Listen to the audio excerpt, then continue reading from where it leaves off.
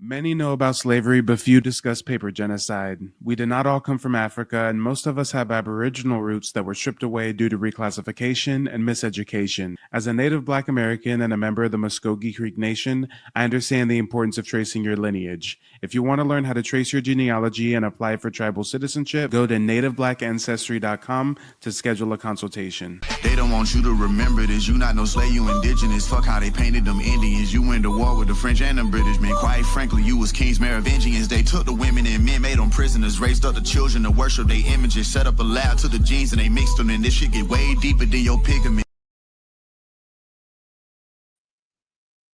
All right, ladies and gentlemen, boys and girls, tap the like button on the way in. Subscribe to the channel if you're new. We're just now getting this live stream kicked off on TikTok as well. Make sure to follow me on TikTok if you haven't already. Mike TV on TikTok. I also got another one called Native Black Ancestry. So make sure to check those TikTok handles out. As always, we are going to give it a few minutes, guys. We're going to give folks a few minutes to realize that I'm live, a few minutes to gather around, a few minutes to get the likes up on TikTok, get the likes up on YouTube. Give me a moment to get some water. We got a marathon of content prepared for you this evening, as always. And make sure to check out the website, nativeblackancestry.com, if you need any resources as it relates to history or genealogy. I've actually got a book list of my primary sources that you guys can check out. A lot of these titles are suppressed. A lot of them you can't even buy in the States. You got to buy them from the UK or somewhere. And I do update this book list weekly with new titles. In addition, I do have a digital archive that I've personally curated with over 600 documents, family photos, newspaper clippings, book excerpts, you name it, all citing our indigeneity. You can download these to your phone, to your computer, share them on social media, etc. But give me a moment. Let me get my overlay correct over here on TikTok. I got to change my image that's showing on the screen. Tonight, we're going to be exposing fraudulent tribes, pretendians, scams, grifters that are preying on the Native Black American community. It's so unfortunate. At the same time that we're discovering our indigeneity, looking into genealogy on a national scale, well, hey, at the same time, we got a bunch of scammers coming out to prey on our community. Just yesterday, I did a live stream where a couple people called in, and they were actually scammed by this thing called Z Amaru Republic. They're like claiming to be a tribe or something. I mean, there's a whole bunch of pseudo shit out there. Lord knows that's why I do what I do. Somebody has to provide some legitimate opportunities. Again, I'm a card-carrying member of a tribe. I'm not really doing anything too crazy. I'm just consulting with you guys and showing you the same process of getting tribal citizenship that me and my family went through back in 2021. But some folks, man, some folks are just after a bag. Some folks just want to scam you. Some folks just want to grift you. Whether it's that whole sovereign citizen Moorish Science Temple of America movement, or, you know, any of these folks starting these fake tribes, or, you know, now the latest thing is this Tamerica, this Tamerica. I'm a Tamerican, you're a Tamerican. I mean, there's always these little cults, these little fringe organizations popping up to try to lead us astray. But all right, there's the image that I wanted to be showed on TikTok. We got that going. Perfect. Now, ladies and gentlemen, boys and girls, if anybody wants to call in, let me drop the StreamYard link right now on YouTube. You guys can click that StreamYard link on YouTube to call in at any point in time. Actually, let me do you one better and pin that link to the top of the chat. Let me see. Let's get this pinned to the top of the chat, y'all.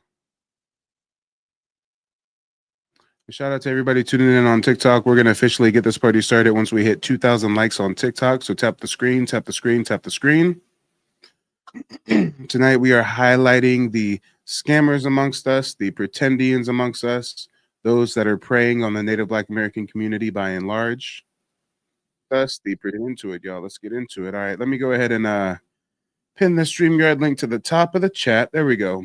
YouTube's locked in. You guys got a call-in link for the rest of the broadcast. TikTok, you guys know what to do. Request to join as a guest. I'll bring you up. Or if you have any commentary, you can post it in the comment section.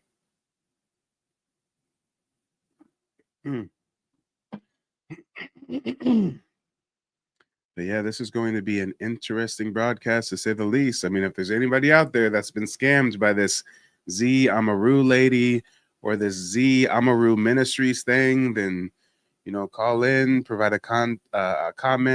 We would love to hear from you. Oh, Lord, we would love to hear from you. Last night, I got to hear from three of her victims called into my broadcast last night. 3 of her victims. Come on, y'all. Come on. Chief Blackfoot Niji over on YouTube says, are you on Mike TV TikTok or another name? Oh, no, right now I'm broadcasting on my other TikTok, Native Black Ancestry. So that's probably why you couldn't find me, Chief Blackfoot. United Aboriginal American says, I wish I wasn't half asleep. Hey, it's all good. You can always catch up on the replay if you doze off. Nation with a Nation says that thumbnail is fire. Hey, I'm glad you appreciate my handiwork.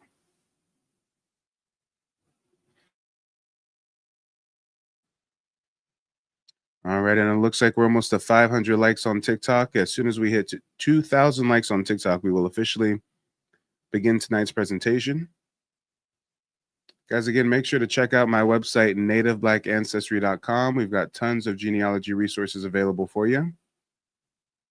And you know what is a sure tell sign that something is a scam versus something is legitimate? Tonight, we're actually going to go through some of these scam websites. We're going to go through the Z Amaru Republic. Hold on, I'm going to give you guys a little preview. Z Amaru Republic Ministries or whatever the hell. Yeah. The Aboriginal Ministry of Justice, y'all. We got the Amaru Ministry of Justice peddling fake tribal citizenship. And guys, I'm not going to give you any spoilers. You got to stick around to later on in the broadcast. You got to stick around. We're going to go through the price of this fake tribe. We're going to go through some testimonials about people who've been scammed by it. Yeah, it's going to get interesting, guys. It's going to get interesting. But a telltale sign that something is a scam versus something is legitimate. Well, guys, just check out my website. You know something that you notice on my website? Do I have services that I provide to the community? Yes. You know what's different for my services versus others, like the Z Amaru Ministry Republic? You know the main difference? Other than them scamming and everything I'm doing on the up and up, the main difference, just surface level difference, is when you go to a website like mine, I have something called testimonials. Some of them wobbles, some of them pretendians, some of them scammers. I mean, some of these grifters don't know what a testimonial is.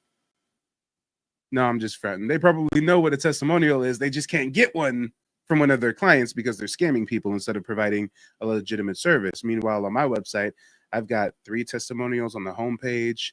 You can go to the book a consultation tab and see another 3 testimonials. So, I mean, a total of 6 testimonials on my website. And when you go to a scamming ass page like the Z Amaru Ministry Republic of Justice or whatever the hell, you won't find a single testimonial in sight. Let's talk about it. Let's talk about it. Get the likes up on TikTok. We just hit 1,000 likes. As soon as we hit 2,000 likes on TikTok, we will officially get tonight's presentation started. This is a marathon, not a sprint. I'm so glad that, you know what I'm saying, I even, you know what I mean, experienced this. I'm glad I experienced you from, you know what I mean, enlighten me from the internet to, you know what I mean, online, getting one-on-one in depth, giving me a lot of information that I can take back to my people as well. And hopefully we could both get the everything meshing with everything with the lineage and everything with the genealogy. This is no scam. This is all real. This is a real homeboy that put it down. He mean what he say. He got receipts and he put it down. He stands on business. Straight up. One love. Let's talk about it, y'all. Real people, real results. And it looks like the trolls are coming out to play early on. I welcome it. I just really hope that the trolls find the testicular fortitude to actually request to join as a guest one of these days. I mean, we'd love to hear what you have to say, but let me see who's trolling on TikTok. We don't have any trolls on YouTube yet. We got Didi on TikTok. He says, I would trust a DNA analysis, not any one testimony. First of all, you can't even spell testimony. You're probably a foreigner tuning in from a third world mud hut, talking about DNA analysis versus a testimonial. Is that the word you're looking for? Testimonial? Guys, we all know DNA testing cannot tell you your ethnicity, nor your heritage, nor help you get anything such as tribal citizenship. I mean, Lord, oh Lord. Did man just say he trusts a DNA analysis more than a testimonial?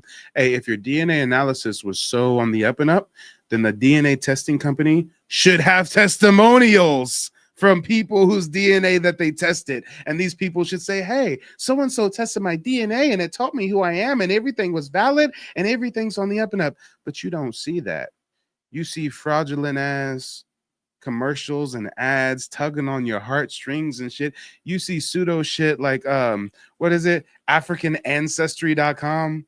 Hey, put a fist or feather in the chat if you've seen any of these goofy ass ads from AfricanAncestry.com trying to peddle some fugazi pan goofy DNA tests. I mean, this shit is crazy, y'all. This shit is real crazy. Come on, hold on. I want to find an ad of theirs. I want to find an ad. I wonder if I can find an ad. Hold on. Here we go. I recommend anyone who's a descendant of slaves in America to do African ancestry, because what they do that the other ones don't do is take you back to your tribe. I did the maternal and the paternal. On my maternal side, all the way back, it went to Sierra Leone, which is not far from Ghana. Whoa. Time out. Scam alert.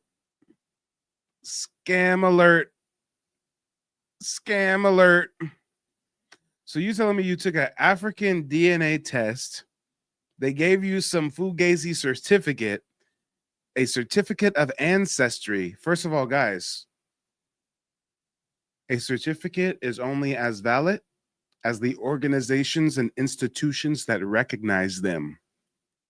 You know why some of us pay thousands and thousands or even hundreds of thousands of dollars for college degrees?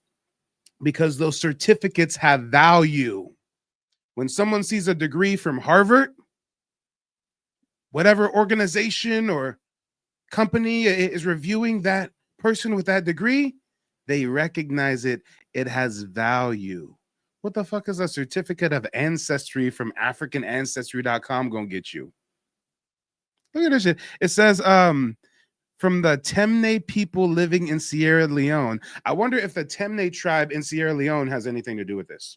I wonder if the Temne tribe in Sierra Leone got the DNA testing results mailed to them and they verified it and said, oh yes, this person in America is part of our tribe. Let's I mean, are you talking about some dual citizenship here? I mean, you're not talking about tribal citizenship. You're talking about a certificate of ancestry. I mean, I've never even heard of the Temne people. Is that even a real tribe in Africa? Do they have anything going with like the government? Does the government recognize them? Is there like, do they have any like a political structure? I mean, guys, beware of the scam. Whether the scam comes in the form of DNA testing kits or fake tribes, or pay me X amount of money for a package to teach you how to correct your status and blah. I mean, guys, there's a lot of scamming, a lot of scheming going on. But this dude says, hey, you should do AfricanAncestry.com because they're going to give you a certificate and tell you that you're part of some African tribe. Okay. All right. I mean, anyone can just print out a certificate and say that, hey, I identify with this tribe. I mean, hey. And then on my father's side, it went back to Portugal. Oh, interesting.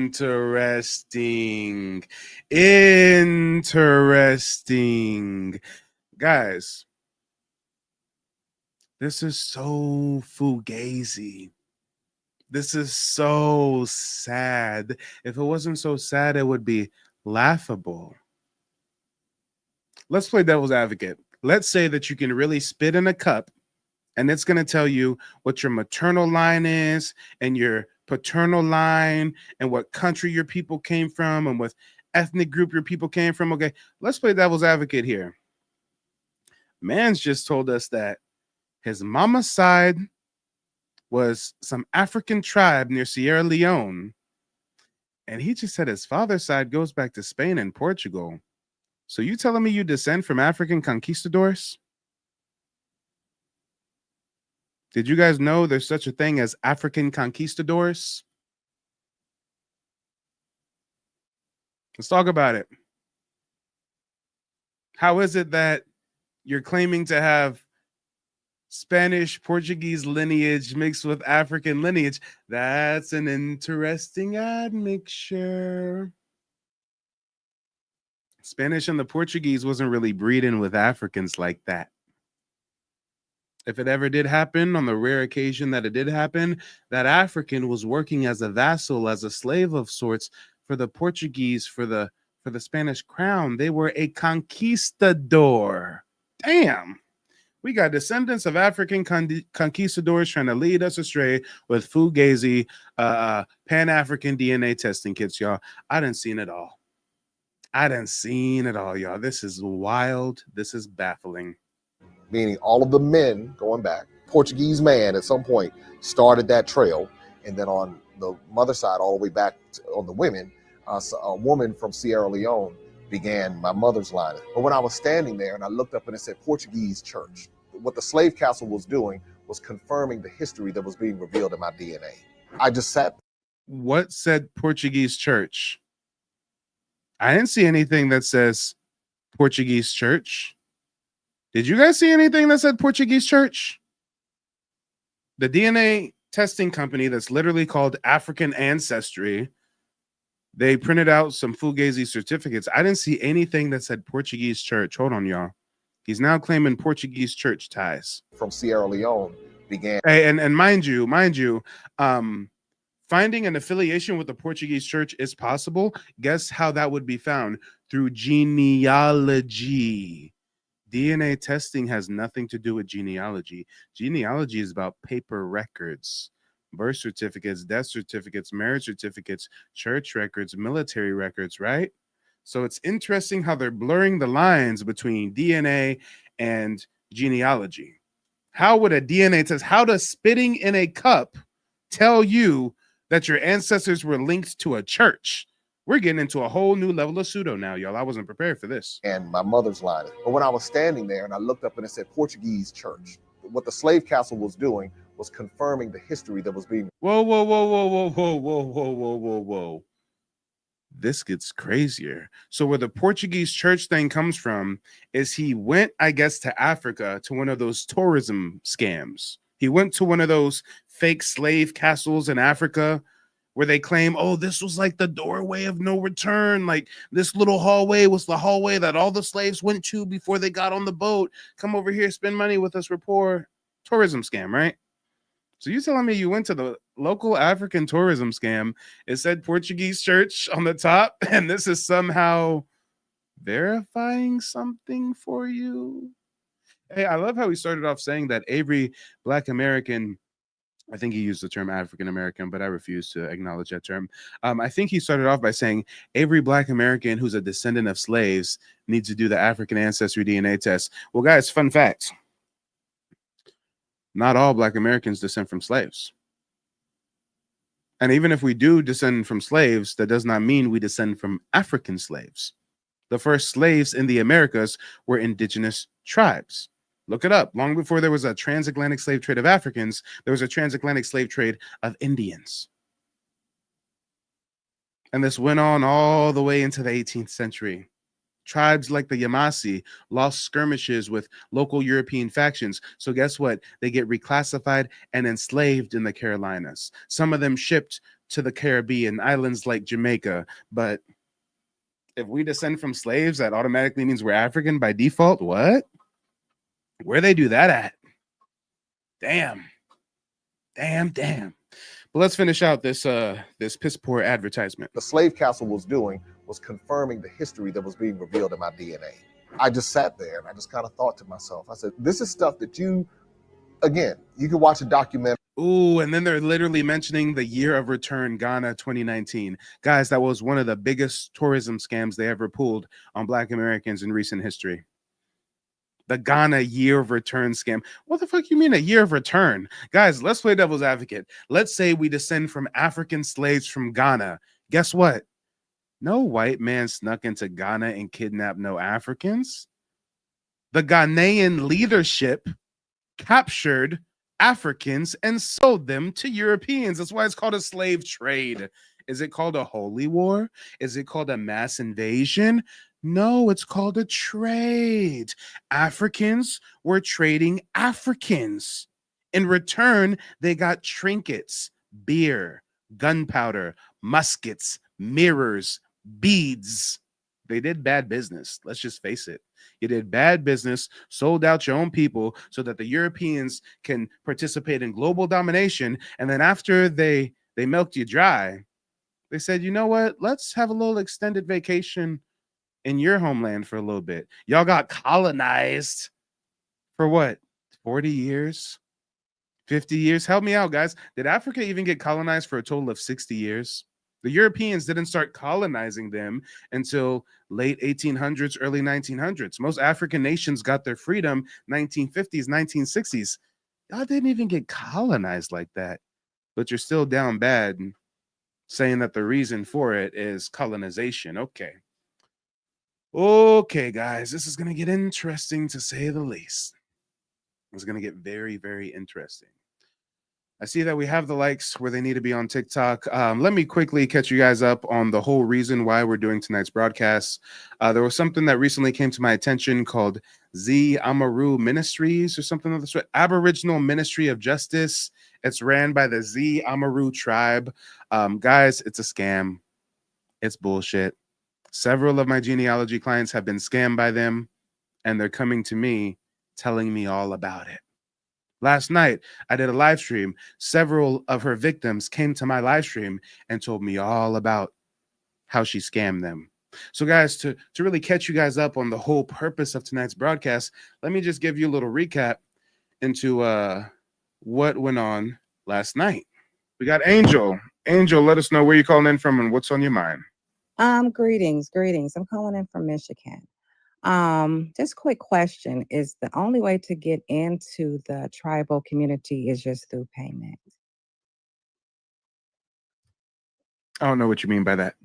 I had did all the genealogy, and I know the last step that I did was ministry. And they were accepting people into the tribe, but I know it was like a $800 initiation to get in. Whoa. Red flag, red flag, red flag, red flag. This lady calls into my show last night. She says, Mike, is the only way for you to get tribal citizenship to pay to get in?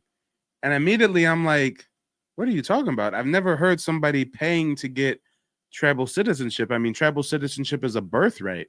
It's something that you have through your lineage or something you don't have. You can't just pay to be a part of a tribe unless you're European, hence the term $5 Indian, right? So when she says, Mike is the only way to be a part of a tribe to pay, and then she follows it up by talking about $800. She says she talked with somebody, she talked with so-and-so. They said the price was $800. In my mind, I'm thinking, what the hell is going on right now? Coming from the back to the front, let's see. None of the Siberian Huskies want to come. As far as this African stuff, ice going on, I worry about. Huskies want from Michigan. Just quick question. Is the only way to get into the tribal community is just through payment? I don't know what you mean by that. I had did all the genealogy, and I know the last step that I did was ministry. And they were accepting people into the tribe, but I know it was like a $800 initiation to get in. That doesn't sound like any legitimate tribe I've ever heard of. What was the So name of this tribe? it's Aboriginal Ministry. It was that one I did the Hold on, hold on, native. hold on, hold on. Just tell me, I haven't heard of what you're talking about, so I want to be able to look it up because I'm sure a lot of people haven't heard of it either. You said it's called what ministry? I want to say Aboriginal. I have it in my email. Aboriginal Ministry. Ministries. Is it Ministry of Justice? It's I know it's something ministry because Is I it had did Is the, there someone called Z Amaru Republic associated with it? I believe so. Come on, come on, come on, come on. We got to get you a PSA, public service announcement. Be wary of the scammers. Shout out to Chief Blackfoot. He says, I almost fell for it last year. See? So many people I've come in contact with over the last couple of weeks who've either been scammed by them or almost fell victim to the scam. Thank you for bringing this up. Thank you so much for bringing this up. Ladies and gentlemen, boys and girls, I've had several people consult with me recently. They've booked me for consultations. In the beginning of the consultation, I ask everyone the same exact question. I say, hey, tell me about yourself. How long have you been watching my content? And what motivated you to look into your family's genealogy? And I've had several people come to me within the last week saying that they're coming my way for genealogy research because they've been led astray by people like Z Amaru making fake tribes and trying to charge people hundreds of dollars for fake ass tribes. Let's go ahead and look at this website for the Aboriginal Ministry of Justice and let's see why she's trying to charge people $800 to be a part of some club. Let's see. The Aboriginal Ministry of Justice, indigenous government organization of the Z Amaru Republic. First of all, what the fuck is a Z Amaru Republic? Does the Good US question. government recognize a Z Amaru Republic? Does any foreign nation recognize a Z Amaru Republic? We just making up shit now, y'all. Let's talk about it. This is a governmental organization under the jurisdiction of the Z Amaru Republic dedicated to advocating for and protecting the rights, autonomy, and well-being of indigenous communities within our nation. Scam alert. Scam alert. Don't believe the hype. Come on. Hey, shout out to Chief Yasin on TikTok. Says, bro, I could tell you everything about them. Well, hey, if you got time, request to join as a guest. We'd love to hear what experience you have with them. The only reason I'm doing this broadcast is because I've had so many genealogy clients of mine, as well as viewers of mine coming forth saying that they've been led astray and scammed by this organization. So if you have the availability, John Yasin, go ahead and request to join as a guest. Through various services and initiatives, we provide legal support. Oh, hell no. You better be a licensed attorney. You better be an attorney licensed with the bar if you're providing legal support. People come to me all the time with legal questions, and I say straight up, I can't give you legal support, but I'll give you my opinion. These motherfuckers not only claiming that they started a whole Z Amaru Republic, but they claiming they giving legal support. Red flag, red flag, red flag. And Chief Yasin says, I led 267 people to them. Okay, well, hey, I'm just waiting for you to call in. Let's hear what you got to say. Let's keep going. Black Light says, Amaru, shout out to Tupac. Yeah, they were inspired by the Machiavelli. Legal support, guidance, and representation for indigenous individuals and the Z Amaru Republic indigenous government with a focus on areas like sovereignty, self-governance, and cultural preservation. And hold on, Chief says, it's not something I'm proud of. My TikTok live is down right now until Thursday. Well, Chief, why don't you come over here to YouTube? We'd really love to hear what you have to say. This could really be a vindicating moment for you, especially if you're not proud of the fact that you led damn near 300 people to that organization. But if you go on YouTube and just type in Mike TV, I should pop right up. I'm live right now on YouTube. There's a link pinned to the top of the chat. So just like how you're able to call in on TikTok, you can call in on YouTube and you don't even have to download anything. So hopefully we hear from you soon. Mission is to work directly with Z Amaru Native American citizens. Guys, what the hell is a Z Amaru Native American? I've heard of an Apache. We don't know. I've heard of a Comanche.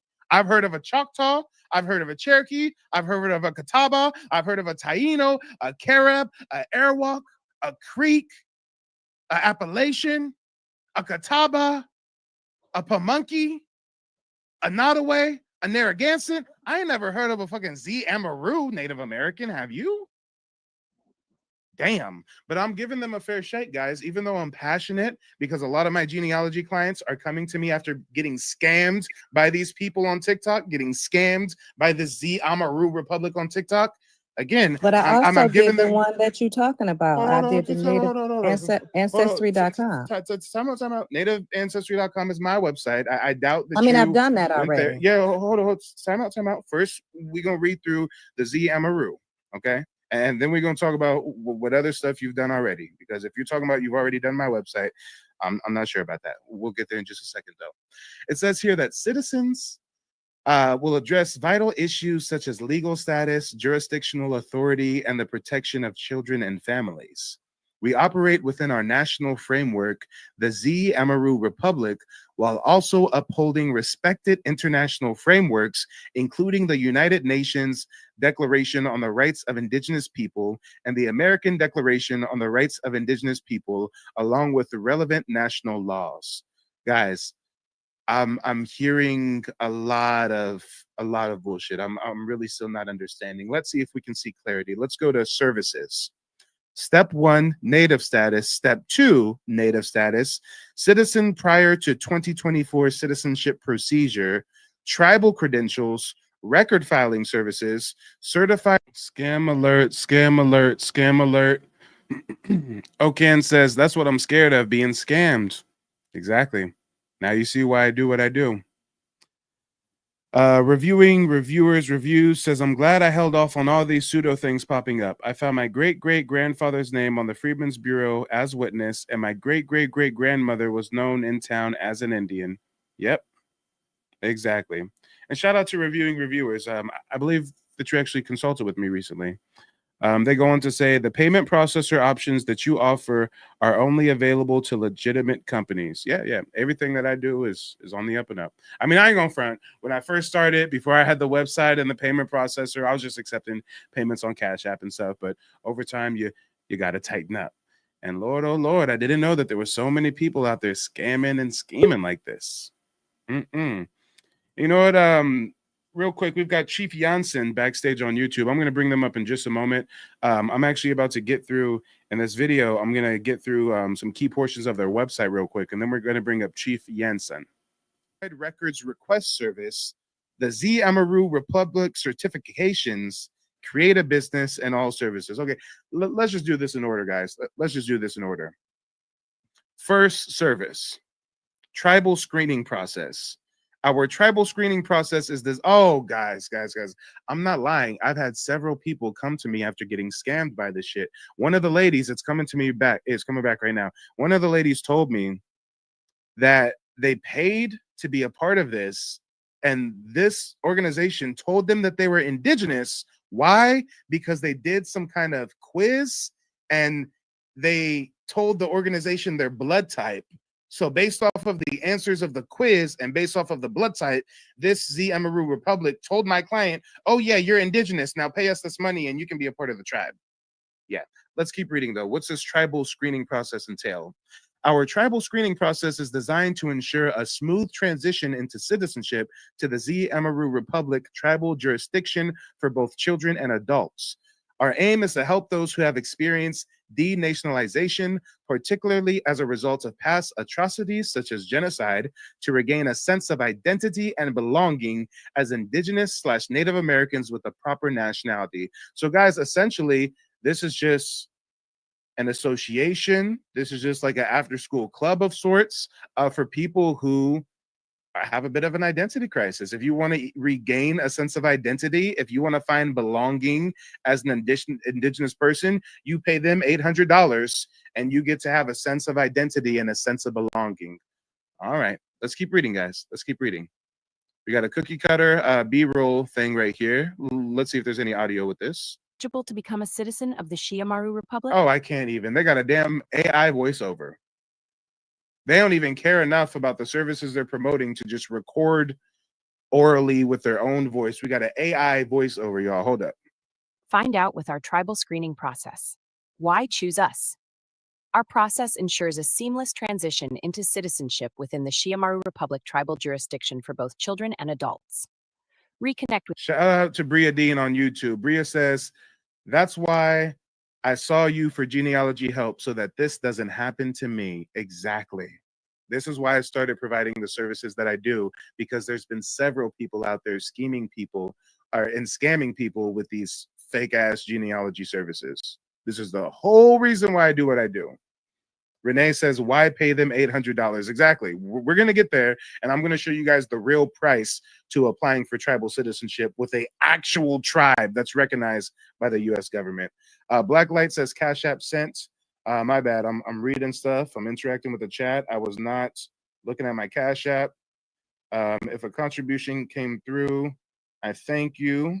I always like to acknowledge people. David, I appreciate the Cash App. Thank you for supporting the work that I do, brother. But guys, let's keep hearing this AI voiceover. With your heritage and regain your identity as an Indigenous Native American. The process. 1. Make your payment.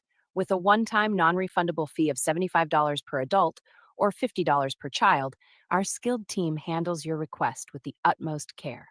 Okay, so just to put in a request, it's a non-refundable $75 or something like that. Okay. Within 1 to 4 business days, your case is assigned to an expert who will diligently prepare your screening application. 2. Gather your personal information and submit your application via the client portal. 3. Our experienced team conducts a detailed search. 4. Within 5 to 10 business days, receive your screening results. What screening results are we? Shout out to Hawk on TikTok. They said, is this a rerun from yesterday's live? No, we're live today. It's just I'm playing a little bit of a clip of yesterday's live, because in yesterday's live, we had people call in who'd been scammed by this Ministry Justice Z Amaru tribe. But no, we're live right now, and we even have somebody who was affiliated with the tribe, air quotes, tribe, backstage right now, and I'm going to bring them up in just a moment. So we are definitely live. Thanks for tuning in, everybody. Tap the screen, tap the screen, tap the screen. And if you need legitimate options for genealogy research or historical resources, go to nativeblack.ancestry.com. Talking about, if this is a fake ass tribal organization you created on your own, Shi Amaru, then what screening is happening? You're having them pay $75 just to tell them, hey, yeah, we'll let you be a part of our group. Now pay us $800.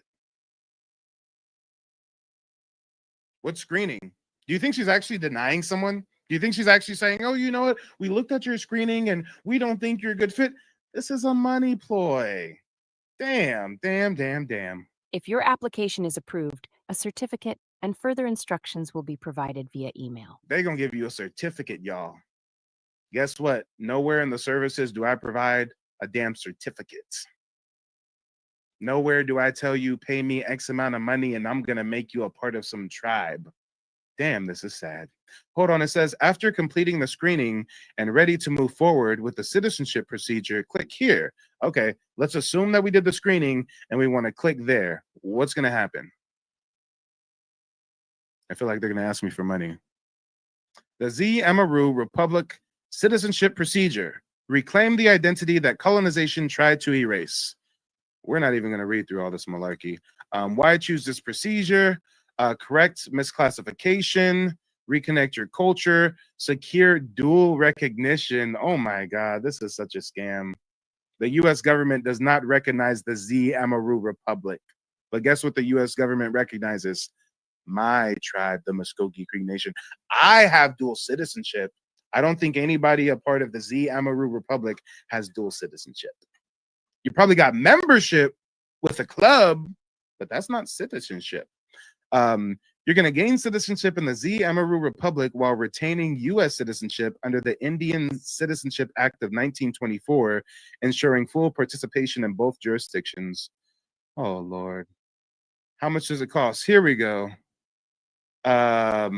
Administrative fee, certificate of description, genealogy certificate, name change decree, member ID. I'm still not seeing a price. How much does it cost? Having completed the tribal screen. No. How much? Oh, shit. Oh, no. I quit. I'm done.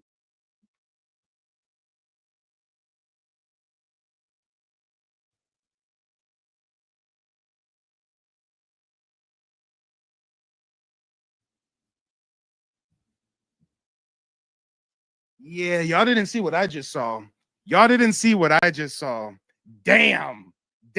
I need to raise my prices, guys. Apparently, I'm in the wrong business. I need to start scamming my community instead of empowering my community. I'm doing it wrong, y'all. Why am I giving y'all $99 genealogy consultations for over 90 minutes with me, a member of a tribe, showing you the exact process of how I did it and how you can do it too? Why should I do that when I can join the Z Amaru Republic and charge people $2,000 to be a part of some fake ass tribe?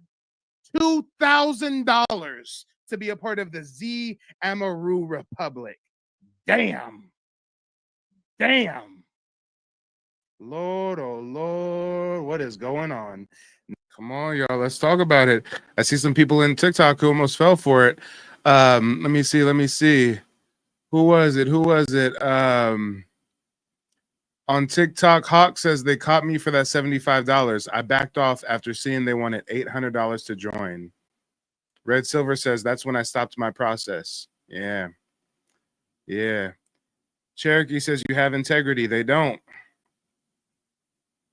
Come on. OB says because you're not evil, bro, continue to do the right thing. Hey, I'm just joking. I'm just joking in this video clip, okay, guys? I promise I will never turn to the dark side, okay? I'm never going to turn to the dark side on you. Come on. If you ever see me up here talking about, guys, I created my own tribe, pay me 5 payments of $29.99, I mean, then you know something happened. They done cloned your boy. I done got waterboarded or something. They broke me. I mean, guys, if you ever see something crazy like that for me, know that there's some strange things going on. Now y'all see why I do what I do. ILYFL is right. ILYFL is right. Are you serious right now? So when the sister on the panel said 800, I guess she was maybe going for like a child application with an expedited processing of 2 to 4 months. I mean, guys, what? So they're trying to upcharge people, claiming that they're going to get their application processed sooner. What's the application process? You just read an intake form. Oh, this dumb person wants to give us money because they're lost and confused. All right, is that going to be check or cash? This is sad. $2,000. Get a business with your citizenship procedure. Damn, they'll also throw in a tax-exempt business for one additional payment of $49.99. Hurry while supplies last. Damn, the hustle is real. Now I see why I've got so many people coming to me as of late from this Z Amaru Republic stuff. I literally had one chick come to me and she had met with them, did the intake and stuff, and she felt something was off. So her son recommended her to me. And after meeting with me, she literally said to me verbatim, she said, damn, Mike, I'm glad I didn't go that other route. Yeah. But before we unmute our panel member, and see what she was talking about as it relates to comparing this to my website, nativeblack.ancestry.com. Let's first see what else we can glean from this grift here. You can book a 60-minute virtual call with a tribal representative for $99. Okay, cool. So you can spend $99 to get a 60-minute virtual call to be a part of a cult, or you can spend $99 to get a 90-minute genealogy consultation with an actual member of an actual tribe. I mean, Lord, oh Lord, to each their own. Hey, let's talk about it, y'all. Each their own. And you know what? I'm sorry. We do have Chief Jensen waiting patiently backstage. He's the one that was actually affiliated with the Z Amaru Ministry Republic tribe thing. So let me actually bring him up. Coming from the back to the front is Chief. Chief, go ahead and unmute yourself. Let the people know where you're calling in from and what's on your mind. Hey, what's going on? Yeah, my name is Chief Yasun, calling in from the north. Number one, appreciate you for having me up. It's kind of funny. I got people sending me video recordings of this live, and I'm like, wow. So I had to hop on and tell you my experience. Um, so really quick, I started my TikTok journey just teaching history, et cetera, et cetera. Now I came across them in my journey, and I reached out, did my tribal screen, and came back positive. I'm talking about it on TikTok or whatever. So they offered me a position of affiliation to, talk about my experience, show people how I went through it. Long story short, yeah. So they was pretty much paying me, right? per tribal screening. And what ended up happening is there was probably a week where I made like, I kid you not, like $1,000. Um, However you want to calculate how much money for them, actually, I'll go straight onto the website and calculate how much money I made for them. Yeah, go for it. It Let's see. Give me 1 second because I actually went on your website while you were talking. That's pretty funny. All right.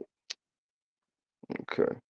So, anyways, after I made them a certain amount of money, they cut me off without any explanation, and then even went as far as to when a certain amount of people I led to them spoke up for me. It was like, yo, this isn't right. They were actually kicking people out too.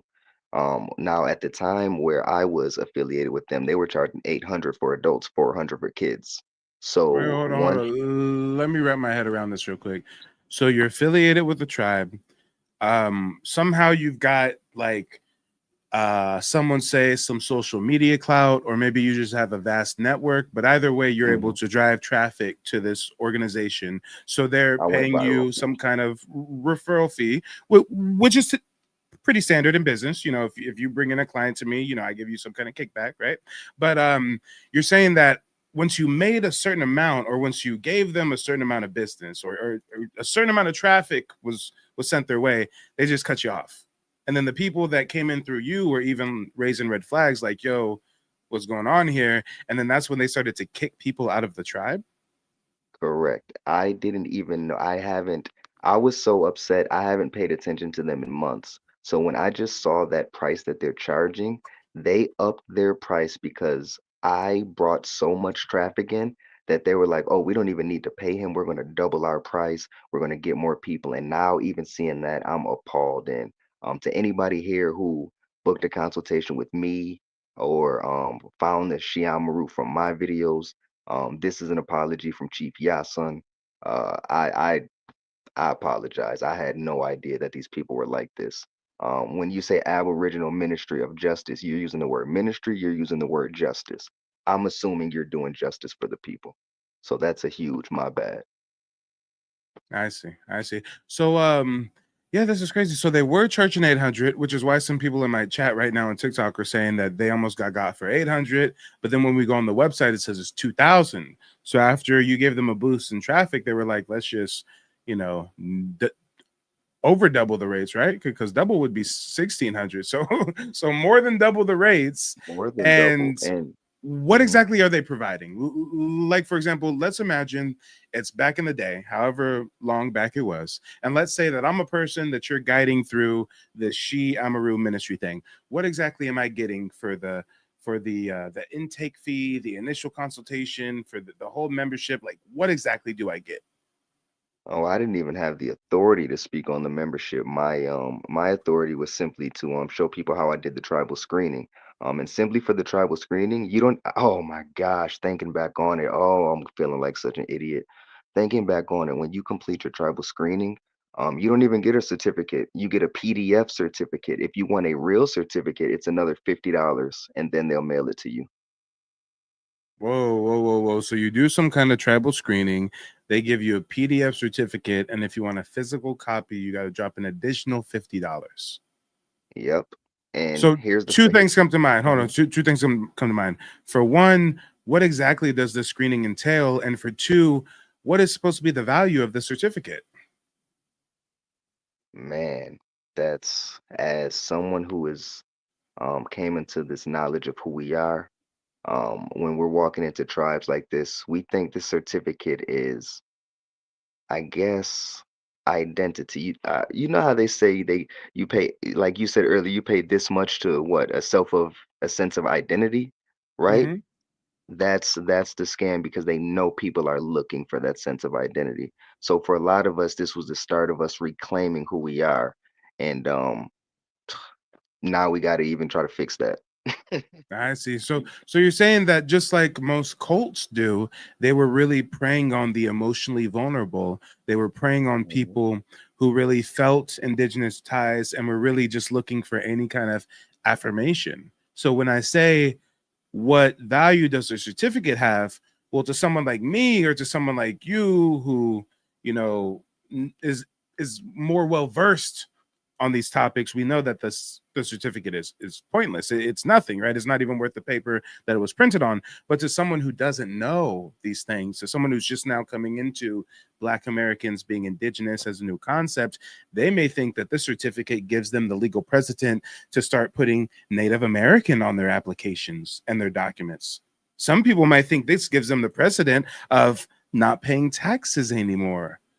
I talked to some people who've come from that organization. They think that that certificate gives them the precedent to not need a driver's license or to insure or register your vehicle on some science Temple of America, Moorish sovereign citizen type shit. So, you know, for those of us that are well learned, we know that these kind of things are very, very worthless. But for those that are, you know, not very familiar with it in our community, I mean, they say a fool and his money are easily parted. And that's not to call anybody out there fools, but I can only imagine if it was 2018 and I came across somebody online and they're talking this indigenous stuff, and I'm like, oh yeah, my family always said we were indigenous, and I think this is a legitimate path. I mean, I would have maybe fell for it too.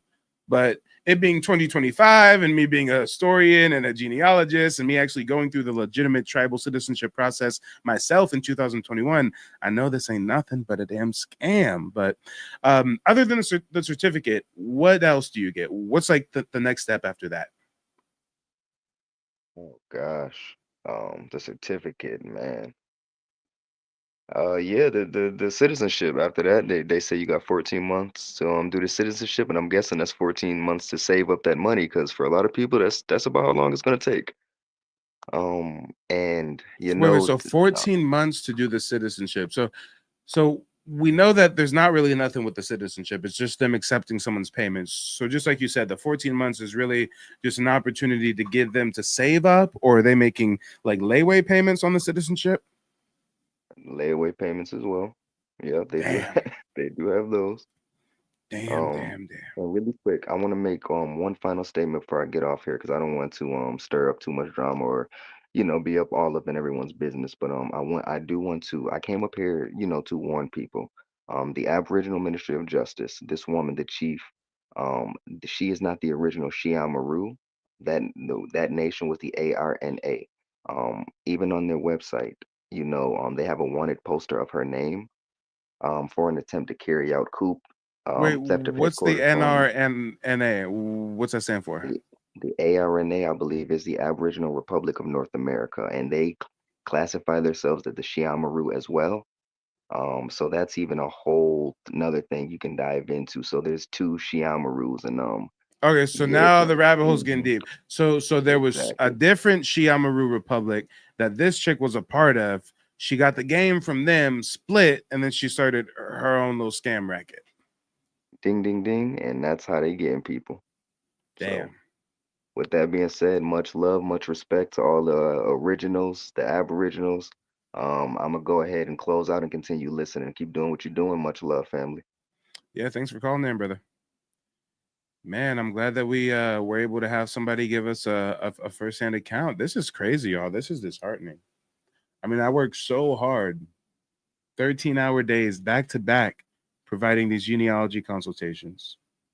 Countless hours of live streaming, giving you guys free knowledge, educating you on the topic, giving you those receipts. I built out a whole digital archive on my website, 600 plus documents. And for what? Why work so hard doing it the right way when you can just prey on people's emotions and scam? Just pick the low hanging fruit.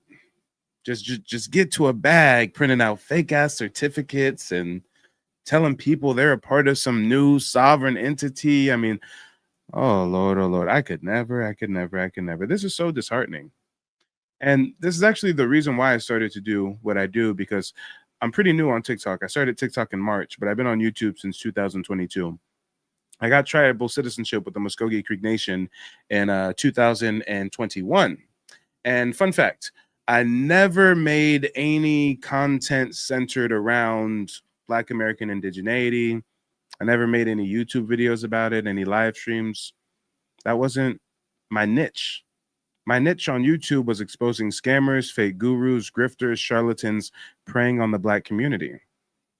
Bitcoin scammers, crypto scammers, pump and dump schemes, the Pan Goofy scammers, the Tariq Nasheeds, the Umar Johnsons, et cetera, et cetera. And when I was exposing the whole Pan-African thing, the whole Umar Johnson thing, I started to notice that there were a lot of Black Americans who were getting in touch with their Aboriginal roots. And at the same time, there were Africans, Europeans, people on the reservation colluding in a conspiratorial fashion to try to convince us that our origins are in Africa somewhere. And I said, wait a minute, there's something wrong about this. I said, wait a minute, guys.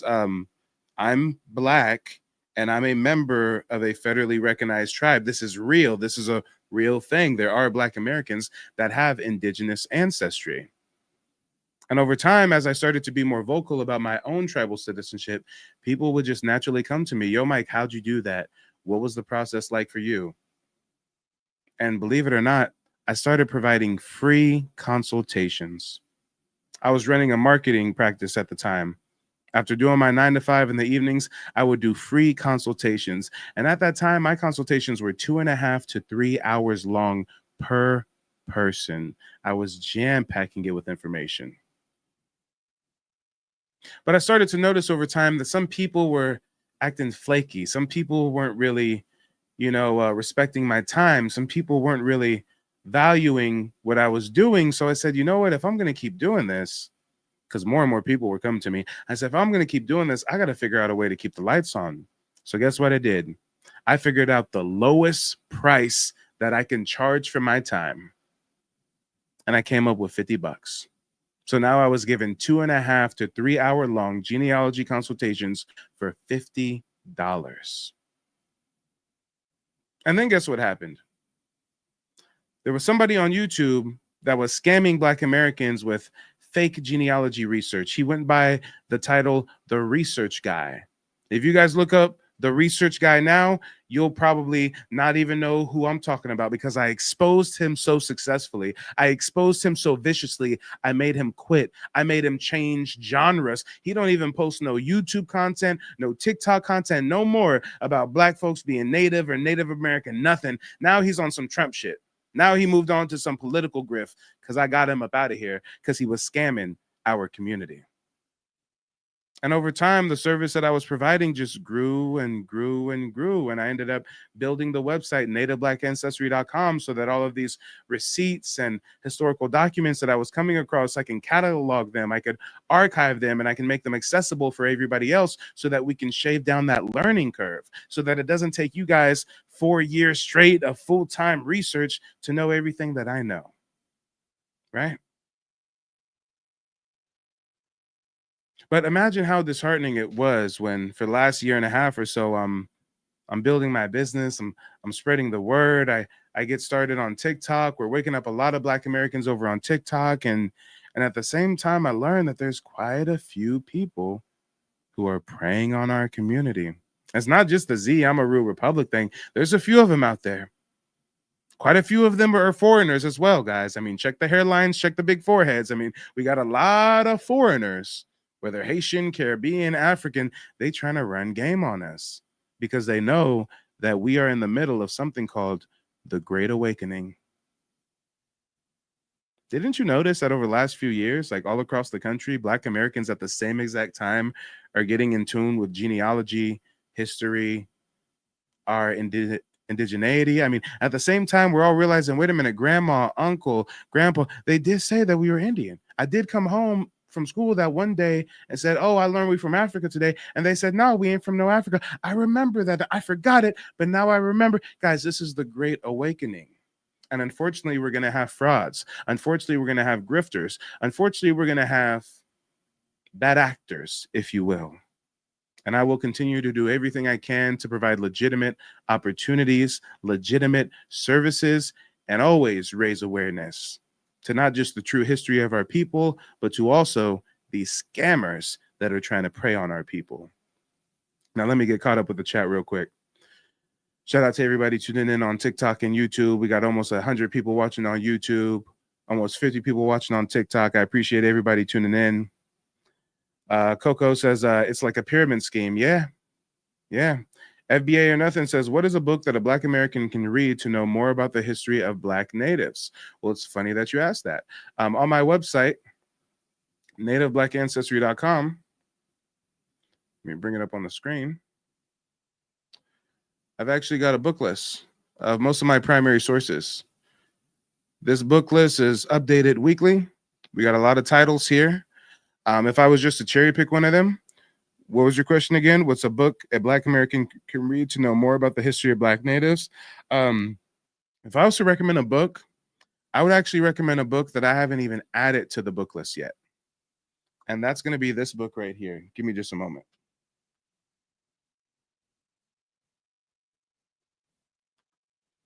I got so many books, y'all.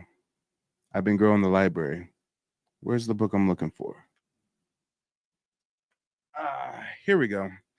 This book is Yamasee Indians, Culture, Heritage, and Practices. This is by Chief Sekou, Black Indian Chief of the Yamasee. I was actually privileged enough to receive a signed copy from the chief, so shout out to the chief. But this book right here is a good first step. This book is a great first step for anybody. And actually, let me just read some of the passages here. It says right here on the preface,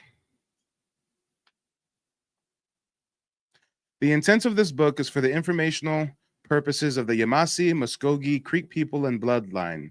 Please make note to use the words Muskogee or Creek as a form of historical reference, as there was no tribe or band or clan ever called by these names. So again, guys, he's setting the stage. He's letting you know we use terms like Muskogee, we use terms like Creek, but you have to understand that these are just terms that we use in modern times, and we weren't actually called this. We never actually called ourselves this, right?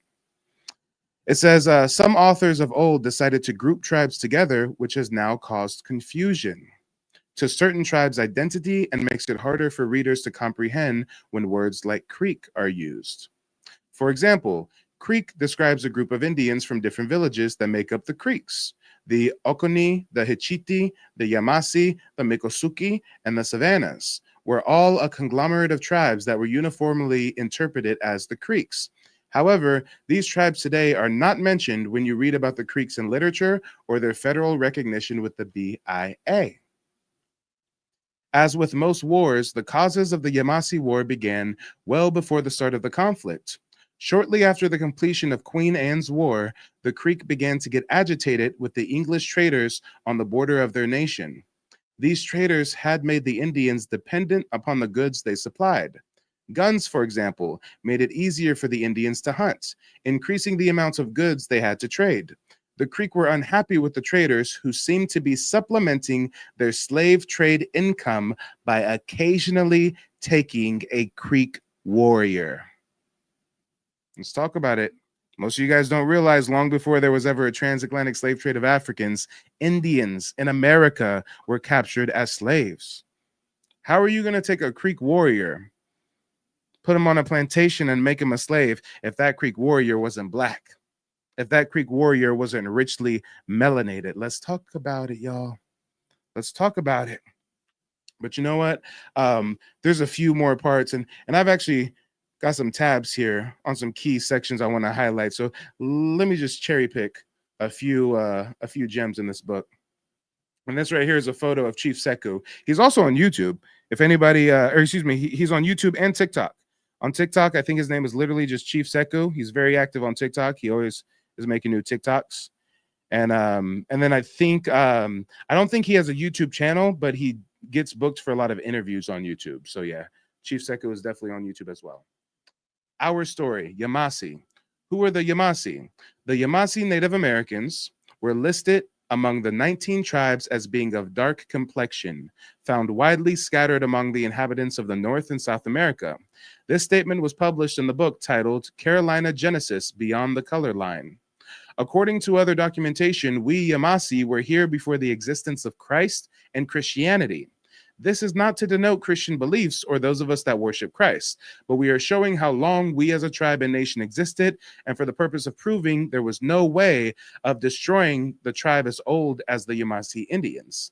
It is like saying the Egyptians do not exist anymore, when the country of Egypt still exists, as well as the blood descendants. not only in the East, but surely in the West. We accept that there was a continental drift that happened, but what seems to boggle those scientifically challenged as well as non historians is that they can't comprehend that when the Earth shifted, whomever was on this side of the landmass, the West, couldn't run all the way back to the other side, the East or Africa, for the purpose of racial camaraderie. In short, the following is an implied misnomer, a geographical event commonly taught and or implicated in educational systems known as continental drift occurred. Consequently, all the Africans ran to Africa, all the Caucasians ran to Europe, and all the Asians ran to Asia. This is the miseducation, yet thinking of most in America. It is insulting to even try and imply such a thought process, but it is the ideology of most Americans based upon lies and the concealment of profound truths. Why is that important to say? For the purpose of comprehending prior to European contact with us, their biblical references show that the Yamasee Native Americans were here in the United States long before a biblical scholar even mentioned Jesus. Jesus was also known as Emmanuel and Yahshua. This is not a book of religion, so let us move on to whom we are and have been described according to historical accounts. How was the Yamasee described? We Yamasee Native Americans were described as woolly haired, dark Negro Indians whose hair was different as described in congressional documents held in congressional archives even today. We were considered darker than the Creeks. Now, to say our hair was different, that means we obviously did not look like the typical Hollywood depiction of Indians that our grandmother and grandfathers grew up watching on TV as young children. The Hollywood Indians that were portrayed in black and white films were played by white actors. Those images were deliberately shown for the sole purpose of having our great aunts and uncles and grandmothers mentally discard any identification with Indian ancestry via self-identity. Our aunts, uncles, and grandmothers were to conclude that since they did not resemble what a TV Indian looked like, they must have been either half-blood or weren't Indian at all, even though they might have known they had a full-blooded mother or grandmother identified as an Indian. Watch the movie Apache with Burt Lancaster. So again, guys, a lot of gems in this book. Make sure to check out this book. This is Yamasee Indians, Culture, Heritage, and Practices. If anyone's interested in purchasing this book, you can buy it directly from the tribe's website. You're going to go to YamaseeNation.org. On YamaseeNation.org, on the top here, you can click on Shop Yamasee. And it's kind of difficult to find it if you're just searching for it in the Yamasee tribe store. So the best way I found to find it is click search. And I believe the keyword I use is study guide.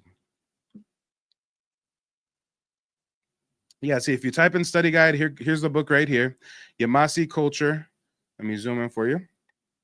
Yamasee Culture, Heritage, Practices, and Culture, Heritage, and Practices. This is the study guide, $45.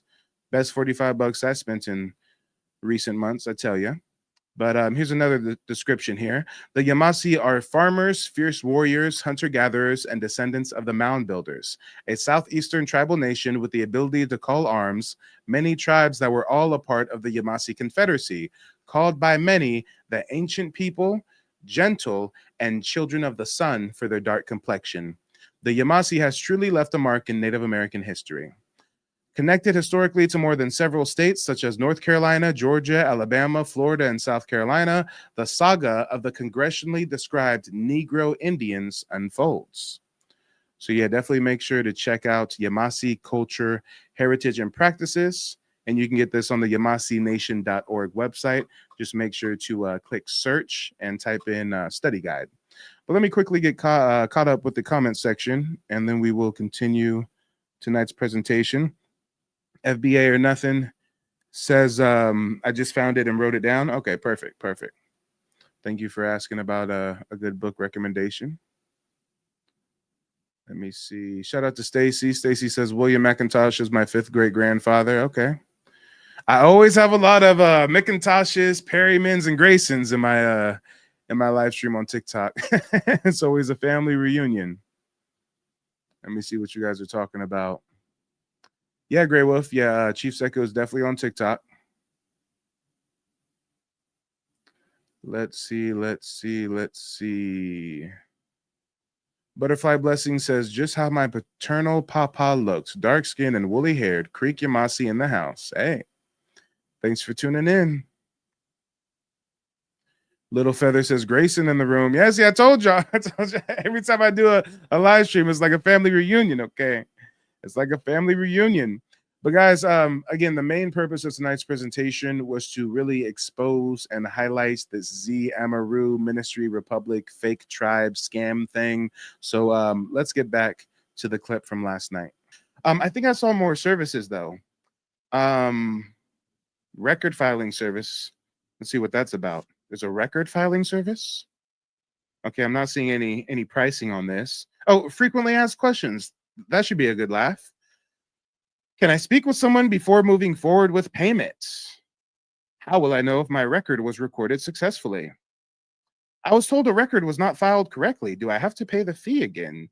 Yes. If your record was denied for recording filing due to an error, you will need to damn. If you made a mistake on your application for this fake ass cult, they gonna charge you another fee to resubmit. Oh, damn. All right, I'm done, y'all. I'm done. I apologize for the passion. Not really. I'm being tongue-in-cheek with that remark. But guys, I'm telling you, I've had several people come to me from this Z Amaru Republic shit. And I was always wondering, what is this? I started asking them. I would pick their brains. I'm like, yeah, well, I've been hearing about, what is this exactly? Who is she, Amaru? Okay, and you paid how much? And is this like a tribe or like what it? The same questions I just asked the sister on the panel, right?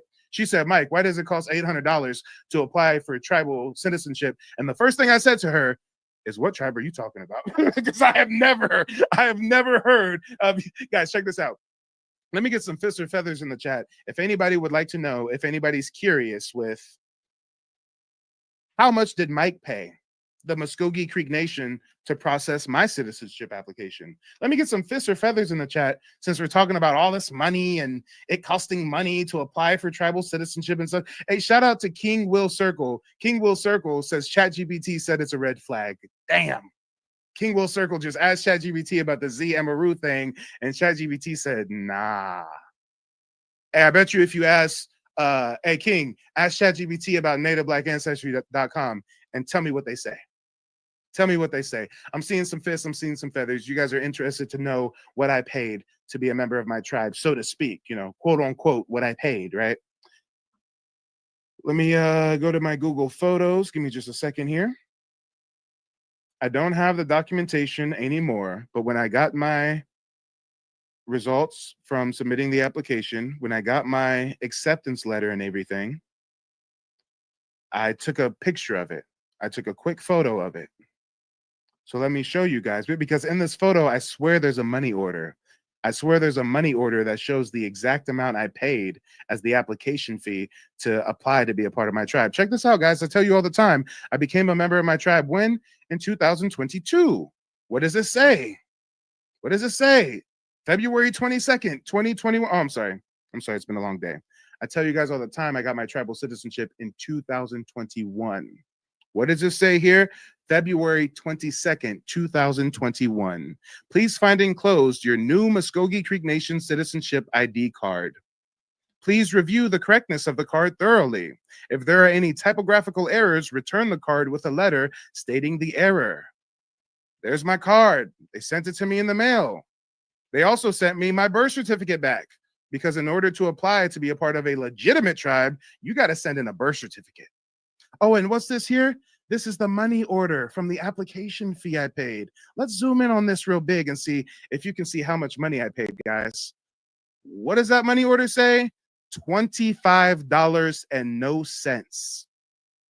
The only cost that I paid to apply for tribal citizenship was $25. So now you understand why when Angela joins and talks about all this money to apply and $800 to apply, I said, wait a minute. Shout out to King. King asked ChatGPT about NativeBlackAncestry.com. ChatGPT says, yes, it's legitimate and reputable. Even ChatGPT knows. But Angel, go ahead and mute yourself. Let me know what you think about my reaction to this Z Amaru thing, and then also enlighten us on the comparison that you were making between Z Amaru's website and my website, nativeblackancestry.com. Oh no, I was just saying that was a secondary place that I followed up with.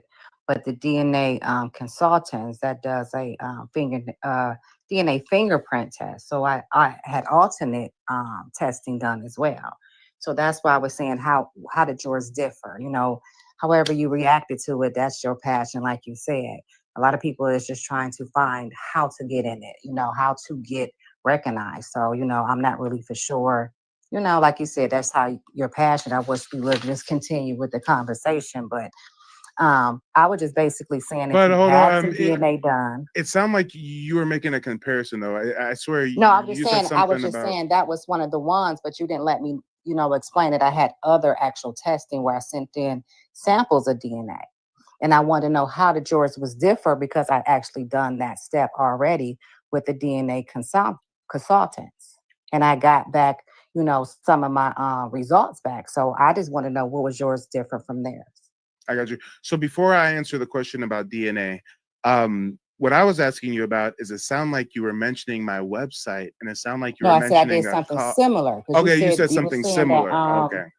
when you was telling the other person you had to do your genealogy. So I knew that I did when I was listening on the last caller, Okay. when you had the last person up there. But if you were So listening, you would have caught the part where I told her that genealogy and DNA testing are two totally separate fields of study.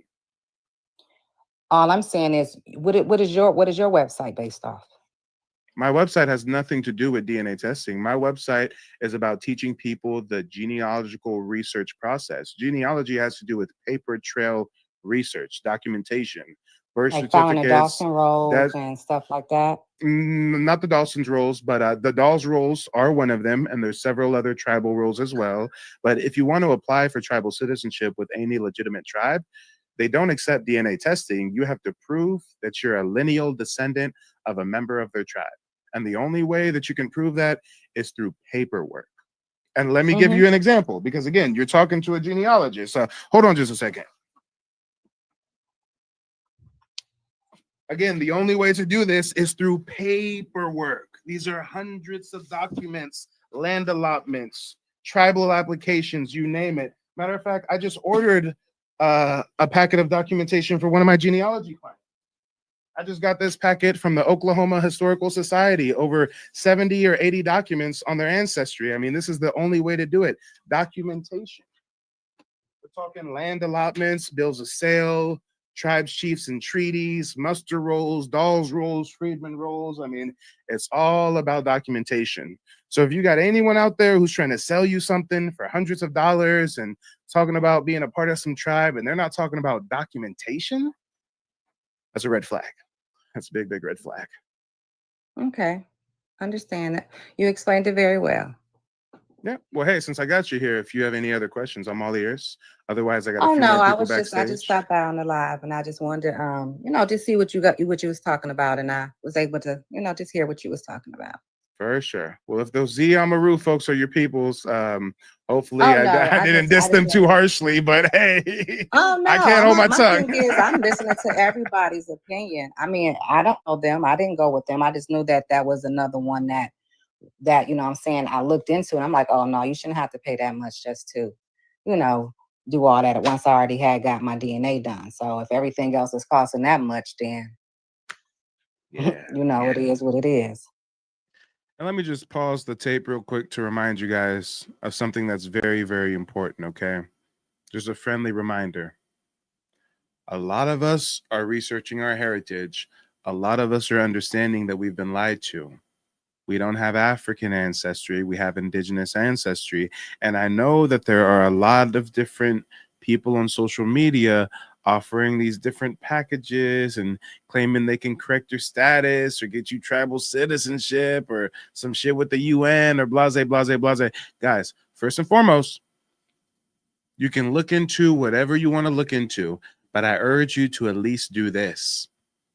When you are solicited by one of these folks, when you come across one of these organizations, look at their website and see if their website has testimonials. Mike TV.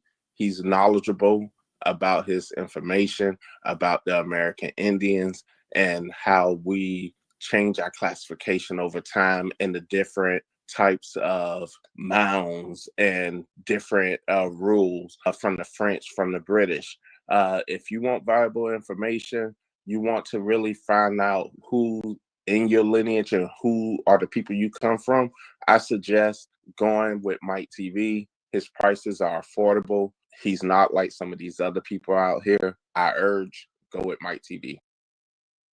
I'm so glad that, you know what I'm saying, I even, you know what I mean, experienced this. I'm glad I experienced you from, you know what I mean, enlighten me from the internet to, you know what I mean, online, getting one-on-one in depth, giving me a lot of information that I can take back to my people as well. And hopefully we could both get everything meshing with everything with the lineage and everything with the genealogy. This is no scam. This is all real. This is a real homeboy that put it down. He mean what he say. He got receipts and he put it down. He stands on business. Straight up. One love. So for anybody who is on the fence about having Mike help you or walk you through or educating you about genealogy and the genocide that has happened with the paper trail, I implore you to reach out, allow him to educate you and assist you in this process. I have learned so much in this consultation. I feel educated, empowered, and excited for learning about my history and looking forward to the future. So if you're on the fence, please go ahead, hit up Mike. I promise you will not be disappointed. Come on, y'all. Let's talk about it. Real people, real results. Make sure to check out nativeblack.ancestry.com if you need assistance with genealogy research. And I know on TikTok we had quite a few people who have interacted with the She Amaru ministry thing. So if any of you guys would like to call in, or if there's anybody who just wants to provide some commentary at all, on YouTube, I've got the call-in link pinned to the top of the chat. On TikTok, you guys already know how to call in. I'll also send out some invites in a moment. But yeah, let's see what the folks have to say. Nah, definitely. And it's great that you didn't just go with the first thing that you saw and that you're still doing your due diligence, because unfortunately, there's a lot of scheming and grifting going on right now. And shout out to Nooch. Nooch says, I'm scheduled for next week. Well, hey, Nooch, I look forward to connecting with you. Shout out to you taking that first step. Is what's keeping me so busy, quite frankly. I mean, I'm pulling 12, 18-hour days because so many folks are coming to me with research that they need completed. And when they go out there and look up alternatives, I mean, there's just not a lot of legitimate opportunities out there. Yeah, you're right about that. Mm-hmm. But yeah, thanks for tuning in. You don't have to go anywhere if you don't want to. I'm just going to bring some more people up on the panel. And after I Just keep up the good work. Keep doing what you're doing. Yeah. Thanks for calling in. Call in anytime. Another person that we got backstage is Starseed. Before we allow Starseed and Queens Baker to introduce themselves, let me catch up with the comment section real quick. Please, guys, give me some feedback. Have you guys heard of this Z Amaru Republic stuff before? Is this your first time hearing about it? Have you heard about it before, but you never went to the website and saw that they're charging $2,000 to be a part of some cult? I mean, give me some feedback. Zeros in the chat if you have never heard of them. One in the chat if you have heard of them. Oh, Lord. Queen Brader says I paid them, and she's on the panel. Well, Queen Brader, go ahead and mute yourself. Let the people know where you're calling in from and what was your experience like with the Z Amaru Republic. And before we hear from Queen Brader, shout out to Cameron. Cameron Jones coming through with the Cash App. I appreciate the support, brother. Thank you for sliding something in the good old brown paper bag.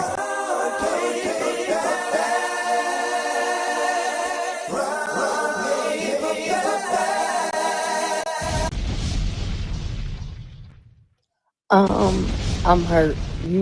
I knew it though. Listen, my spirit. When soon as I went to the site, I put my debit card in. Mind you, I never use the debit card. Right. 2 days later, I keep it locked though. The Cash App card. I only use it to pay my. The same way. Yeah. I'm weird like that. I'm 43, so I like cash. I'm a hairdresser. I get cash. I'm a barber. I get cash. So something something was funny, but I did it anyway. And then 2 days later, somebody tried to take $200 off my card. The lady went off on me when I wrote in the comments, this is witchcraft. This is witch bee. I said, are you calling me a witch? Mind you, I'm telling everybody to go. Then one of my cousins goes to her, right? Gives up she has a Bible that her parents passed down generation. It's about The 200 family years Bible, right? Yo, they told her they're gonna give her a card. I still to this day don't even know if she got the card. But they were like, you're gonna get your taxes off your house and all this stuff. And I'm like, so then wait, there's another part of them. It's called like the ministry or something. And they were like, we are not affiliated with her because she's on. And I was talking to the guy on the phone, and my spirit was like, don't do it, because I for some reason it never went to my email. So they finally called me like, you spent your money, because now they know my cousin got the book. So now they're like, you need to do the paperwork and stuff so you can get your tribal card. And I'm like, but aren't y'all down with the other lady that's on the federal list? No, we're not associated with her. And I said, but that's the website I put my card in, and $200 was almost taken. We don't know what you're talking. No, that was her, and that has nothing to do with us. I went and it started asking me my my grandmother right now is 96.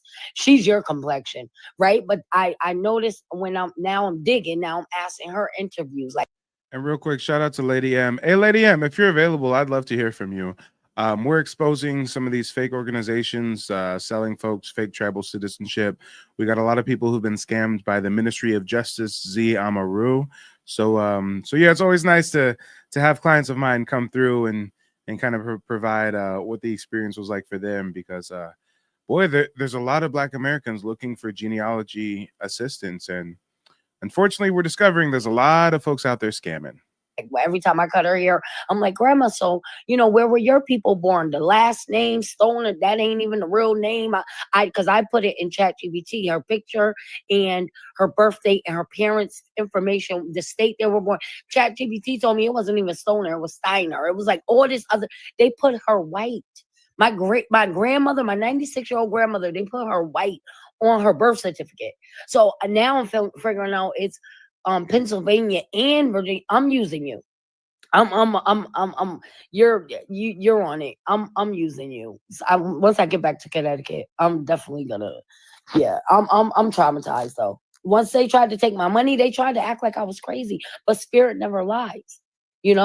Like I feel like Pocahontas with Grandmother Willow. Like that was one of my favorite movies. But I can literally like talk to the trees, not just like everybody's like, oh, touch my hand tree. I'm like, the natives, us really, like if you hear her, she could talk. She'll get you money by the end of the day if you need it real bad, not for nothing, because she gives to us. We weren't slaves, we were farmers. That's what my grandma goes. She was like, we were farmers, Tanisha. Nobody was ever a slave on this land. Like, what are you talking about? I'm like, oh, she doesn't know the slave story, Wait, hold on. So just so everybody can understand, so you went through the Ziamaru Republic. They either tried to scam 200 or they did scam you for 200. No, because my card was locked, so I got an alert, and it was. So they tried to hit you for 200 out the blue, and then after I already paid the 75. After you already paid the 75, and then when you asked them about it, they tried to claim that there was someone a part of the organization who left the organization, and it was them who did it and not them who did it, right? And the red flag to me when I went to the Zion, the main lady, she was preaching the Christianity stuff. And I'm like, that was super red flag to me, because that's colonizer stuff. We're earth people. We're spiritual people. Why are you trying to, because you're looking for weak-minded people. Those are the church people. Yeah. So I was like, well, and clearly they're looking for weak-minded people, because even on their website, it said that they were going after people who were insecure about their identity or something like that. People who are seeking community. They like use keywords. It just sounds like a cult. I mean, this is classic cult tactics. Like, I don't need I don't need to pay $2,000 for friends. Okay, I don't need to pay $2,000 for some friends. It was so culty. Yo, the way she was pushing it was worse than like Creflo Dollar. Like, and then I'm thinking like, okay, so I know you're gonna come to my page judging me with my tribal twerking dancing.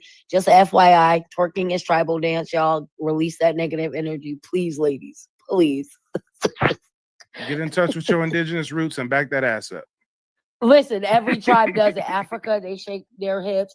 Belize, they shake their hips. But soon as we get on top of cars, indigenous women trying to just clean up the energy on this land, you know. Hold on, like, hold on. Get the twerking lady Time in that. out. Y'all are crashing out in rapid fashion in my comment section, y'all. Check this out. Crabbait has been spamming this comment for so long. I'll finally acknowledge it on What? YouTube. Crabbait says, you on here every single day blaming 574 federally recognized tribes for your beef with 5 tribes, and 5 tribes are less than 1% of all those separate entities. Crabbait, what are you talking about? How am I blaming 574 tribes for a beef that I have with 5 tribes if I'm a member of one of those 5 tribes, you imbecile? What are you talking about? I have a beef with my own tribe and I'm blaming other tribes because I got a beef with my tribe and 4 other tribes, but I'm blaming 574 other tribes. I mean, you're lost and confused. Let's stick to spectating. Maybe you'll get it. Damn, people are so interesting, to say the least. We're on TikTok. I gotta watch my words. But Yes. yeah. Queen Braider, go ahead. Leave us with some closing remarks, and then I gotta introduce one more person on the panel. But I'm so sorry that you went through this terrible experience. And oh no, I'm definitely going through you. You Yeah. are very versed. You know what you're talking about. I know a couple Mashantucket, like Foxwood, Mohegan, Sun, those casino ones, because I'm a hairdresser, and you talk exactly like them. Your card looks like theirs, like similar. You get what I'm saying? It was red flag. So I'm gonna use you, and then I'll definitely do a testimonial on you and let everybody know. And I'm good at promotions, so I will definitely start. So don't get upset when I start running. You come like, all right, Queen Braider, enough. Give me a break. I'm really good at a whole promotion. bunch of people coming to me and they're like, "Yeah, Queen Raider told me about you." Exactly. Well, Because you know what, appreciate and you're like literally my grandma's your color. And what was crazy when I cut her hair, because everybody else is brown, and I go, Grandma, why are you the only light skinned native in all these pictures? Even your mom and your dad. And she's like, looked up at me at 90 and goes, my mother was R-word by a white man. And everybody's jaw dropped, and that was just something she was gonna eat, you know. And we were just grateful because it wasn't so the bloodline, it was what they identify. Her father that she knows was like, you're my child. I don't care if some random crazy person came through our town and did something, you know. So I'm here for this. I'm following. So thank you so much for sharing this, because people got to know the truth. Yeah. Well, thanks for tuning in. Real quick, I got to acknowledge some things. Again, Blacklight on YouTube, thank you for the Cash App earlier. Chief Blackfoot Niji, thank you for becoming a member of the website earlier. I am going to read through that ex-slave interview in just a moment. But first, we got to introduce Starseed. Starseed, go ahead, unmute yourself. Let us know where you're calling in from and what's on your mind. Calling in from California, man. Let me tell you something. It is meant to be for me to see this when I was scrolling. I said, I cannot believe I paid for the indigenous screening. No, bro. I said, holy. When I heard you say Shia, I said, wait a minute. And I started listening and I said, oh my God, they got me, bro. They got me, bro. I just wanted to, see if I was indigenous, because I was following this other guy. He was promoting them a lot, saying, if you want to find out. Then I ran across yours and I'm like, dang, he sounds like he knows a lot more what is going on with the tribal stuff than the Shia Maru. And they tried to call me the other day and I missed the call. I'm glad I missed the call. But bro, I thank you, man. I'm gonna read into your stuff some more, and I'm probably gonna go with you. Because my mom was she was asking, she goes, we were Choctaw. Who's this Shia Maru Republic? And I said, I don't know. They just do screenings for indigenous people. So I was just gonna see about that if I. So she gave me all the information. And Wait, they hold on, ran. hold on. Correct me if I'm wrong, but some people who've come to me after doing the screening, they're claiming that Shiamaru is telling people they're indigenous because of their blood type. No, I never did a blood type. I just did my great grandma, and you know, I went up the line. My mom gave me the names. They didn't ask for a blood type from me. Okay. Yeah, so they just ran it off of I guess my history, because I guess one of my great grandmas was on the Dawes So when it comes to this or free whatever. stuff, So, bro, I'm glad I saw this. That's all I had to. I just wanted to come up here and say thank you for breaking it down, because I hadn't even got to the point where to pay the 2,000 and all that. I wasn't gonna pay that. I didn't even see that. I just wanted to see if I was indigenous, you know. And they charged me $50. I don't know the 75. They charged me 50 on the thing. So it just and my spirit too, like people say, my soul was like, they kind of something ain't right. That was the crazy part, is I felt that too. Well, hey, how's this? I'm so transparent. I want to share with you guys a portion of a genealogy consultation I did earlier today. But in order for me to share it, I got to drop you guys off the panel so you can hear the audio. So I'm just going to drop you down to play the video and then request to join again. And I'll bring both of you guys right back up so you can provide some commentary. Lord, this hurts my spirit, y'all. This motivates me to go so much harder. I mean, I'm already doing 12, 18-hour days. I already got a bunch of missed emails and unread messages, but I got to go harder. Somebody has to do it, y'all. Come on. But check this out. Check this out. This is how transparent I am. Watch. I'm going to show you my StreamYard. StreamYard is the platform that I use not only to live stream, but also to do these genealogy consultations. And some people pay extra to have the genealogy consultations recorded. So I've done maybe 20 to 22 genealogy consultations in just the last 2 days. But as far as the people that paid extra to have it recorded, not everybody does that. So as far as the recordings, I mean, I got one person who wanted it recorded it today, three recorded sessions today. Yesterday, or excuse me, not yesterday, the 31st, because I only do consultations on Tuesdays, Thursdays, and Sundays. The 31st, one recorded consultation, two recorded consultations, four recorded consultations. 22nd, 4 recorded consultations. I mean, guys, I really do this for real. But just out of the recorded consultations, let's look at what some folks have to say. Just earlier today, I connected with, who was it? I think it was Maurice. It was the brother Maurice. He might be watching right now. Shout out to Maurice. Maurice, our meeting was over an hour long, an hour, 13 minutes. We met at 10 a.m. this morning. And for confidentiality purposes, for confidentiality, I'm not going to show you the ins and outs and every part of the consultation. But what I am going to show you is the testimonial he provided at the end that he gave to me to share with my audience. I haven't even edited this testimonial. I haven't even uploaded it to my website yet. It's that fresh. He just gave the testimonial earlier today. And let's see what the brother had to say. Hold on a moment. Hold on. Let's see. Since we're already, this is more basically. Here we go. It's all good. Okay, perfect. Yeah, let's definitely shoot for Saturday.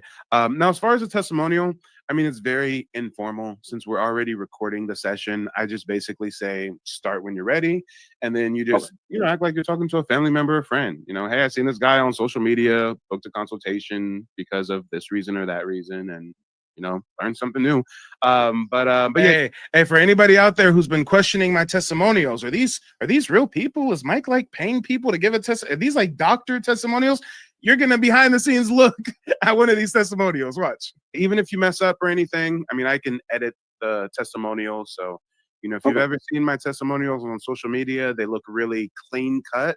That's because I edit them. A lot of times people mess up, they restart. They're like, oh shit, no, I said that wrong. Can I start again, Mike? So, don't worry about it. Just go ahead and freestyle it. But whenever you're ready, go for it, brother. Okay, I'm ready. Yo, what's up? This is Maurice / Miko Wolf with Peace Pipe TV. I stumbled across Mike. Brilliant brother, man. He's definitely the real deal. Very kind. He was on time. He broke this history down like I have never seen anybody do before. It was very powerful information. So if you take your genealogy serious, which you should, you should hit up Mike TV most definitely, and make sure you subscribe to the channel. You would definitely not be disappointed because I am mind blown right now. This was hours, and I really don't know what to say. So definitely check out Mike TV. Most definitely get your genealogy consultation. I appreciate the 5-star review, brother. Come on. How much more transparent can you get than that? Sure, I share with you testimonials, but y'all just saw a raw, uncut testimonial that hasn't even been edited yet. Y'all see what the real deal looks like now, right? You see why when you go to that Z Amaru website, you see why they don't have any category here. There's no page tab here. There's no section here that says testimonials. I don't think the Z Amaru Republic knows how to spell testimonials.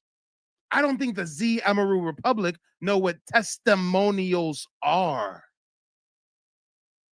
But if you go to my website, nativeblack.ancestry.com, right on the home page, we got 1, 2, 3 testimonials. If you click on the book a consultation tab, you got 3 more separate testimonials.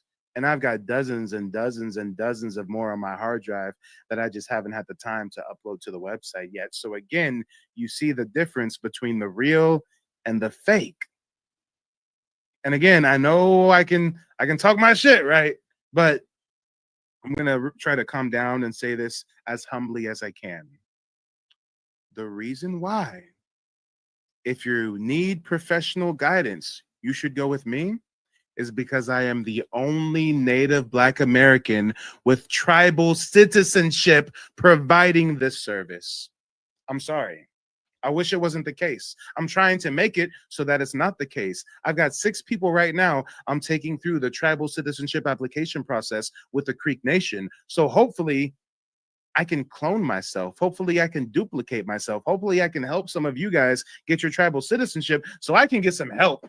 And we can get some more Black Americans with their paperwork in order, teaching our fellow countrymen how to do the same. Because right now, we just got a bunch of scammers and grifters doing fake family trees and having you pay $2,000 to be a part of fake tribes and shit. No. Come on. I'm already overbooked as it is. I need help. Who's going to do it?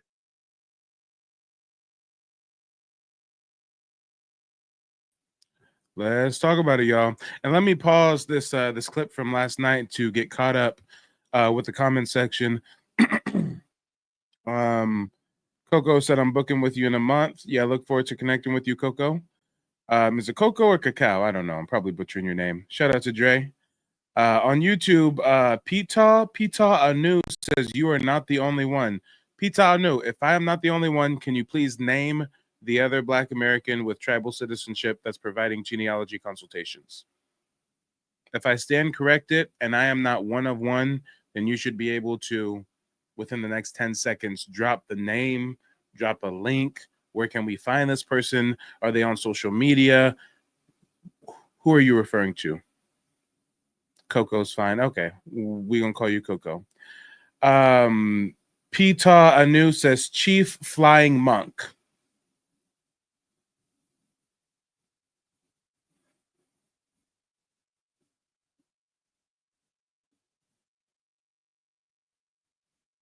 I mean, I'm just like, guys, I made the bold claim that I'm the only Black American providing these type of services that has tribal citizenship to back it.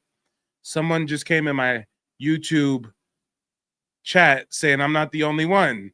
I said, well, what's the name of the other person? He just said Chief Flying Monk. They say don't judge a book by its cover. It is not wise to judge a book by its cover. But damn it, I know too much about history. I know that the title of chief is something that's given by the people. It's not something that you brandish on some stolen valor shit. I'm cautious of anybody that's walking around calling themselves a damn chief, let alone a chief flying monk. But guys, let me just namaste. They say don't judge a book by its cover. Maybe this is a person who's really a member of a tribe and they just like to, you know, just like, hey, I play Call of Duty, right? On Call of Duty, my handle is Blurry Eagle 916, right? So, you know, I go by a crazy name when I'm gaming. Maybe Chief Flying Monk is just like their gamer tag or something. I don't know, guys, but I'm gonna give everybody a fair shake. This person just name dropped a Chief Flying Monk. I'm gonna look him up. Chief Flying Monk. If this really is another Black American with tribal citizenship providing the same level of services and expertise that I'm providing, then they should pop right up. It shouldn't be hard to find them. Chief Flying Monk does not refer to a single historical recognized figure. Nothing's popping up for a Chief Flying Monk. I see a Flying Hawk. That was a old Indian of antiquity. Let's try a YouTube search. He said Chief Flying Hawk. Chief Flying Hawk kicking bear and low dog natives. Chief Flying Hawk doesn't agree. I'm confused, guys. I'm confused. Oh no. I got sidetracked with the legitimate Native American that was Chief Flying Hawk. This person that we're supposed to be looking for is Chief Flying Monk. That's right, Chief Flying Monk. Here we go. Flying Monk Noodle Bar. This is faux good. I don't think that's the person we're referring to. Flying Monk F Fame. No, that's a music video. Yeah, no, I'm not seeing any Chief Flying Monk. Let's try TikTok, guys. He said that there's another Black American with tribal citizenship providing the same kind of services I'm providing. They said that their name is Chief Flying Monk. I'm not seeing a Chief Flying Monk. We already tried YouTube. Now we're trying TikTok. Flying monkeys are narcissistic. Chief Flying Mink, leader of the Georgia Kitawa. Is that who you did you mean mink? Or did you mean monk? I'm confused, guys. I'm confused. Patal says mink, not monk. Okay, mink. Okay, so it's this person. Chief then, right Flying here. Mink leader. So this right here, Chief Flying Mink, leader of the Georgia Kitawa. This is my first time learning about the Georgia Kitawa.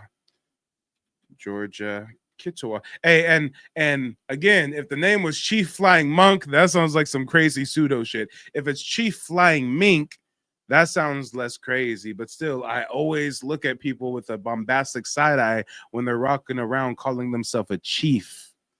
Do you know how powerful that title of chief is? Do you know what you used to have to do to be given a title of chief? That's something that the people give you. But nowadays, we got everybody walk around calling themselves chief this and chief that and big chief. And it's just a pet peeve of mine. But we're going to look up the Georgia Kitawa. Georgia Kitawa tribe. I've never heard of this tribe before. The term Georgia Kitawa tribe is not a recognized or officially named tribe. It's a name associated with the Cherokee people and their ancient mother town. So again, respectfully, this may be a Black American with Aboriginal ancestry. I still don't see where they're providing genealogy consultations. I still don't see where they're providing genealogy research. You haven't name dropped a website.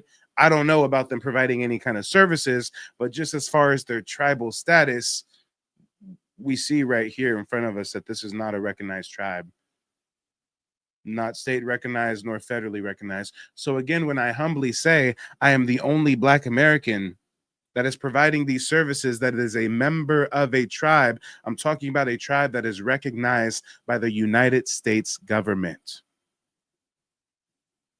Now, let me be very specific here. I'm not shitting on Black Americans that don't have tribal citizenship.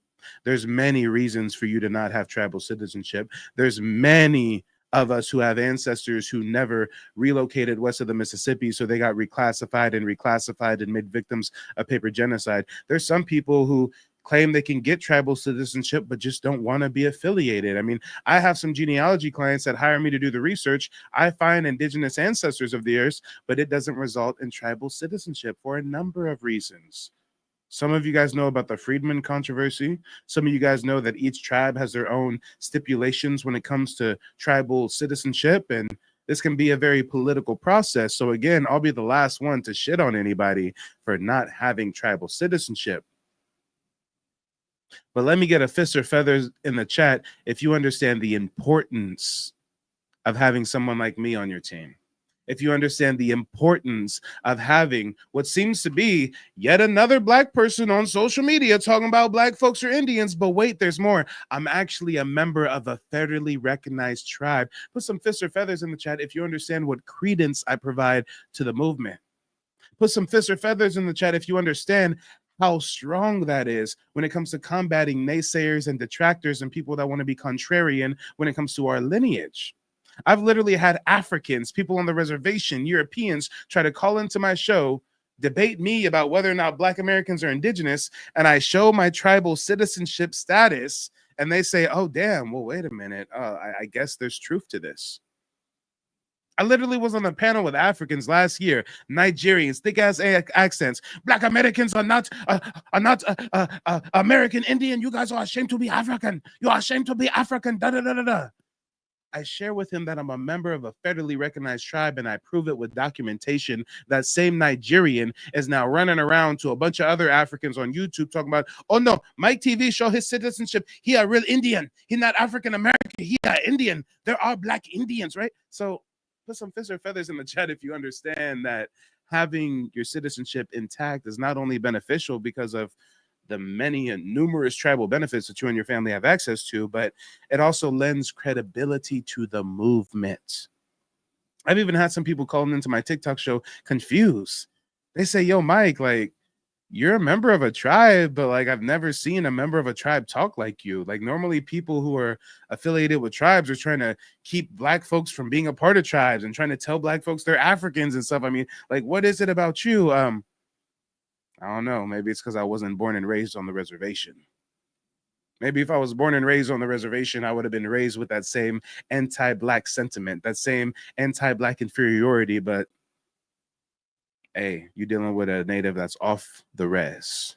But let me get caught up with the chat real quick. Again, shout out to the Georgia Kiowa tribe. Shout out to Chief Mink, or hold on. What was it exactly? Chief Flying Mink, leader of the Georgia Kiowa. Shout out to her. Again, haven't seen if she's providing genealogy services to our people. We did have a little discussion there about tribal recognition and whatnot. But let's at least see what Chief is talking about here in this video, because this is my first time being made aware of this Chief Flying Mink. Of Georgia Kiowa with Kiowa history. I am the Kiowa leader of the Alabama Georgia Kiowa Society. We are the full-blooded ancient Kiowa people that live in this area and forever. And real quick, shout out to Tiamat Tony. Tiamat Tony says, I have one man I know that has his federal citizenship from New York. He's 75 years old. Again, let me be very specific. I did not claim I'm the only Black American in the United States with tribal citizenship. I know there's hundreds of thousands of my fellow Black Americans who have tribal citizenship, whether it's with a state recognized tribe or a federally recognized tribe. What I said specifically was I am the only Black American with tribal citizenship that is providing genealogy services to our community. That is the distinction. For all those other Black folks that are members of tribes, can we get some help? Can we get you in your free time when you're off work to make a TikTok video, make a YouTube video, try to wake your fellow Black Americans up to their indigeneity? Help me demystify the tribal citizenship application process? Or do I have to continue to be a one-man army? Because if we gon' keep it a buck, if we gon' call a spade, I mean, let me just take the filter off real quick. What the fuck have you Black Indians been doing all this time? What have all of you Black folks who are members of tribes, what have you been doing all this time? If not trying to assist your fellow Black American who's been detribalized. What have you been doing? You've been just on the res, reaping the benefits, getting the casino money, just living your best life. What about the rest of us?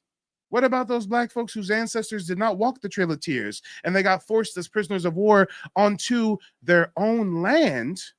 But guess what? Now the mounds are destroyed. And now your indigenous land in the Southeast is converted to a plantation. And now you're forced to work for free 99 on what used to be your land, but is now a plantation.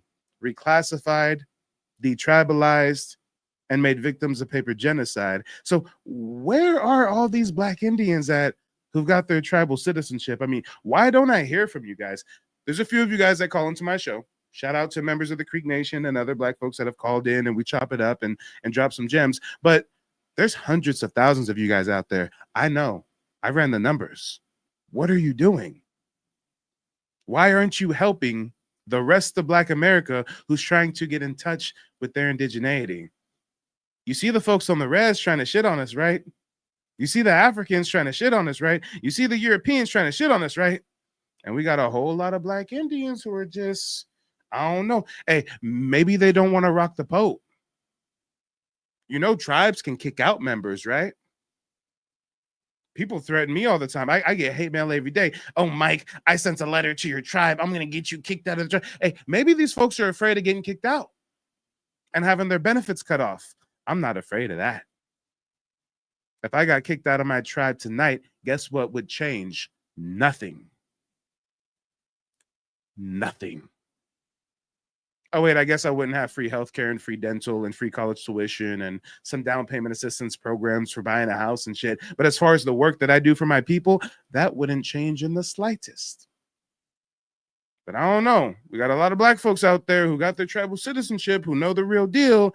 And we don't really see a lot of you guys lending a helping hand. But let's see what Chief Flying Mink has to say. And we were removed from our area in 1836 by some famous president of the United States, Kennedy, and his family. They did a fantastic job removing us, and they expanded us all around 19 different colonies. So right now, I'm so grateful and so fortunate to know that I have all these months and years, I've been looking for someone that's standing up for Alabama side, which I'm from Alabama. I'm from Union Spring, Alabama. I'm a Ford and a Lynn from Union Spring, Alabama.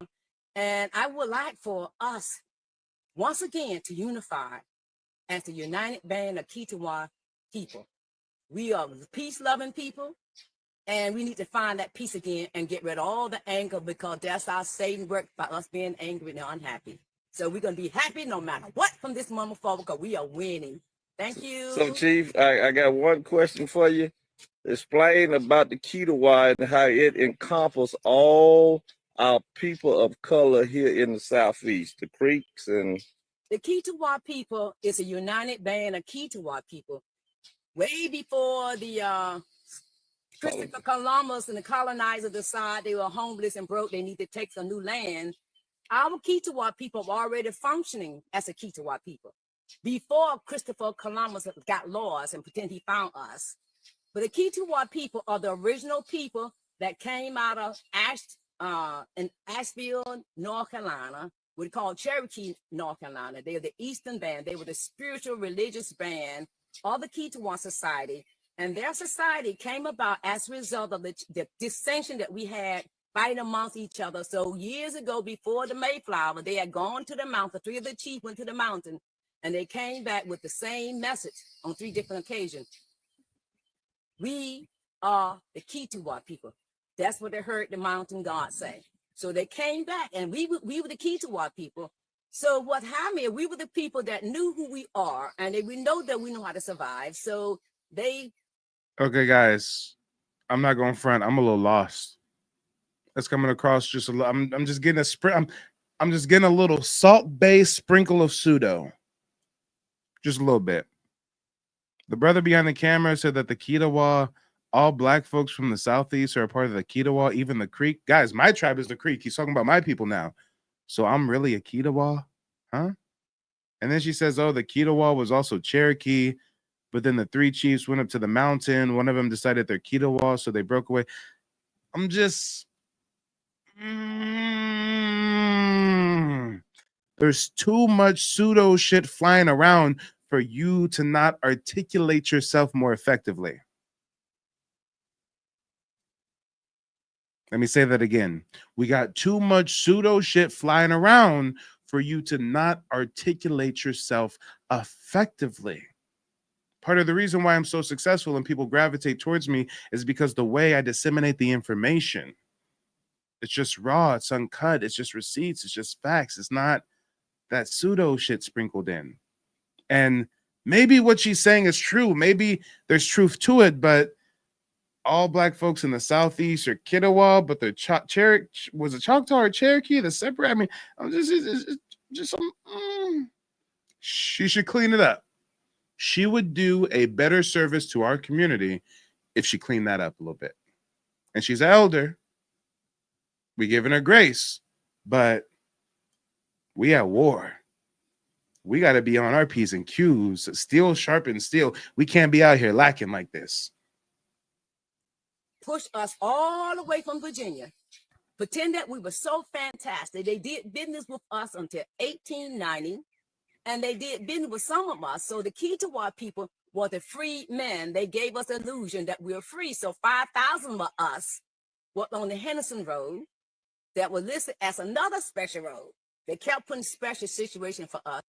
Oh, and shout out to our resident Siberian Husky. They said, LOL, you don't want to be part of Native American culture. You just want the benefits. Take over the whole. First of all, we don't give a damn about Native American culture. We care about indigenous culture. And indigenous culture is Black American culture. Native American culture? Yeah, we don't want no parts of Native American culture. Y'all on the reservation cosplaying us, rapping about greasy fry bread. Slip it go, then watch the grease pump. Now watch that grease pump, then watch her waist drop. She got that bluebird bag in the tank top. She got that white powder all over everything. She get the bustin' man. We are the culture, which is why he's cosplaying our culture on the res while he raps about greasy fry bread. But we ain't cousins, man. We from the same tribe. Look at the lowriders in the back with the switches. That's Black American SoCal culture. Los Angeles, Central Los Angeles culture. That's not Native American reservation culture. But we ain't cousins, man. We from the same tribe. But it different. Gold chain and braids and a gold grill in his mouth. Jerseys on. Yeah, that's cosplaying black. It's giving cosplaying Black Americans to me. Clan, she my red bunny, and I'm a red man. She love my tattoos and my two braids. Fried bread money at the Creek Fest, getting paid on that. Greasy fried bread, greasy fried. Oh Lord, hold on. I gotta put subtitles on. Did he just say what I think he just said? On that. Greasy fried bread, hold on. Tattoos and my two braids. Fried bread money. No, he said fried bread money at the Creek Fest. Please don't tell me he's a citizen of my tribe. Oh no, I don't want to have to hold the communal L on this, guys. Please don't tell me he's a member of my tribe. Oh, now you guys see why I've never been to my tribe's reservation. I've been a member since 2021. I moved to Oklahoma in January. My tribe's reservation is a couple hours away. I've never been there. Got no reason to. This what they doing? At the Creek Fest, getting paid on. He said at the Creek Fest. Now, y'all will never catch me at the Creek Fest nor the powwow. Greasy fried bread, greasy fried bread. Sweat dripping down the face from the stove top. Greasy fried bread, greasy fried bread. Slap it go. Yeah, Catawba born with the heli, with the heliante, with the Halliburton, with the Halle Berry, with the Hallelujah. What is going on here? Watch the grease pump. Greasy fried bread, greasy fried bread. Sweat dripping down the face from the stove tops. Greasy fried bread, greasy fried bread. Oh no, and they got the one black guy in the audience for validation. Whenever somebody is ripping off our culture, they always have to have the one token black man for validation. Oh Lord. This brother does not have his hands up. He's looking like, damn, how did I get here? Damn, that greasy fry bread ain't hitting like they told me it would. Like, bro, like what is happening here? They always have to have the one token black person. I'm telling you guys, look it up. Whenever you see them videos of the white girls rapping or the Asians, they always got to have the token black people around to give them some kind of credibility. Slip it go, you watch the grease pump. Watch the grease pump. Yeah. Who was it that just came in my chat talking about Native American culture? I didn't know all these neck tattoos is Native American culture. This don't look indigenous to me, Playboy. Lord, oh Lord, you know y'all fucked up, right? You know I'm the last person to come by their live stream and try to do some trolling because for one, I've maxed out my petty stats. For two, I maxed out my history stats. For three, I'm self-employed, so I always got time. So whenever y'all come through trolling, all I literally have to do is just cite your degeneracy. I can just show receipts, videographic evidence to show that it's you who have no culture because you're on the res cosplaying ours. Lord, oh Lord, oh Lord. Whew. You'll learn eventually. You guys will learn eventually. Maybe you won't. I'm not sure. But guys, let's get back to the clip from last night. We got a few more people, or excuse me, a couple more people who were scammed by that Z Amaru tribe thing. So let's get back to that clip and see if anybody wants to call in a moment here. Who wants to start a new career as a genealogist? Our community desperately needs genealogists. Let's talk about it. There's only so many hours in the day. I already do YouTube videos and TikTok videos and YouTube live streams and TikTok live streams and genealogy consultations and genealogy research. I got a book I'm writing, just finished the ebook. We got other projects we're working on, a documentary on the way. I mean, I'm only one person. Who wants to help? Let's talk about it. Queen Brady says, me, I'm a herbalist as well. Renita G says, I'm down. Come on. Hey, since I'm not at the stage where I got a dozen other Black Americans with tribal citizenship on my team ready to help, guess what I got to do? It's sad for me to even verbally admit this. Guess what I got to do so that I can provide my services to even more of you? Guess what kind of depths I got to sink to? I'm not even kidding. I just looked into it earlier today. Guess what? I'm forced to hire full-time staff from the Philippines. I can't find no help. Money's tight.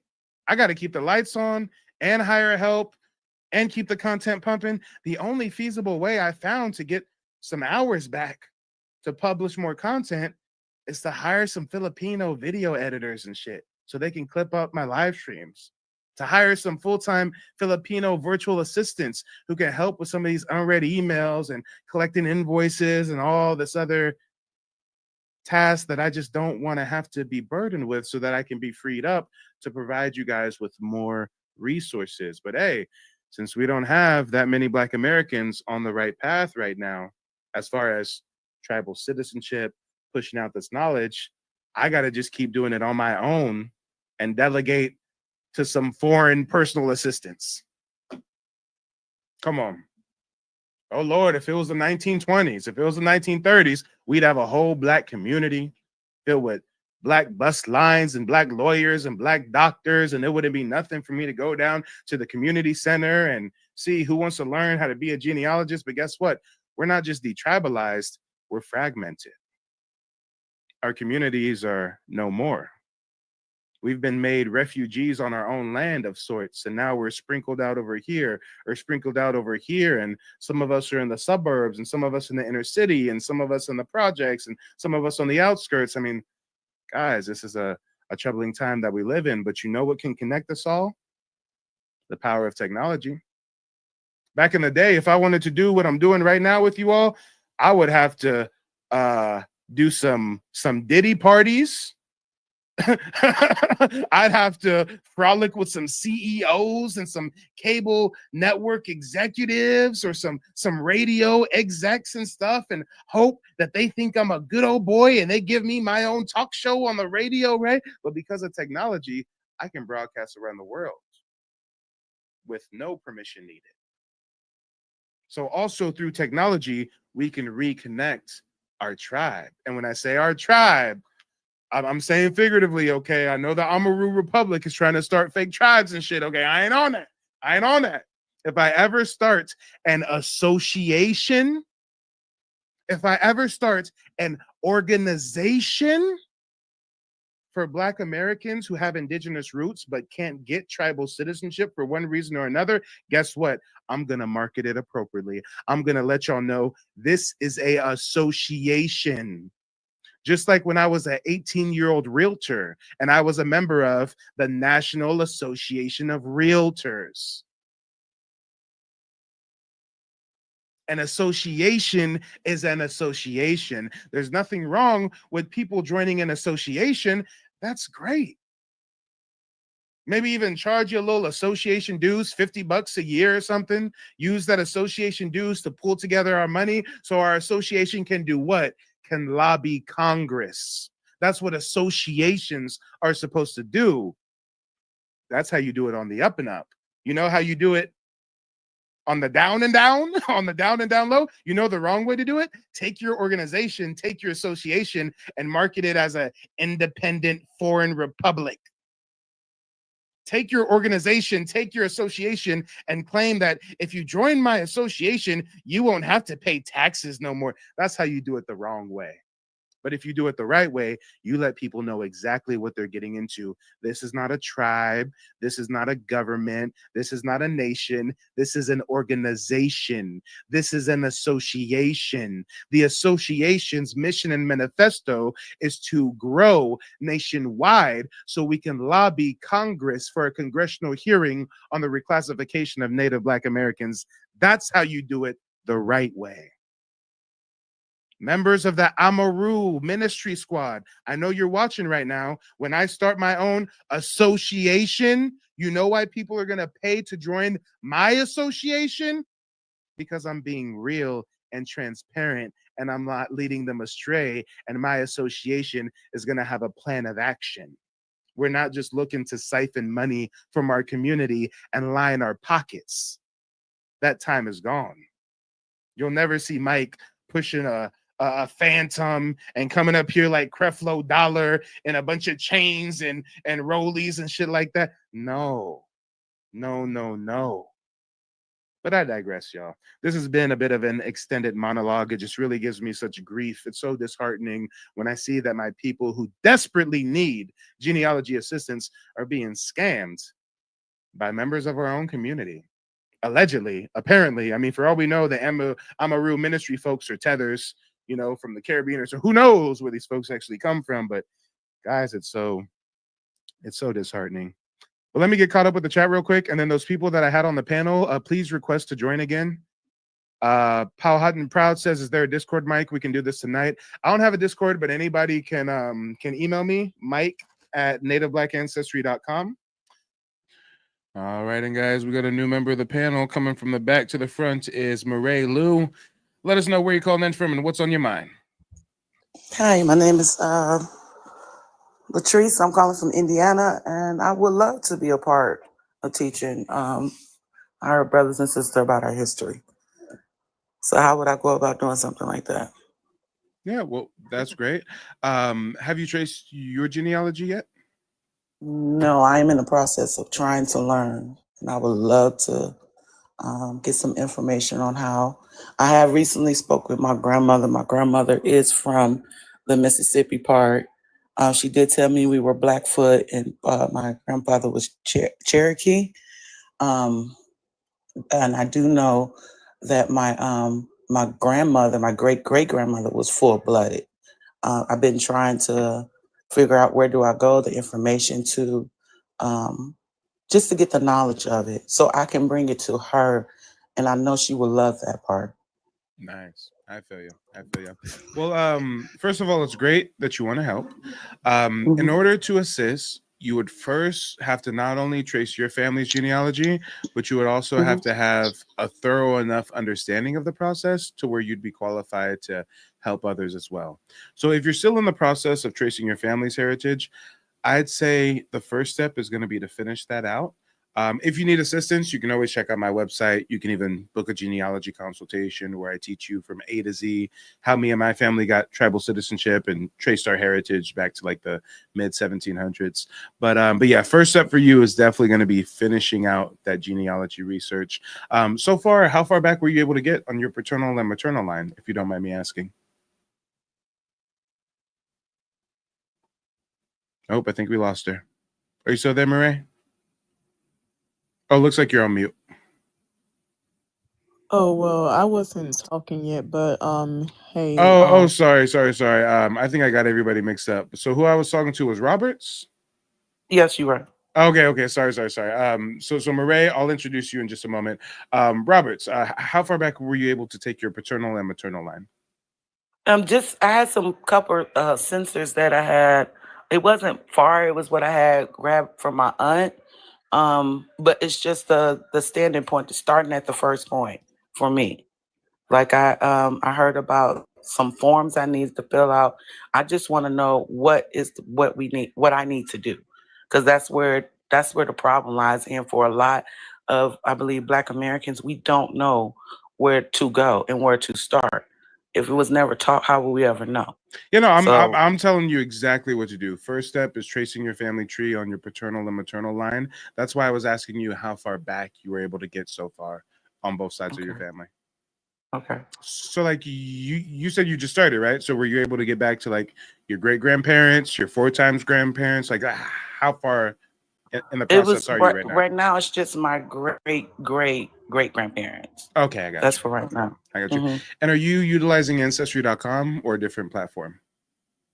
Ancestry, I have not. I heard about the dolls rolls I was supposed to look at. Ooh, no, It's no. no. Do not start looking at the dolls roll. You are not yet at the right stage to start Okay. looking at the dolls rolls. Dolls roll would be step two. But Okay. first, you want to get both sides traced to at least the early 1800s. If you're not using ancestry.com, you should try it. Some people get confused by me recommending Ancestry.com because they do peddle those fraudulent DNA testing kits. But when I recommend them, I'm talking about their paper trail archival genealogical research database. I'm not talking about spitting in a cup. But even if you didn't want to use Ancestry.com to flesh out your family tree, there's like FamilySearch.org that's ran by the Mormons, free website. There's also MyHeritage.com. But yeah, where you're at in the process is you definitely want to get both your maternal and paternal line traced to at least the early 1800s. And if you haven't yet utilized any of those websites I just listed, try taking the information you already have on your family and inputting it into those sites. And then they may be able to pop up some hints or some matches where maybe some census records or birth certificates or death certificates or military documents will start showing up and help you start Okay. branching out those different parts of your family tree. Other than that, if you need more personalized guidance, I would definitely recommend booking a one-on-one with me. I know I'm biased, but during that 90-minute session, I can really go in depth with you and make sure that you're pointed in the right direction, if that makes Okay. sense. I would love that. I would love that. Yeah, most def. And before we introduce our next guest, I'm not sure how long you've been tuned in to tonight's broadcast. The whole purpose was to really expose this whole Z Amaru Ministry Republic of Justice thing. Have you ever heard of that before, or is this your first time hearing about it?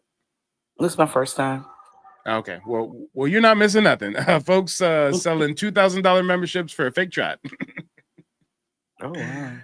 Oh yeah, it gets deep. But give me just a moment. I'm going to introduce Murray. Murray, go ahead and unmute yourself. Let us know where you're calling in from and what's on your mind. hello. I'm calling in from Georgia. I actually almost joined this tribe. No, I paid the $800, no. but I called them and I said that this is too much.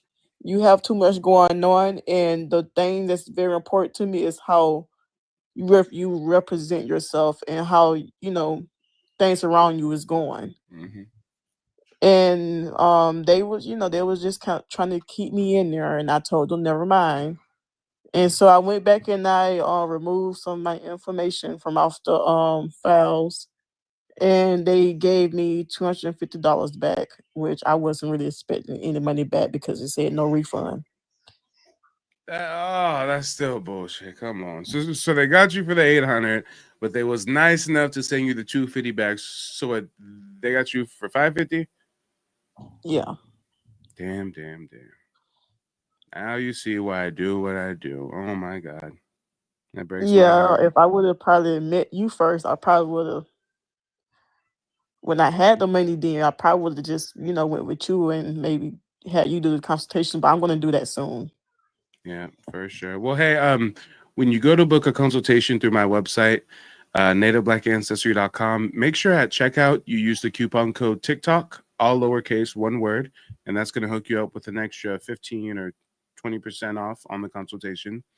But when it comes to that whole Ziamaru thing, like, what were they supposed to be giving you for the 800? Was the 800 just like to make you a member of their organization, or was there like some kind of documents you were supposed to get, or was there any kind of like promises they gave you, like, hey, when you're a part of our tribe, you can do this, or you can do that, or you can now identify as this?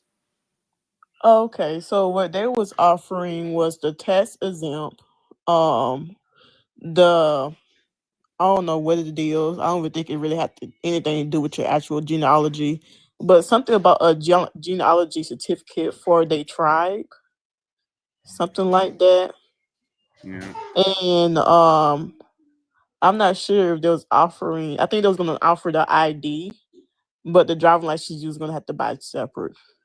So they're also selling driver's license?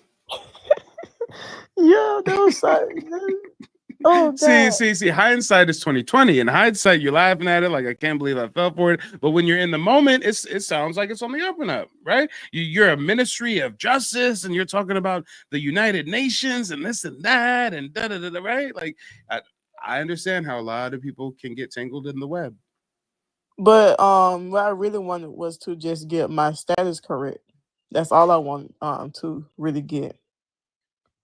Yeah, I feel you. And a lot of people come to me seeking status correction. That's kind of even become a buzzword at this point in time on social media. The only legal way I've ever seen anybody correct their status is by doing their genealogy and obtaining tribal citizenship. All my life, I was an African American, but when I got tribal citizenship, now magically I'm an American Indian. That's the only way that I've ever seen anybody correct their status. But there's a lot of fringe organizations and cults and stuff trying to tell you, hey, if you pay this fee, we're going to hook you up with these documents, and now your status is corrected, and you can just put Indian on your documents. And nah, they're going to get you caught up. Yeah, I'm avoiding places like that. That charge me to do status correction and stuff like that. Yeah, I'm good on that now. Yeah. Well, And hey, then what threw me yep. off about her was how she was preaching. So basically, she was having a tribal meeting. I never really went to it because I don't know, something felt off about her. She was arguing, she was having a meeting with her tribe and the other tribe that she used to be a part of. And I've heard about And this. She was a part of a different organization, and then she split and started her own little scam group or something, right? yes, and they was basically saying how she took majority of their money and ran off. And then, She she ran kind off of on the plug. she kind of like got rid of them and then started preaching, and I was like, no. And And after I some people tonight said that she does like some weird like Christianity things. So when you say preaching, she was doing like some kind of Christian preaching? yeah, something like that, where she read her scriptures and then add her own little spin to it. She like those scriptures at people. Interesting. And shout out to Tony. Tony says, what is your coupon code, Mike? It's TikTok. One word, all lowercase. TikTok. But yeah, that's crazy, sister. I'm so disappointed that these folks are out here scamming and scheming in this fashion. But hey, what I want to do for you, I've been thinking over the last couple of days about doing this for folks who have who've been made victim of this organization. Whenever it comes time for you to book a consultation with me, instead of booking directly through my website, send me an email first, mike@nativeblackancestry.com. And if you send me an email, and in the body of that email, give me a little reminder, hey, Mike, we talked on TikTok. You know, I went through the Amaru thing. They got me for $800. I'll hook you up with a special discount that goes above and beyond that 15% discount that I provide folks on TikTok, just as a way of making this something that fits that much more easier within your budget, since I know you already got scammed out of $800 or $500, I guess. Yeah, thank you so much. That means a lot. Yeah. Oh God, yeah.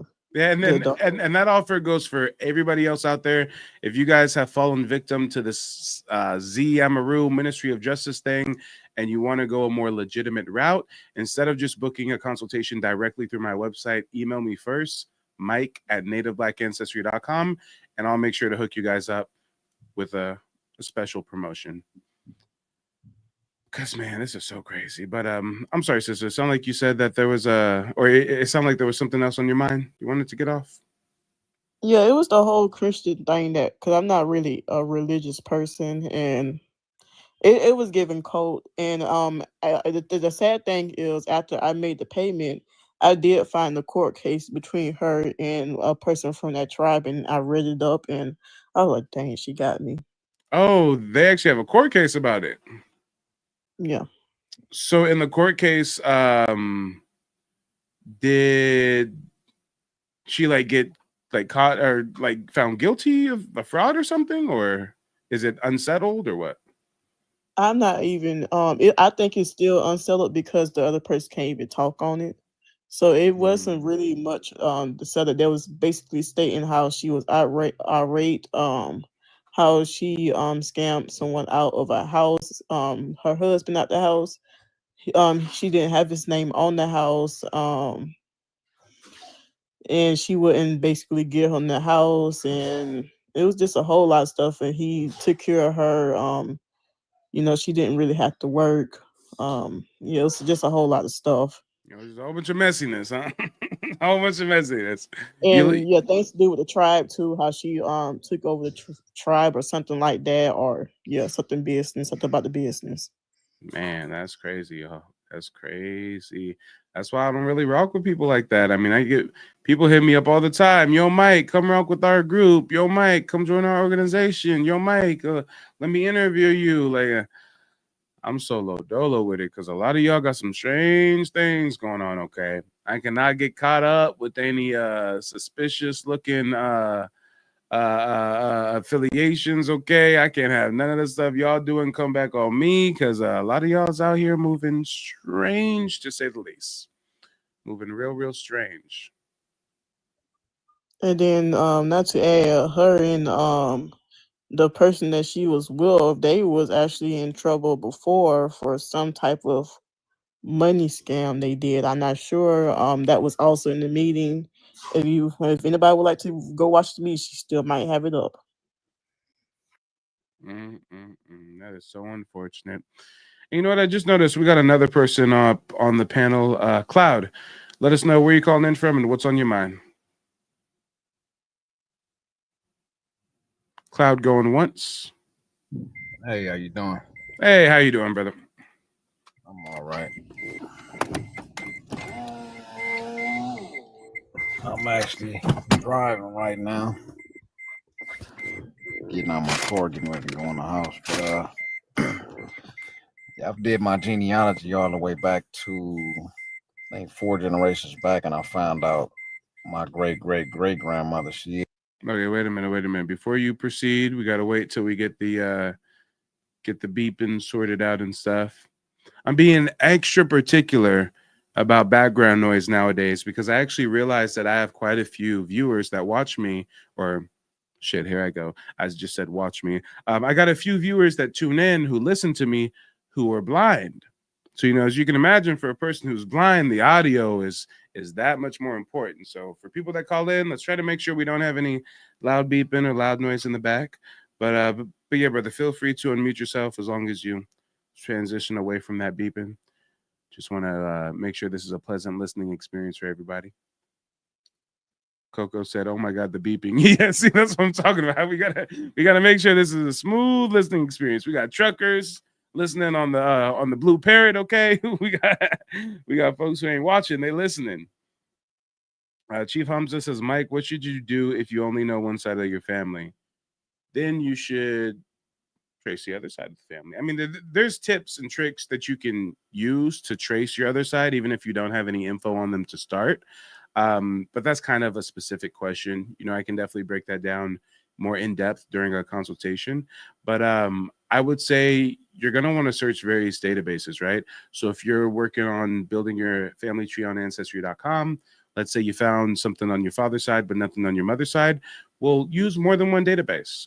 Try FamilySearch.org. Try MyHeritage.com. You know, sometimes there's one online archive that'll have access to documents that another one won't have, and vice versa. But as always, a good first step is really just to tap in with your family. You know, see who's still living, see which part of the family has some information, and see what you can find that way as well. Cloud, are you still near the beeping, brother, or are we in the green? Yeah, I'm still here. Okay. Well, I don't hear any beeping no more, so you can go ahead and pick up where you left off. Yeah, well, I was saying I did my genealogy, and I found out my great 4 times back, she's Creek. But that's on my mom's side. I haven't did anything on my father's side. So when you said you found out she's Creek, did you find like a document or something? I think it's on Ancestry, one of those websites. Mm-hmm. Yeah, I found a document. Do you remember what type of document? Was it like a land allotment, bill of sale, tribal application? I think it's census, when they, how they was doing the census back then, marking everybody down as far as the races and stuff. Are you talking about like a U.S. census? Yeah. So a U.S. census had her race marked down as Creek Indian? Yes. That's not typically how U.S. censuses work. What's probably going on is you probably have it confused with the U.S. census, but it's probably a tribal role, because U.S. census records don't actually have a designation for Indian like that. Sometimes you do have someone listed as an Indian. They'll put like IND, but they'll never actually put like an actual tribe. And shout out to Coco. Coco says, so true. There is so much out there, and many times they give you hints when you have a common ancestor. Yeah, true. But yeah, brother, it's great that you're doing the digging, and it's great that you came across some documentation. I would just take another look at that document, make sure you know exactly what it is. And if it really is listing a lineal ancestor of yours as a member of the Creek Nation, then there's really nothing stopping you from getting tribal citizenship. Back in the day, if they were listed as a freedman, you wouldn't be able to get citizenship. But as of July 23rd, 2025, my tribe's Supreme Court has ruled in favor of the Creek freedmen. So regardless if your ancestors are freedmen or Creek by blood, you can get tribal citizenship nowadays. Okay, yeah, so I just got to do a little bit more homework. A little bit more homework. Or if you need personalized guidance, that's where those genealogy consultations I provide come into play. During that 90-minute session, I can review any research you've already done, point you in the right direction, show you additional steps that you probably missed, et cetera, et cetera. Okay, I appreciate that. Yeah, I'll be booking a consultation with you. Yeah, most def. And make sure to save some coins and use that coupon code TikTok at checkout. All right, appreciate that. Yeah, most def. And before we wrap up this broadcast, actually, let's give you guys the luxury of choice. As always, we got to give you guys the luxury of choice. I'm ready to wrap up the broadcast. If anybody wants an encore, because Lord knows I got several videos prepared. I've got newspaper articles. This pretendian stuff runs deep. There's several fake tribes out there selling fake citizenship cards and all kinds of shit. So, guys, if you want me to keep on going, I'll keep on going. This is what it's going to take to keep on going. If we get two people within the next 10 minutes to become a member of the website at nativeblack.ancestry.com, then I'll go ahead and give you guys at least another hour and a half of live content here tonight. Now, as far as what this membership entails through my website, hold on, YouTube can see it right now, but TikTok cannot. Let me bring the screen share over. Let's bring that screen share over for TikTok. There we go. So on my website, we got two different memberships. We got Inner Circle, we got the Mastermind Group. We're really just talking about the Inner Circle, $14, right? What does this get you? Well, for one, you're going to get that book list of all of my primary sources. Again, a lot of these titles are suppressed. Some of these books you can't even buy in the United States. You got to import them from the UK. And some of these titles on this book list, though, some of these listings that I actually have the link to the Internet Archive page as well. So you don't actually have to, buy some of these books. When you become a member and click on the title, like if you clicked on Jews and Negro slavery in the Old South, I provide a link right here to the Internet Archive page where you can read the whole book for free. So, definitely check out the book list. That's a perk when it comes to the website membership. And I do update the book list weekly.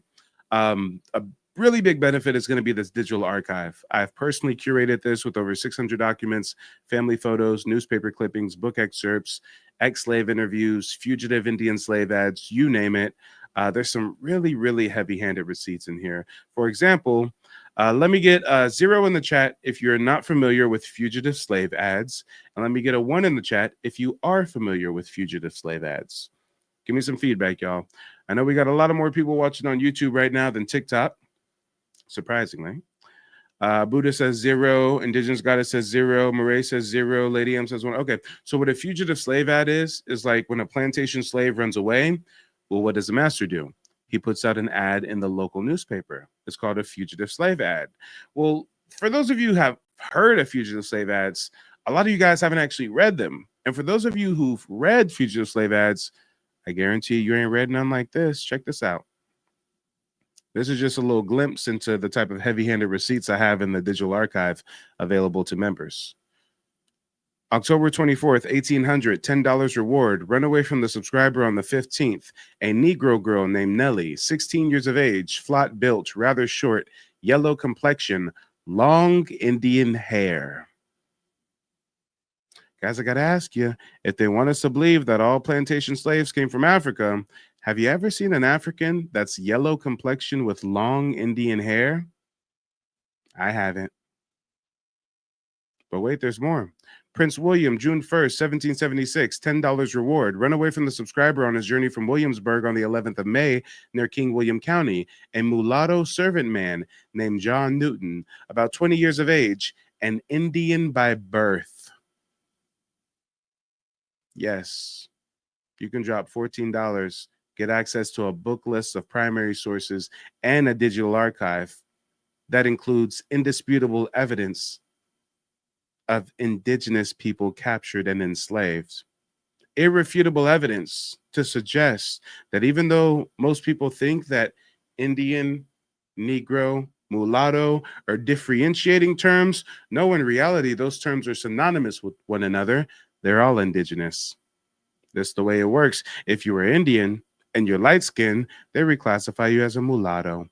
If you're Indian and you're dark skinned, they reclassify you as a Negro. It's really that simple. So again, guys, I'm really ready to wrap up tonight's broadcast, but I do have a lot of receipts. I've got a lot of content that I had prepared for you this evening. So if anybody wants an encore, we just need 2 people to become a member of the website for only $14. You're going to get access to the digital archive that I update weekly, as well as that book list. Also, members do get discounts on other services such as genealogy consultations. So if you ask me, it's going to be the best $14 you ever spend, but I'm a little biased, admittingly. We also have the mastermind group. The mastermind group is really for people who are much more advanced in their level of research. We actually meet 2 times a month, and we do deep dives on certain subjects when it comes to Black American indigeneity. And of course, members of the mastermind group get all the same benefits that the inner circle has. The main difference is we do those 2 virtual meetups every month. But yeah, guys, again, if anybody becomes a member of the website at the inner circle level, 2 people joining at Inner Circle is going to give us at least another hour and a half to 2 hours of content. But while I wait to see if anybody wants an encore or not, let's go into a little bit of the content that I had queued up for you. Have you ever, in any of your writings, clarified that the Mississippi is over where New Orleans is today? That's the Mississippi River. So everything on this side was classified at one point in time as what? The Mississippi. They were talking about the river, not the place. Ooh, and the trolls are coming out, y'all. The trolls are coming out. Shout out to CV. CV says, Muskogee Nation here. This is really disappointing to see from a fellow citizen. A fellow citizen of what? I got my citizenship card on the screen. You're a faceless troll in a TikTok live stream. I doubt you're a member of my tribal nation. Because if you are, then you got to explain, what is Mike doing that's so disappointing? Teaching people how to go through the tribal citizenship application process? Highlighting the history of fraudulent organizations trying to start fugazi tribes? What did I say tonight that would upset a fellow member of my tribe? Oh, wait, you ain't got no tribal citizenship. You up here trolling. Because again, if you're a member of my tribe, then you should be able to join my panel right now and show me when it is, Playboy. Historians have wrote it like Mississippi got to cross over the Pearl. That did not exist down here before the United States. That Mississippi just came about after the United States. Wasn't there through France, wasn't there through Spain. It was just West Florida. Then West Florida get broke up. I'm not following you. Okay. Before the United States, before the winning, we keep saying the Battle of New Orleans. Oh, and you know what? Before we get into the Battle of New Orleans and all that, I almost forgot. I got panel members up here, and my panel members can actually hear videos when I play them when they're up on the panel. So let's do a round robin of closing remarks here. Let's start with Murray. Murray, let us know what's on your mind. Closing remarks. No rush. Take your time. Well, I'd like to thank you for covering this whole scheme with that other so-called tribe, and yeah, thank you so much. That's really all I have to say. Yeah, well, hey, thanks for tuning in. Don't hesitate to click that link in the future. It was nice connecting with you. Roberts, lay it on us. Closing remarks. Same like she said, I'm excited. I will be setting up a consultation, and just thank you for putting the truth out here and keep up the great work. Yeah, that's what I'm here for, sister. Thanks for tapping in. It was a pleasure connecting with you. And Cloud, lay it on us. Closing remarks. I want to ask you, so what is the benefit of becoming a tribal member? Oh, we can be here all night talking about the benefits. First and foremost, the benefits are going to heavily depend on the tribe. Some tribes have casinos. Some tribes don't have casinos. Some tribes have casinos, but don't share the money with their tribal members, like my tribe. I didn't even know my tribe had casinos until a couple of days ago. I found out because they ain't been giving us no payments, right? Whereas some tribes with casinos actually give their tribal members like $5,000 to $10,000 a month from the day they turn 18 as their proceeds of the casino profits. So, you know, when we talk about tribal benefits, it's going to be heavily based on what tribe we're talking about, because each tribe has different benefits that they offer their members. As far as what benefits I have, being a member of the Muskogee Creek Nation, I can just speak for myself. Free healthcare, free dental, free college tuition, down payment assistance for buying properties.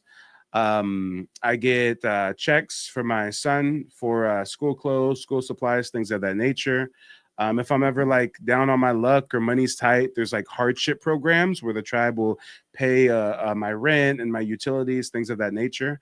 If I actually wanted to move to the reservation, they have low income housing opportunities. What else? There are certain situations where you do still get money from the tribe, even though like my tribe doesn't give per cap payments. For example, I tell people all the time how when COVID-19 happened, you know how Trump gave those payments of $1,200? Well, I got that payment for being a U.S. citizen. And on top of that, I got 2 payments of $4,000 from my tribe for being a member of a federally recognized tribe.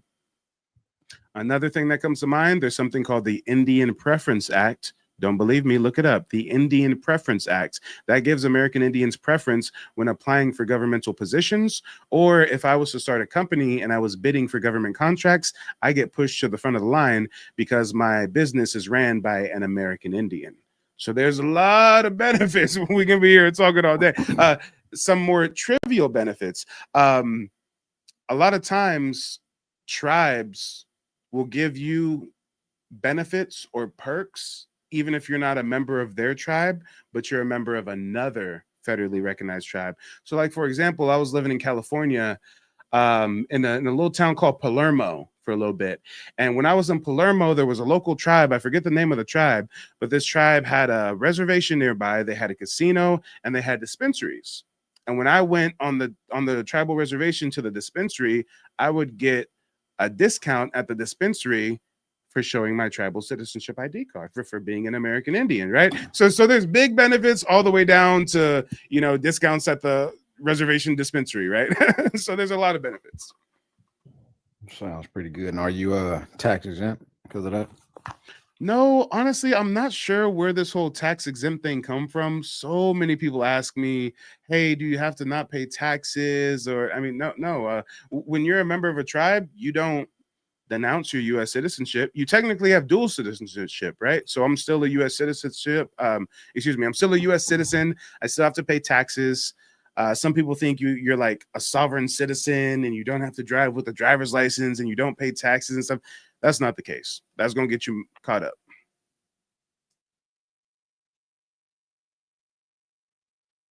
Are you still there, Cloud?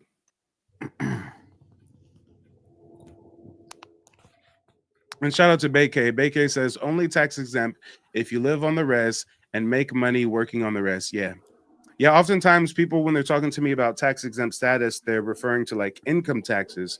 And just like Baykay said, there is some kind of, you know, loophole or gray area where like if I'm making money on the res, you know, maybe I don't pay taxes on some stuff. But by and large, I mean, you're still a U.S. citizen. You're still paying taxes. Somebody in the comment section says, us Indians West get to drive on our land without license. We don't pay taxes on our lands. Yeah, that's going to be based on the tribe. Some tribes let their tribal members drive around with no licenses. A lot of tribes require you to have a driver's license. I mean, imagine how unsafe that would be to just have a bunch of unlicensed drivers roaming around. I mean, come on. Well, actually, we come to find out this whole U.S. citizenship thing is actually it's a big scam in the first place because nobody is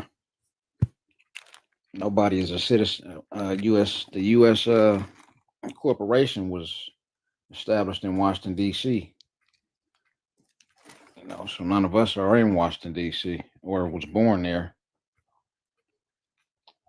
Oh yeah, I understand where you're coming from, and we can get into the etymology and the semantics, but at the end of the day, the person who dictates is the person that carries the biggest stick. So unless you're ready to go to war with the United States government, we're gonna live in this fictitious straw man corporation and make the best out of it.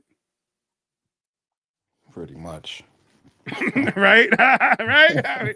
We can kick mathematics all night about it, but unless we're ready to crash out against the U.S. military and Mossad and all of the U.S. allies, I mean, hey, a time may come, though. If you look at history, if you look at revolutions, it has to be a multitude of coincidence of events, right? Like, for example, if, you know, just playing hypothetical war games, right? If the U.S. was overextended overseas, if we were battling an entity like China or Russia and our military was spread out real thin, then maybe on the homeland we can do some peaceful protesting just like our ancestors did. Wink, wink, hint, hint. Until then, they got us. Yeah, and hey, until Uncle Sam is distracted with World War III, we just gonna have to chill and just keep training and staying in shape and, you know, making sure we ready. We got to be just like the white boys in the woods with their little militias running drills and all that kind of shit. Because hey, a time may come. Yeah, the time will come. Even Rome fell, right?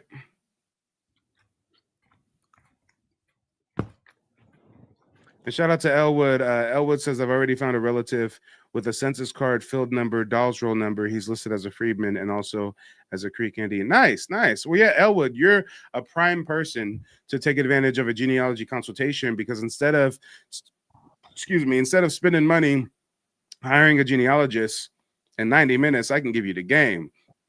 Hey, you got that roll number? Okay, so this is what you're going to do. You're going to fill out this packet.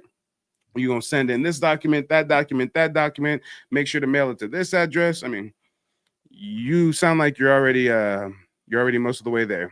The finish line is in sight for you, Elwood, if tribal citizenship is something that you're interested in. It's not for everybody. But guys, I said that we would do an encore if we had 2 people join as a member of the website, inner circle level, $14. We already had Elwood. Shout out to Elwood. He became a member like 10 minutes ago. Let me see if we have a second. Let me see if we have a second. Check my notifications real quick. All right, all right. You know what? I think we may have a second. Is there an AB? Is there an AB in the chat? I'm not sure if you're on TikTok or if you're on YouTube. Is there an AB? I think that we may have a yep, AB. Hey, we're going into an encore. Y'all just don't want to let me sleep, y'all. Y'all just don't want to let me rest. Jesus. Yesterday I was up till 4 a.m. with y'all. I pulled like a what I did 7 hours of genealogy consultations, then another like 6 hours of streaming. Yeah, I pulled a 12-hour shift yesterday, and y'all want me to do it again? What more do you want from me? Come on. But yeah, Cloud, closing remarks. What's on your mind? I'm over here eating dinner pretty late. Hopefully it's something good. Should I know I made me some shakshuka earlier today? A lot of y'all don't know about that shakshuka. Don't know what that is. What is that? Hey, I went behind enemy lines in the belly of the beast. Shoot, I used to have a Jewish girl I was dating. She put me onto the shakshuka. Shakshuka is a Jewish dish. It's also, very well known in the Middle East. So even if you're not Jewish, Muslims and stuff typically eat shakshuka. But basically what it is, you dice bell peppers, onions, and some garlic. You saute that up in a pan. Then you pour in some crushed tomatoes. You get the sauce nice and thickened up. And then you press like some little holes into the sauce. Crack some eggs into the holes. Let those eggs poach. Maybe make them runny. Maybe cook them a little bit more, depending on how you like it. And then you eat it with some warm bread. Dip the bread in it. That's shakshuka. Shout out to Bay-K. Bay-K knows about the shakshuka. She says, yes, I do. It's a bomb. Yeah, it's not too bad at all. Try it out one day. And plus, it's super simple, Chop up some veggies, pour some tomato sauce, crack a couple eggs. Now you got a hearty, protein-rich meal. Jewish dish, huh? Hey, I told you, I went behind enemy lines. I was with the Jews. I was all up in the house. I was working for the Jewish family business. I went behind enemy lines for real. For real. I learned some things. Oh boy, did I learn some things. Yeah, I got my little Jewish community down the street, and I'm out here in LA, so Pico district. Oh yeah. I'm telling you, I have been initiated. I see the writing between the lines that others do not see. Well, for example, I went to Puerto Rico in March. I went to Puerto Rico, and because I got that eye now, I said, wait a minute, there's a huge Jewish population in Puerto Rico. There's a huge Jewish presence in Puerto Rico. And I look into the history. I go to the castles. I tap in with the historians. We learn the truth of the matter. As pseudo as this sounds, Christopher Columbus was a Sephardic crypto-Jew double agent for the Portuguese that was not only sent to deter Spain from messing around with what Portugal was doing in Africa and India, but also to find a new homeland for the Jews who were getting expelled from Spain due to the Alhambra Edict. But if you say that publicly in America, that's some pseudo shit. But if you go over to Europe and say it, they say, oh yeah, we know. Oh yeah, we run documentaries on our cable TV shows all the time talking about how Columbus was a crypto Jew and working for the Portuguese crown in secret. And yeah. But in America, conspiracy. Trip. Yep. If there's anybody who's interested in getting some more information on what I was just talking about as far as Columbus being a crypto Jew, double agent for the Portuguese crown, this is a video that you can watch. This is a great documentary filmed in Europe. What would be the keywords? I'm just going to type in Columbus Yeah, here we go. The Real Truth About Christopher Columbus, Secrets and Mysteries. This is over an hour-long documentary on Chronicle Medieval History Documentaries YouTube channel.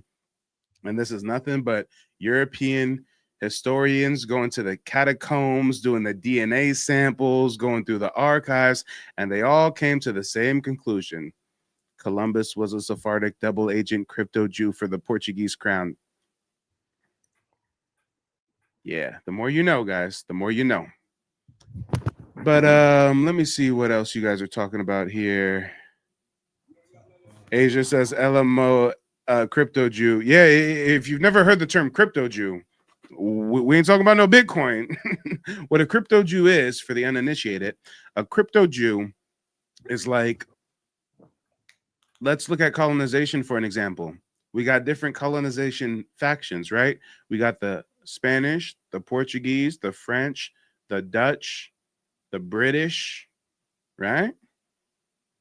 Well, you think these are different European entities, but the members of these colonizing factions, some of them, the ones in leadership positions, more often than not, are secretly Jewish, hence the term crypto Jew. They may speak French and have a French sounding name, but secretly they're Jewish and they practice their Jewish faith in secret. They may speak Spanish or Portuguese and wave the Spanish banner with all the other conquistadors, but in secret and private, they keep to their Jewish ways, and they had a secret cabal network of sorts, which is why, if you know what I know about history, you know that the Spanish main intent of colonizing the New World was to extract the gold and send it to Spain. And if you knew what I know, you would know that there is trillions and trillions and trillions of dollars in gold that never made it to Spain. Where did it go? Them crypto Jews. I'm a secret Jewish Spanish conquistador. We take over the Inca. We get all this gold. We're about to send a vessel with gold chests back to Spain. I tell my French Jewish buddies in secret about it. I send a letter with the codes and shit up in it. Now the French know about the vessel. Now the French pirates hijacked the vessel. Now, I mean, guys, look into it. Don't take my word for it. Look it up. There was trillions and trillions and trillions of dollars in gold extracted from the Americas, and they say less than 5% of it reached King Ferdinand and Queen Isabella in Spain. Less than 5% made it to the Spanish crown. Where did the rest of the gold go? Maybe it went to that secret community that's known for their economic usury and financial prowess. And hey, let's talk about it. Let's talk about it. Asia says they're all one big says they're all one big white T-boy. That's wild. Oh yeah. Night Owl says the game was going on before we even knew the motives of these people. Facts, and then some. You know, we got somebody calling in. Give me just a moment here. Give me just a moment. CSG, let the people know where you're calling in from and what's on your mind. I'm calling in from Texas, and I just want to say, yeah, you definitely right. And Mexico is about to be Palestine in a few. What makes you say that? Who their president is and what she is. Oh, is she a Jewish woman? Yes, sir. Oh, I didn't even know. And they running from their homeland, and the same thing happened to the Palestinians gonna happen to them. I feel it. You know, I was gonna say that the last time I got on, but yeah. The Mexicans, they don't know what's going on. They I don't know what happened to their country, but they have let a Jewish woman become president. So wait, which country is this again? Mexico. Let me look this up. Yes, Claudia Scheinbaum. Damn, the last name gives it away for me. I know. Okay, Scheinbaum. Hold on. I know as soon as I see the shine. Okay. Hey, her last name might as well be Goldstein or Feinberg or something. Okay. Claudia Scheinbaum, the newly elected president of Mexico, is of Jewish heritage. She's also the first woman to be elected president of Mexico. Her family history includes Jewish ancestors who immigrated from Europe, with her paternal grandfather being Jewish and communist, and her maternal grandparents escaping Nazi persecution. She identifies as Jewish and has spoken about her background, including her parents' different views and faiths. So her ancestors escaped Germany to South America? Hmm. Yeah. Oh, Yep. she hey, she's not just Jewish, she's an Ashkenazi Jew. Oh shit. Oh, she one of European. them. Okay. Yep. Okay. And this is what I'm talking about with the crypto Jew. Imagine if she just changed her last name. Imagine if she just changed her last name to Sanchez or Lopez. We'd have no idea she's Jewish. She can just change her last name to Lopez. She got the complexion that's already ambiguous. She probably speaks Spanish. She's born and raised in South America. Now y'all see what the crypto Jew is that we talking about. This isn't a crypto Jew. She's an open and public with it, right? But all she has to do is change her last name, not talk about her family origin. Guys, Mark Cuban from Shark Tank is a Jewish man, but you would never know it. Why? Because his grandparents changed their last names so they can be crypto Jews and fit into American society easier. Yep. Yep. Mark Cuban's original family last name was Shabensky. If that motherfucker was on Shark Tank as Mark Shabesky, we would know exactly who his people is, exactly where he come from. But his folks changed their last name from Shabesky to Cuban to fit in. Guys, that's why if you check out my website, nativeblackancestry.com, shout out to the two people who just became members. When you guys look at the book list, one of the books that I just updated on there is Judah P. Benjamin, The Jewish Confederate. Some of y'all don't realize a lot of these racist motherfuckers lynching and shit in the South, these Confederates were crypto Jews. Y'all don't know how many crypto Jews were in Louisiana speaking French, pretending to be Creole. Y'all don't really understand come on, let's talk about it, brother. Help me out. Let's talk about it. Yep. All them people they call Cajuns, them Jews, man. A lot of the Creoles that mixed in with the blacks, those Jews, man. If you go down south Louisiana, a lot of blacks are mixed with Jews.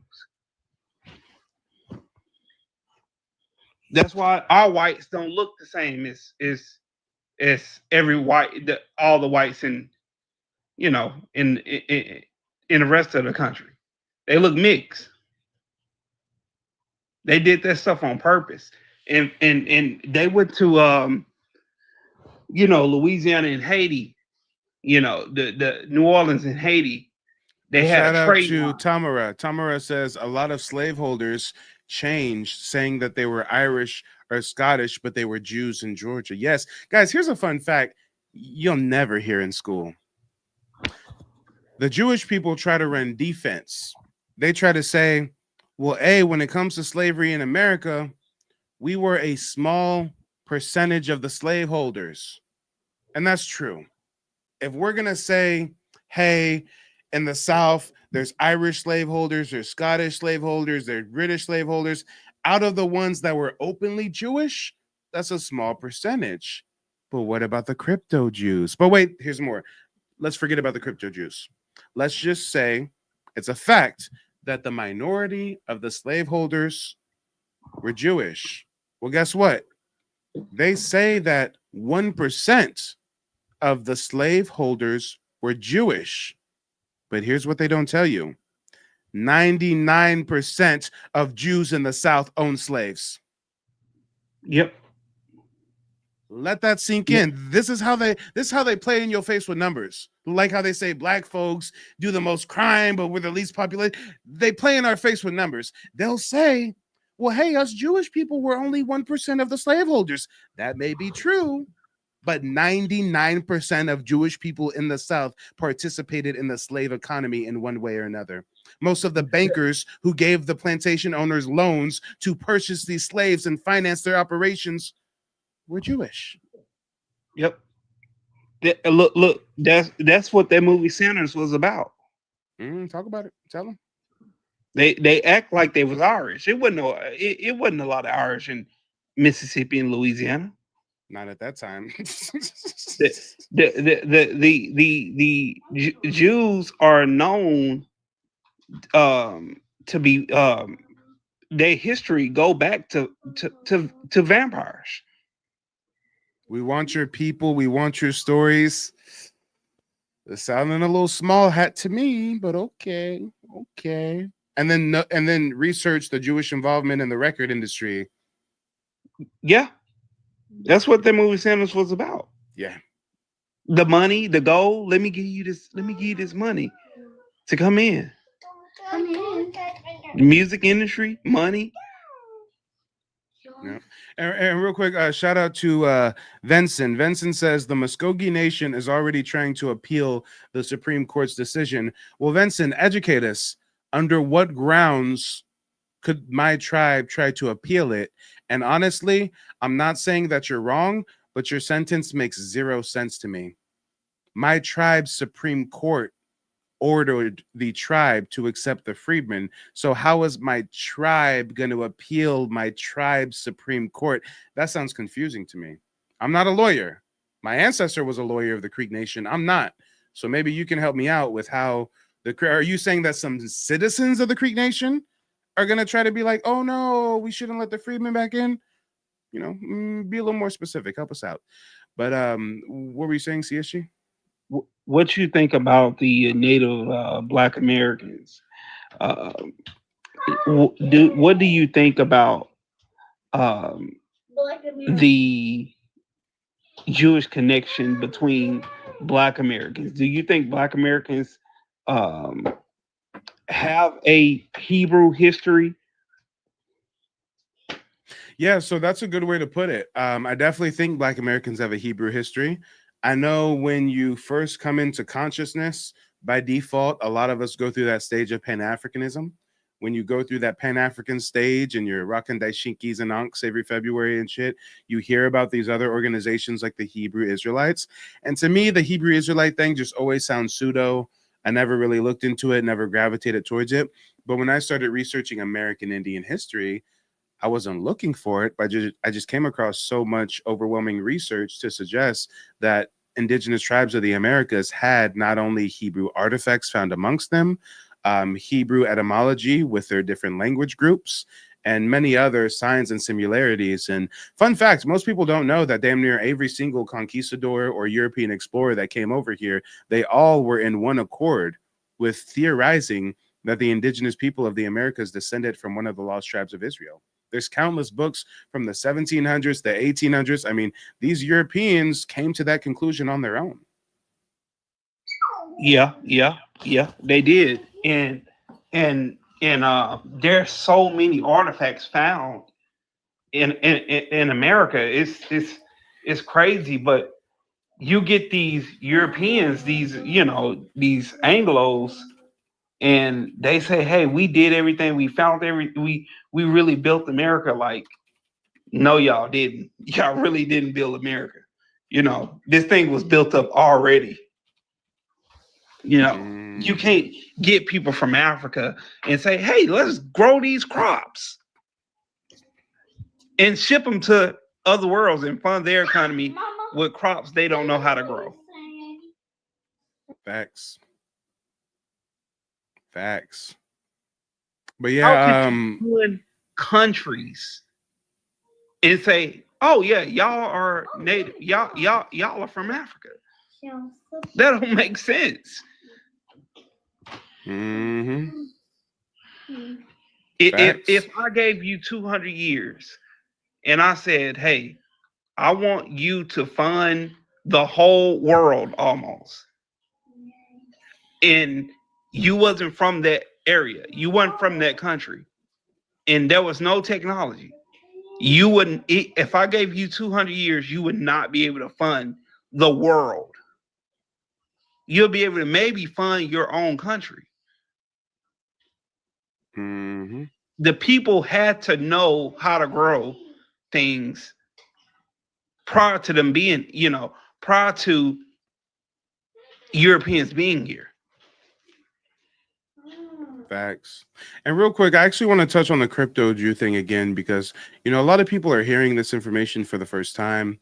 So I really, really want to drive that point home because most people don't understand that when we talk about the colonization of the Americas, I mean, these were the hidden hands in the colonies.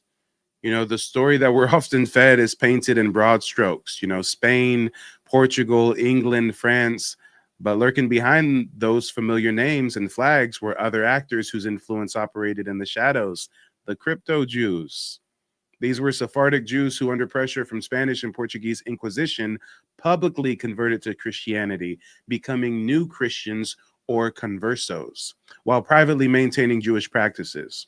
Now, many of them, seeking both escape and opportunity, sailed for the New World under assumed Catholic identities. And you guys got to understand, they didn't just hide in the colonies, they helped shape them. From the merchant class in the Caribbean to financiers of transatlantic voyages, crypto Jews occupied key economic roles. Ports like Recife in Brazil, Williamstad in Curaçao, and Charleston in South Carolina became hubs where they operated as traders, bankers, and intermediaries. They were very instrumental in developing plantation economies that relied on enslaved labor. And here's where our history intersects. In the Southeast, many Native Black Americans, descendants of indigenous nations, were captured, trafficked, and sold into slavery. Crypto-Jewish merchants were among those who facilitated this trade, often lumping those indigenous captives under the same racial label as African captives. Negro. And this wasn't just sloppy record keeping. It was a deliberate act of reclassification, a paper genocide that stripped Native people of their legal rights and their identity. Even the very language of the slave markets was modeled by these hidden influences. There were terms used like pieces of India or negros de terra, which blurred the lines between African and American-born captives, erasing indigenous lineage from the record. And in port cities, crypto-Jewish traders worked with colonial officials to ensure that these reclassified indigenous people could be bought, sold, and inherited just like African captives, conveniently erasing treaty protections and land claims. And why would they do this? Simple: profit and protection. By aligning with colonial powers, crypto Jews secured economic footholds in the New World. By erasing the distinction between Native and African, they could legally enslave people who otherwise would have been shielded by law. A lot of you guys don't know that there was actually laws on the books where you could not enslave Indians anymore. Those laws came on the book as early as the 1700s. So what happened when someone got caught with some Indian slaves? Oh no, these aren't Indians. These are Africans, I promise. Scout's honor, right? We shipped them over from Africa. Exactly. Well, we didn't get them from down the way over in Georgia. I promise we got them all the way from Africa.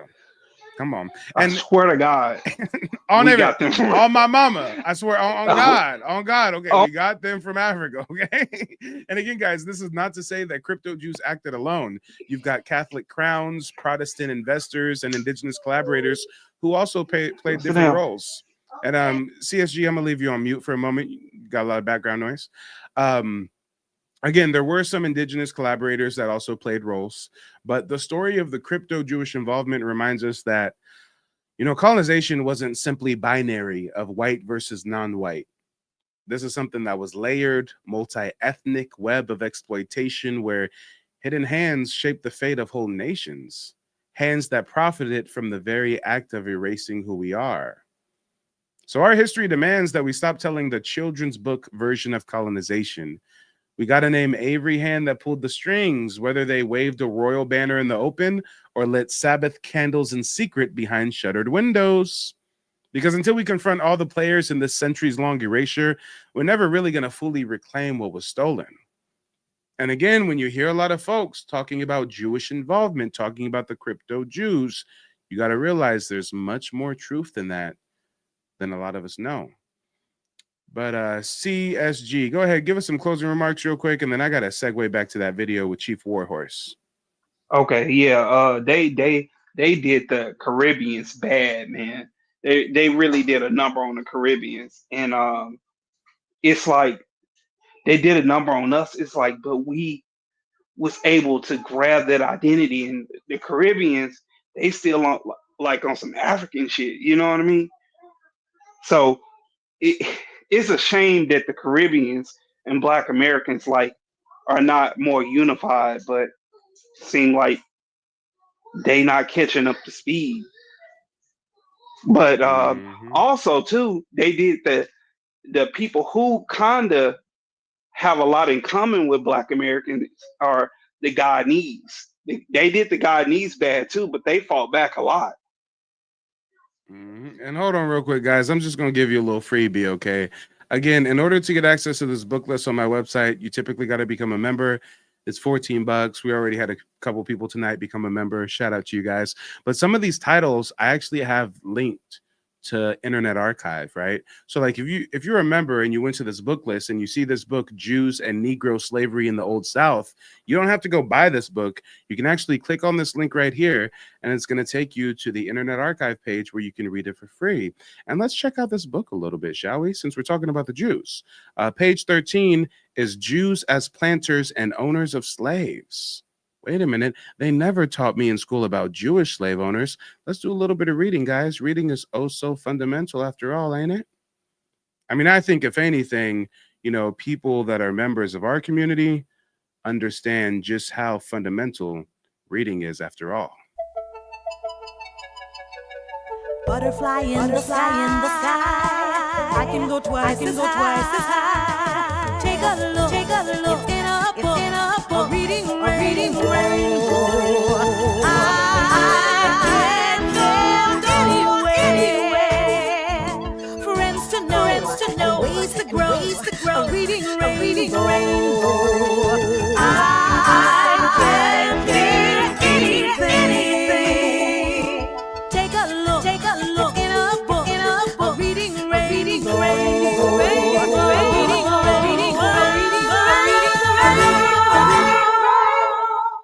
Yeah, I'm sorry, guys. You know how to cue the Reading Rainbow theme music real quick.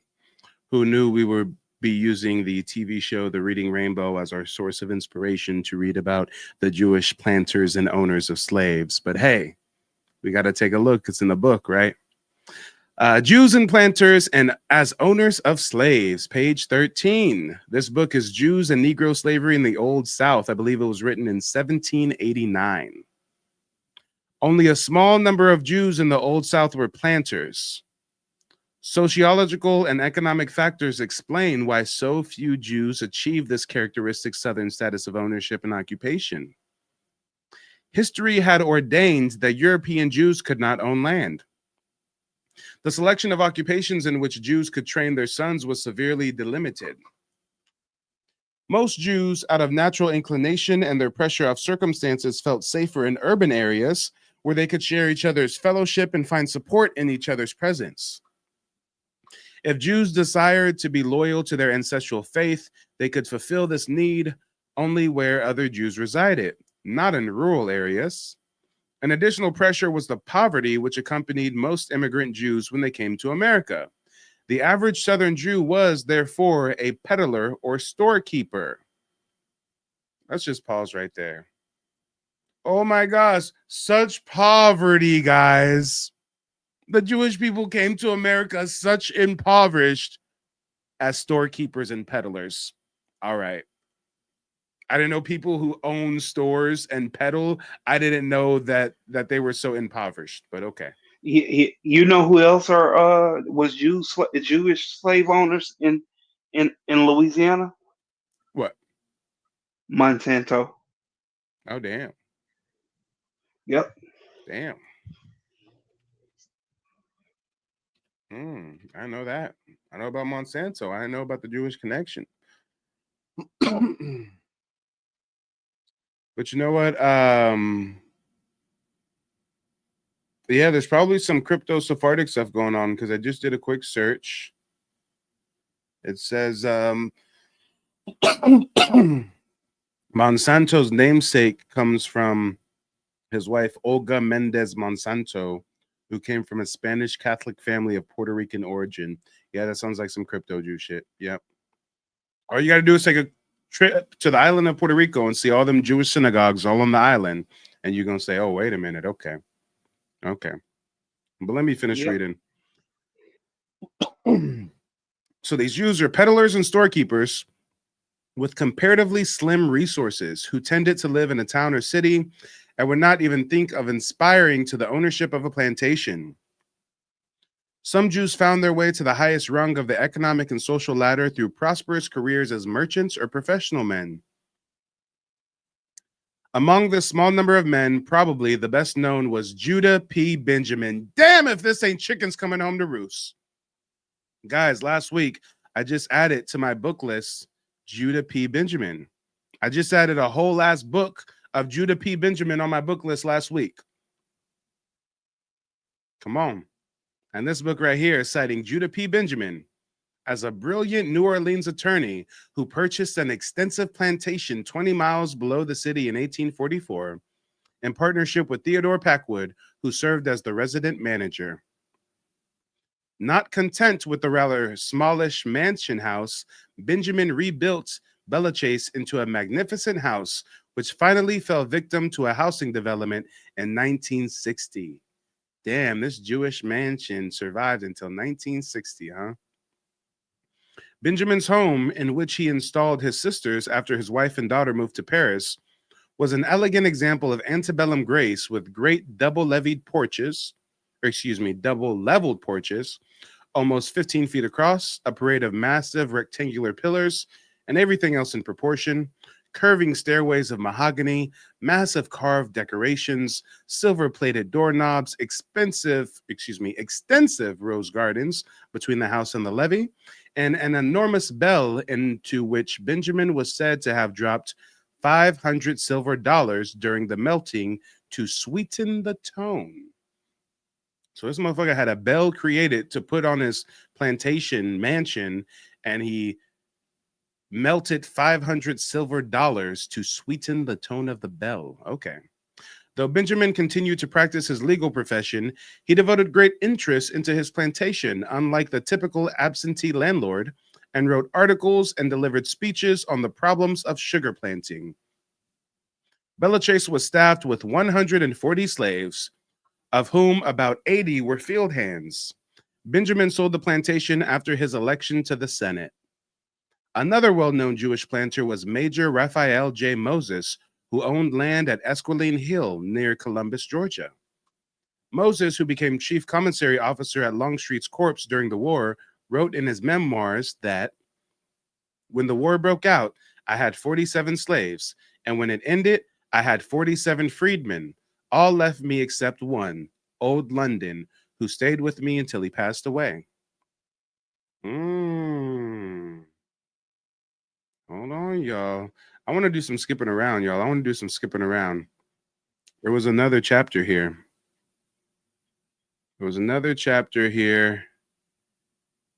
The treatment of slaves by Jews. That should be an interesting one. Let's see if we can get over to page 27. The treatment of slaves by Jews. How did these Jewish slave owners treat their Negroes? What did they feel towards them as human beings? Were they inclined to be lenient masters, motivated by tender sympathy? Or were they, like other Southerners, sometimes kindly, sometimes harsh, but always masters? It is obviously hard to secure answers to these questions, but some indication of the feelings of Jews towards their slaves may be derived from a detailed study of the wills to which we have alluded. Apologists for the slave system have often contended that the cruel master was an exception, and that most slave owners were considerate, kindly, and thoughtful. Much depends on the definition of a word like consideration. However, kindly a man might be as a master, what of the future of his slaves after he passes? In 19 of these 33 wills, more than half, slaves were merely bequeathed to relatives or friends without specific instructions. And 5, the executors were instructed to sell them. In the majority of these wills, then, slaves were treated like other property, to be retained if convenient and expedient, to be sold if that seemed the judicious course. The word kindness surely cannot encompass any relationship where a faithful servant could be torn away from familiar moorings and sold to a stranger who might or might not be a good master. It was probably typical that the executor of the estate of Emmanuel Stern, who passed in New Orleans in 1828, sold off his 12-year-old slave Mathilda at auction for $400. This was a profitable transaction, for in the inventory, Mathilda was valued at $250. On the other hand, although the kindly feelings of some slave owners cannot possibly be regarded as justification for the slave system, it is important to realize that some masters went far beyond a commercial attitude in their relationship with their slaves. The proof of this to be found in numerous cases of loyalty, even after the emancipation, which was produced by the Civil War. One example of this reciprocated regard is to be found in Old London's decision to stay with his former master, Major Moses. Stop. Okay. A European wrote this book. A European wrote this book. They trying to give the Jews a copped out, talking about, okay, well, they did mostly just sell the slaves when they passed, which shows that they didn't really care about them because the slaves could have been sold to anybody, a evil master, a good master, right? But Damn, now what, they're going, hold on. It did. Try not to interrupt me, brother. This is my show after all. I'm reading. Hold up. Time out. Then they're going to try to run defense for the Jews by saying, well, the fact that some slaves wanted to stay on the plantation after emancipation, that shows that the master must have not been that bad. Guys, let's scroll back a minute. They're citing London as an example. London stayed with his former master, Moses, right? But correct me if I'm wrong. Didn't it say somewhere here? Didn't it say something earlier about London? 19 out of 33 wills. Justification. Oh, you know what? It must have been the last page that we were reading. I swear it said that London was like 1 out of like 15 or 20 slaves. And all the slaves chose to leave except for London. Hold on. I'm pretty sure it said something of that. I'm just going to type in the keyword London. Here we go. Here was the quote. Here was the quote from the slave master. When the war broke out, I had 47 slaves. And when it ended, I had 47 freedmen. All left me except one, London. So the author is now trying to big up the slave master because London wanted to stay, but they're not citing how London is 1 out of 48 slaves. And 47 of those 48 slaves got the hell up out of there. And only 1 out of the 48, which is London, chose to stay. But they going to use that 1 to be like, oh, see, the Jewish slave masters wasn't that bad because, see, London stayed on the plantation after emancipation. I mean, guys, come on. But CSG, unmute yourself. Provide us with some commentary, brother. What do you think about this? Is this your first time reading this book? London was the one he was having sex with. Oh. So you think London wanted to stay? You know what I mean? So also, it's crazy how their cousins, take up for them when it's convenient. But then they go back and forth. They beef with each other. The Romans and the Jews, they always beefing with each other. But when it's time to take up for each other, they go to bed. They go to bed. That's all I have to say. Facts. And guys, give me some feedback. I've got quite a few books, quite a few titles that I'd love to share with you guys over time. I mean, yeah, you become a member of the website. You can see the book list and whatnot. But I'm curious, would any of you guys be interested if I did any videos or any live streams where it's just me reading through some of these old books, providing a more modern take on it, getting through a lot of the frills? Let me know, y'all. Let me know. But real quick, CSG, if you can provide us with some closing remarks, I'm going to close out the panel here in a minute, and then we're going to get back to that video with Chief Warhorse.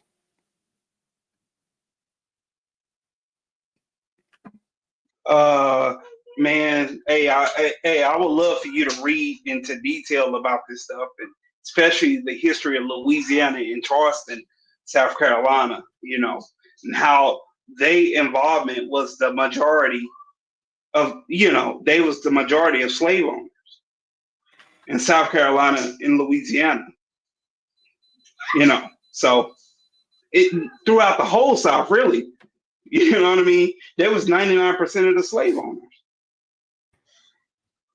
like you were saying. So Well, and hey, even if they weren't a slave owner, they were the ones financing the plantations. That's even worse than being a slave owner, if you ask me. What's worse, me being a slave owner and owning 100 slaves, or me financing 10 plantations, and each plantation has hundreds of slaves, thousands of slaves throughout the years?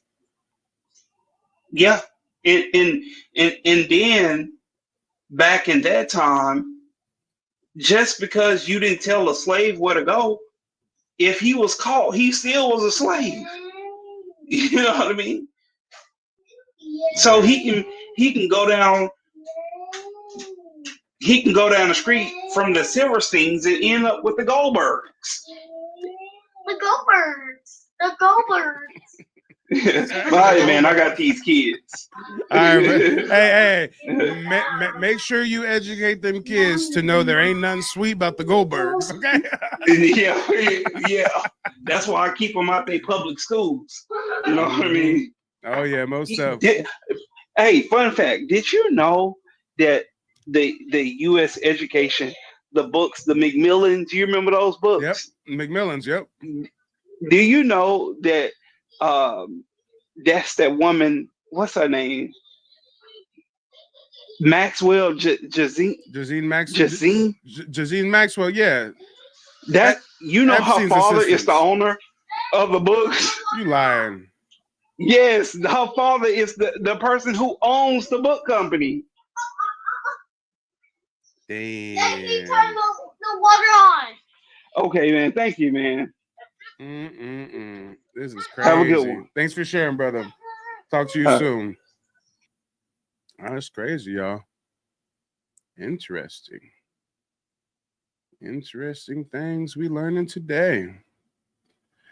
But yeah, guys, let's go ahead and segue back to this video of Chief Warhorse. She's really going to break down how different fake tribes were created. Again, the topic of tonight is how Native Black Americans are being preyed on, victimized by these fake tribes, these fake organizations. So let's get back to the receipts, shall we? What we really need to say is the Battle of West Florida. Because you're talking about them parishes on here. Oh, hell nah. What y'all just put up on my face, okay? I'm getting new TikTok gifts I never got before. I don't know what that was on my face, but I ain't comfortable with that, okay? You did not get my consent. Y'all better not start making my face look all crazy and shit, okay? No cowboy glasses, no rosy blush cheeks, all right? Just send this Indian boy some corn. I'm hungry. I need some corn. That's it. Thank you guys for the gifts.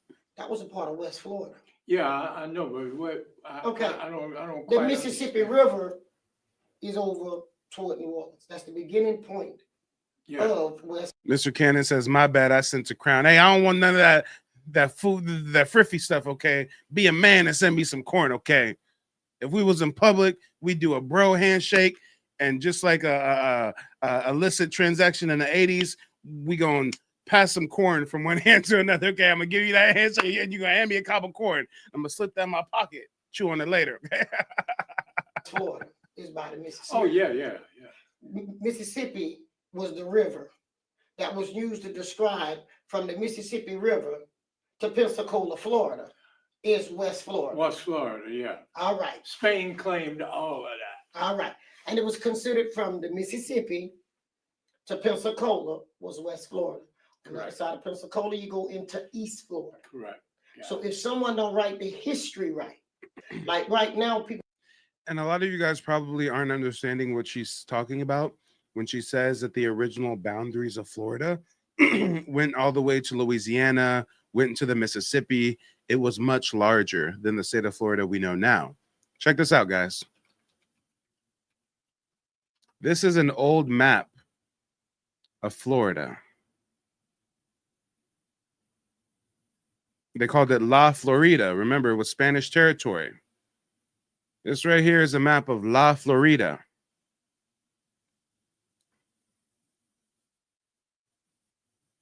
This is what Florida used to look like back in the day, ladies and gentlemen, boys and girls. La Florida. All of this was Florida. This is damn near going into Texas, ain't it? I know this is the Mississippi River. This is probably New Orleans. Going all the way into the Carolinas, all of Alabama, all of Georgia. This was all called La Florida.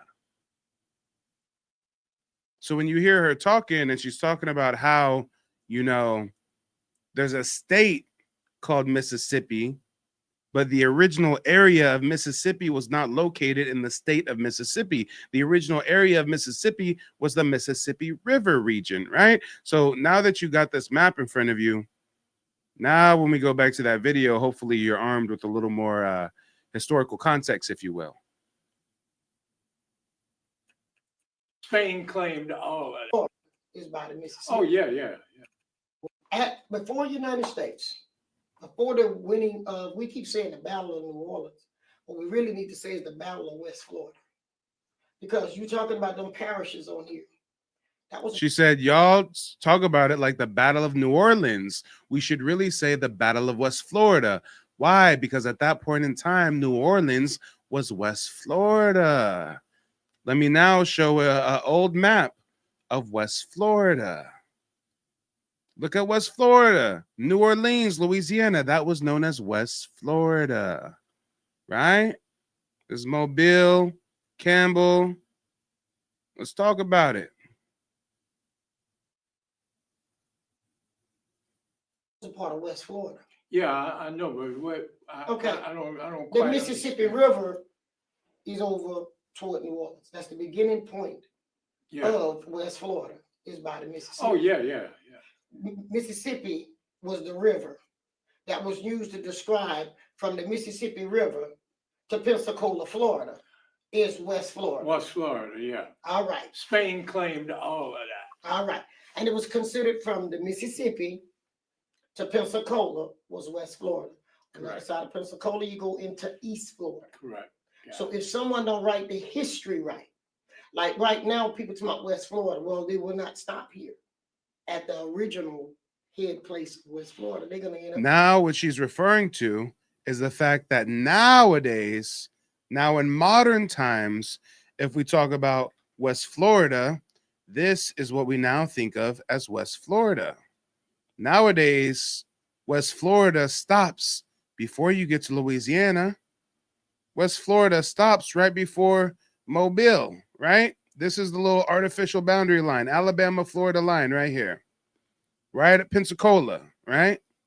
This is West Florida.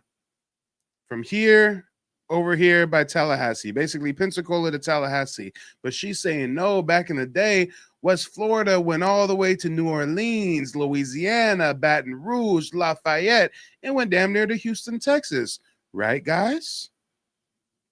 If this is all La Florida, it's going down to Texas. This is New Orleans. It keeps going. So now you're picking up what she's putting down when she says, if y'all think about West Florida in modern times, y'all got to realize West Florida back then went all the way to Louisiana. So why do we call 1812 the Battle of New Orleans? Why do we call that the Battle of New Orleans or the Battle of Louisiana when that was technically West Florida? And I think I got my dates right? 1812 was the Battle of New Orleans. You know, I'm not always right, but I try to be. Oh no, it was the War of 1812, but the Battle of New Orleans was 1815. So see, I stand corrected. Steel sharpens steel. Let's go. They're going way to Pensacola, which was the tail end of West Florida. You see what I'm saying? And shout out to Javante. Javante says, this is definitely news to me. Now you see why I do what I do. Thank you for tuning in, brother. So if people don't clarify the timeline and the genealogy of the people, you just lost all of us on this side of Pensacola as not being a part of West Florida. Are you with me now? History can get lost just like that. That's a major piece of my history missing. We didn't become a part of United States, Louisiana, until 1808 by decree. James Madison, C.C. Claiborne, President of the United States and the appointed governor of the state of Louisiana. Prior to that, if we look at it, I'm in West Florida. The revolution in West Florida was only one of 3 successful ones: Texas, California, and West Florida. That's correct. And then, so we took it over after I think they only lasted like 72 days, the Republic of That was West the rebellion, Florida. yes. Yeah. The One Star. Huh? The One Star. Yeah. We held it for a little bit, but nobody know why that battle came about. And that battle has a significant part in history. Well, are you familiar with Kid Ory? Yeah. Yeah. His house down in St. James Parish, that's where that battle started. They, if you get a chance, you ought to go down there. And then a lot of people don't understand Baton Rouge was not the capital at that time. No, it was See, New they done moved that. Richmond. They done played this doggone cup game again. They done moved the capital. So when you think in capital, you're gonna think Baton Rouge, but Baton Rouge was not the capital. All right. So the coup d'etat that was pulled on us was these 3 cups with different stuff under it and keep moving. And if you blink, move your head, you don't know where you're at. Y'all with me, audience? So now let's pause right there. She's talking about like moving cups, right? You blink, you don't know where you're at. Because imagine this. Imagine your ancestors have lived in the place that we now know as New Orleans, Louisiana. Well, before the 1800s, that was West Florida. It's not until the early 1800s that even becomes Louisiana. One people living in one area, that area changes colonial powers several times. New Orleans, Louisiana area at one time was operated by the French. Then they gave it to the Spanish. Then the Spanish gave it back to the French. Then the French gave it back to the Spanish. Then the Spanish gave it back to the French. Then the French sold it to America in the Louisiana Purchase. So when she says it's like people playing with cups and, moving around the stuff, is because you can be one people, one indigenous tribal nation in one area, but the label keeps changing. At one point in time, you're in Louisiana. Another point in time, this is West Florida. At one point in time, this is French territory. Another point in time, this is Spanish. Another point in time, this American. I'll go back to this point. And shout out to Nola. Nola says, so I'm really a Floridian. Hey, we'll talk about it. If you really want to talk about it, I mean, those in New Orleans probably don't identify as a Floridian, but yeah, originally that was all Florida. Do you think the indigenous tribes had these artificial boundaries and said, okay, so this is Louisiana, so we're not going to cross over? No. One tribe will be found all across the Southeast. My tribe, the Muskogee Creek Nation, we were found in the Carolinas, Florida, Georgia, Alabama, all over. Right where you were at. We get lost somewhere in that cup shuffle of the capitals and stuff. By when people looking at it today, thinking the capital always were in Baton Rouge. That's the first thing. And then our history books that kids are learning in school. I'm somewhat against them teaching history in school. My grandfather was really against it because it's his story and not the real story. Oh, don't get me started. And don't worry, y'all. I'm working on something behind the scenes to make sure that we're telling our story, not his story, to our children. Not all of us have the ability to homeschool our children. So Mike is working on an option real soon where through nativeblack.ancestry.com, you can augment, you can supplement your child's education that they're getting K through 12, at least when it comes to the history, okay? We can send them to the white man school to learn some math, to learn some literature, some reading and some writing. But when it comes to history, yeah, they need to have a learning module they can come home and hit play on. That's going to give them the real deal. They got to have some books, some literature that mama or daddy can sit them down and say, hey, look, go through this module real quick. take the pop quiz at the end, and we're going to talk about it when you're done. There has to be a way that we can give our youth the true history. The average parent don't have the time. The average parent is trying to put food on the table. They set up the system by design. Your parents aren't rearing you like they usually were back in the day, because now they got to go slave away. Didn't even mean for that to rhyme like that, but guys, it's true. It's true. At one point in time, let's take it post indigenous times. Let's take it more into more recent times of assimilation. Even still, our ancestors would have had land. The family lives on the land. They cultivate crops. They maybe have services. They provide the local community, and they want for nothing. And their children are educated by their parents. But ever since we had this industrial revolution, now we got this K through 12 public education school system that's meant to separate the children from their parents. So instead of being raised by your family, you're being raised by the system. Let's talk about it. And it's not until you come home from school and say, hey, I just learned today that we're African, that your parents realize what they're teaching you and say, oh, no, wait a minute. No, grandma was a full-blood Cherokee. Grandma was a Choctaw. Grandma was a Chickasaw. No. So don't worry. Within the next few months, I'm going to have that online course officially launched. And it's going to be something that's universal. It's going to be something that you can sit down and give to an adult or give to someone who's 6 years old, and they're going to be able to understand it either way. So, yeah, stay tuned for that.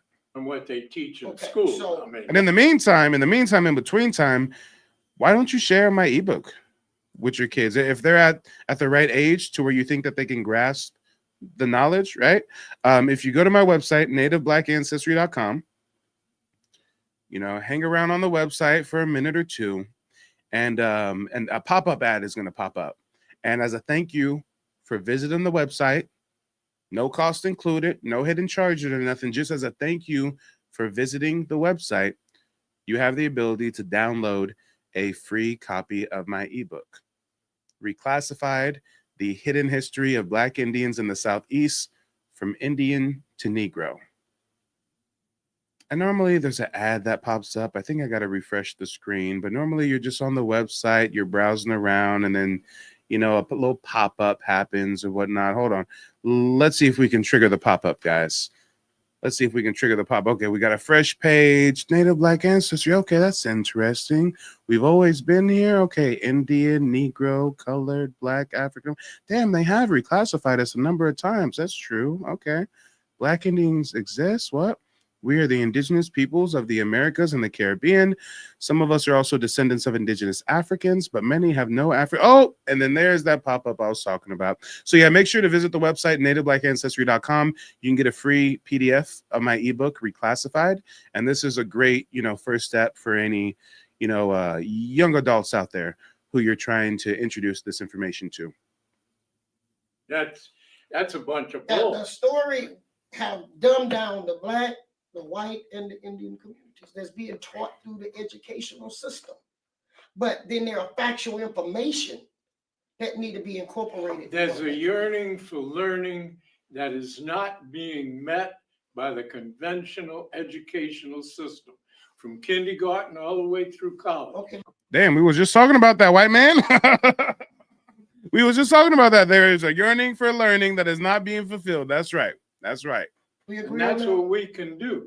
We can bring what we know to the public in these where the public goes. I have been doing it for 40-some years as an adult, but this is where the trends start getting. And y'all, if y'all think that old boy is an ally, just wait and stay tuned.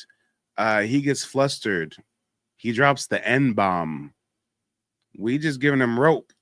And we're going to see in a bit what he does with this rope that the chief is giving him. It's getting confusing with too many stories, and none of them is going to our side. Y'all with me, audience? This is what has to be done. If it's my family story, I think we need to be the heart of the story. Because Coco says, what? LOL. No, I'm serious. He's going to get triggered, and he's going to start dropping N-bombs and stuff. Yeah. Don't think it's all sweet with Saint Nick. Mall Santa is gonna crash out. Watch. Because Oklahoma wouldn't be saying somewhere in Louisiana, and this might be our ancestors, if the story would have went out correctly and said this picture comes from Beaufort. Bushnell says this is where that picture comes from. Nothing ever goes correctly. You But know if that. we I mean, maintain look and at bring our today, history yeah. home, Sure. we have a very wealthy history. But the history is doing what the pine trees did. The carpetbaggers are getting it. Y'all getting what I'm saying? Now some people say, well, okay, whoever is the modern day carpetbagger right now story is getting the wealth of it. They may not be seeing where they're getting the wealth, but they are. And that wealth then is stolen by somebody else. I'm waiting to see Pierre José go out. Well, I guarantee you he will not be my grandpa in a few more months. This picture was just unveiled. But I guarantee you he's going to be somebody in Oklahoma's ancestor. Everybody doing now. Now, what she's referring to is the fact that a lot of these 5 civilized tribes in Oklahoma, they actually steal indigenous history from true indigenous tribes of the Southeast that remained in the Southeast, and they bring some of that culture and heritage to Oklahoma and start doing some cosplaying type shit. And Chief can explain this much better than I can, so I'm just going to hush up. And actually, guys, we've come to the point in the evening where TikTok can no longer see my pretty face. TikTok, I've got to block my camera because we have reached the point in the evening where I'm going to start French kissing my girl Mary Jane. TikTok does not allow me to participate in that kind of public display of affection. YouTube does allow me to. So if anybody wants to see my pretty face on TikTok, just go to YouTube, Mike TV. We are live right now on YouTube. My camera is still up on YouTube, but on TikTok, I got to turn off the camera because we about to start saying hey to Mary Jane. Genealogy. This is what I want us to do. Let's be real. The Creole community has a history. It should be done as of that. That is their story for their children. If you take an altar or anything to it, you're stealing from that family. Good, bad, or ugly, that's your history. I've studied because my grandfather told me tons of stuff. Mama Tatine and all these people did not declare themselves Black or African American. I can bring their grandkids in here today. Well, Chief, this is not history, that's heritage. Yes, it is. That's what I'm saying. What they teach is not well. Can correct, y'all support us with our heritage is what this meeting is about. Because we actually have the heritage. Exactly. Here. We need to teach that heritage. And again, guys, to give you some more context, the broadcast tonight is about fraudulent tribes, people creating fake tribes, fake organizations to lead others astray. This man right here is a part of that problem. This man right here has been a part of several new tribes that have just formed in recent years in the Southeast, Louisiana in particular. This white tea man is going around with other white tea people and creating American Indian tribes out of thin air. Or else it'll be lost. One time you and I sat in the room together, and it was years ago before Katrina, way before Katrina, I think like 2003 or 2002. I need to ask TJ because I think he said he have a copy of it. The older people, a lot of them were still living. Actually, Mama Tatine's daughter was still living, and she was at the meeting. And we all was at this meeting. The parish some kind of way came up with they wanted to record something on the history of our family. And I remember you came. Let's talk about it. Let's talk about it. Oh shit, I'm getting hype. I gotta turn my camera back on for TikTok. Body language speaks volumes. Y'all don't understand what's going on. I gotta break it down for you. Chief Warhorse, the black woman right there, the Choctaw Indian right there, she's saying, hey, I met with you, white tea man. I met with you before Katrina. And I let you in on some of my family history, some of my family heritage. And she's going to talk about how these pretendians ran with her family history, culture, and heritage and used it to create their fake tribes years later. Watch this, y'all. Watch this. And she was at the meeting, and we all was at this meeting. The parish some kind of way came up with they wanted to record something on the history of our family. And hold on, y'all. Let me turn up this volume. Make sure this volume is nice and loud for everybody. Hold on. Let's boost this volume 150%. And I remember you came and Peter Kuze came. Now, I grew up here, and Peter Kuze See how he's getting flustered, y'all? She's bringing up that meeting. She's bringing up what happened, and now he got to take off his jacket. He looking around. He getting real flustered. Because we actually have the heritage. Exactly. Here. We need to teach that heritage, or else it'll I be think lost. one time you and I sat in the room together, and it was years ago before Katrina, way before Katrina, I think like 2003 or 2002. I need to ask TJ because I think he said he have a copy of it. The older people, a lot of them were still living. Actually, Mama Tatine's daughter was still living, and she was at the meeting. And we all was at this meeting. The parish some kind of way came up with they wanted to record something on the history of our family. And I remember you came and Peter Kuze came. Now, I grew up here. Yeah, Mr. Cannon, he started sweating. She said, hey, I remember back in the day when y'all came to record the history of my family. You remember that? He said, oh, shit, it's getting hot in here. Let me take off this coat. Peter Kuze was a Creole. All my life. My husband went to school at Chataima. Peter Kuze was a Creole. Anybody out there from Lacombe know what I'm saying? Peter Kuze was a Creole. Peter would not align himself with dark-skinned people. I don't care if you were Indian or whatever. Y'all know what he called us. But Katrina hit, and I come back. We did the recording. My family was there. And I come back, and Peter went from doing Creole stuff on PBS to being a chief. And I still don't know how that happened because he was. Damn, listen to what she's saying. She's saying, before Katrina, we do this meeting. Y'all record my family's history. There's this dude named Peter. He's anti-black. He always identifies as Creole. He's an uppity motherfucker. But after Katrina, now he's on PBS. Now he's on cable news talking about he's a chief of a tribe. He went from Creole to chief. Elected by the Bayou Lacombe Choctaw. There is no such as a Bayou Lacombe Choctaw. Well, they formed a group. Okay, now they formed an organization. This is what we talking about. She says, how does he go from being a Creole to being a chief of a tribe? He says, well, they formed the Bayou Lacombe Choctaw. And she says, there's no such thing as that. That's fake. And the white dude says, well, they formed a group. See, guys, white tea people forming groups and electing themselves chiefs. But you don't see no folks on the reservation speaking out against them. Why? Because these white tea people are part of their family more often than not. Let's talk about it. Why don't you see folks on the res speaking out against this? Why don't you see anybody else speaking out against this? Yo, you white tea people are just creating tribes out of thin air, calling yourself chief. Why is nobody but Mike speaking against this? Well, shout out to Chief. She's, holding him to task in person. But damn, white tea people just making a whole ass tribe out of thin air, huh, guys? Just like that Z Amaru shit that we were reviewing earlier, right? Now you're seeing how it comes full circle. Yes. To being a chief, and I still don't know how that happened because he was elected by the Bayou Lacombe Choctaw. There is no such as a Bayou Lacombe Choctaw. Well, they formed a group. Okay, now they formed an organization. Words matter.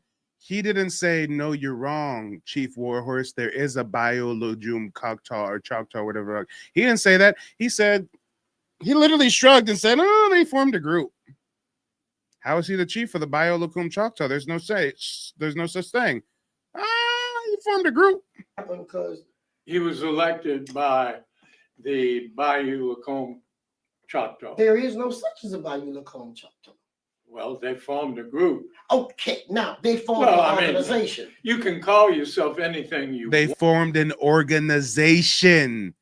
Isn't this what I'm trying to tell you guys tonight? The difference between an organization and a tribe? Because a lot of you guys that get tricked, scammed out of $800 to $2,000 forming some organization that's cosplaying as a tribe.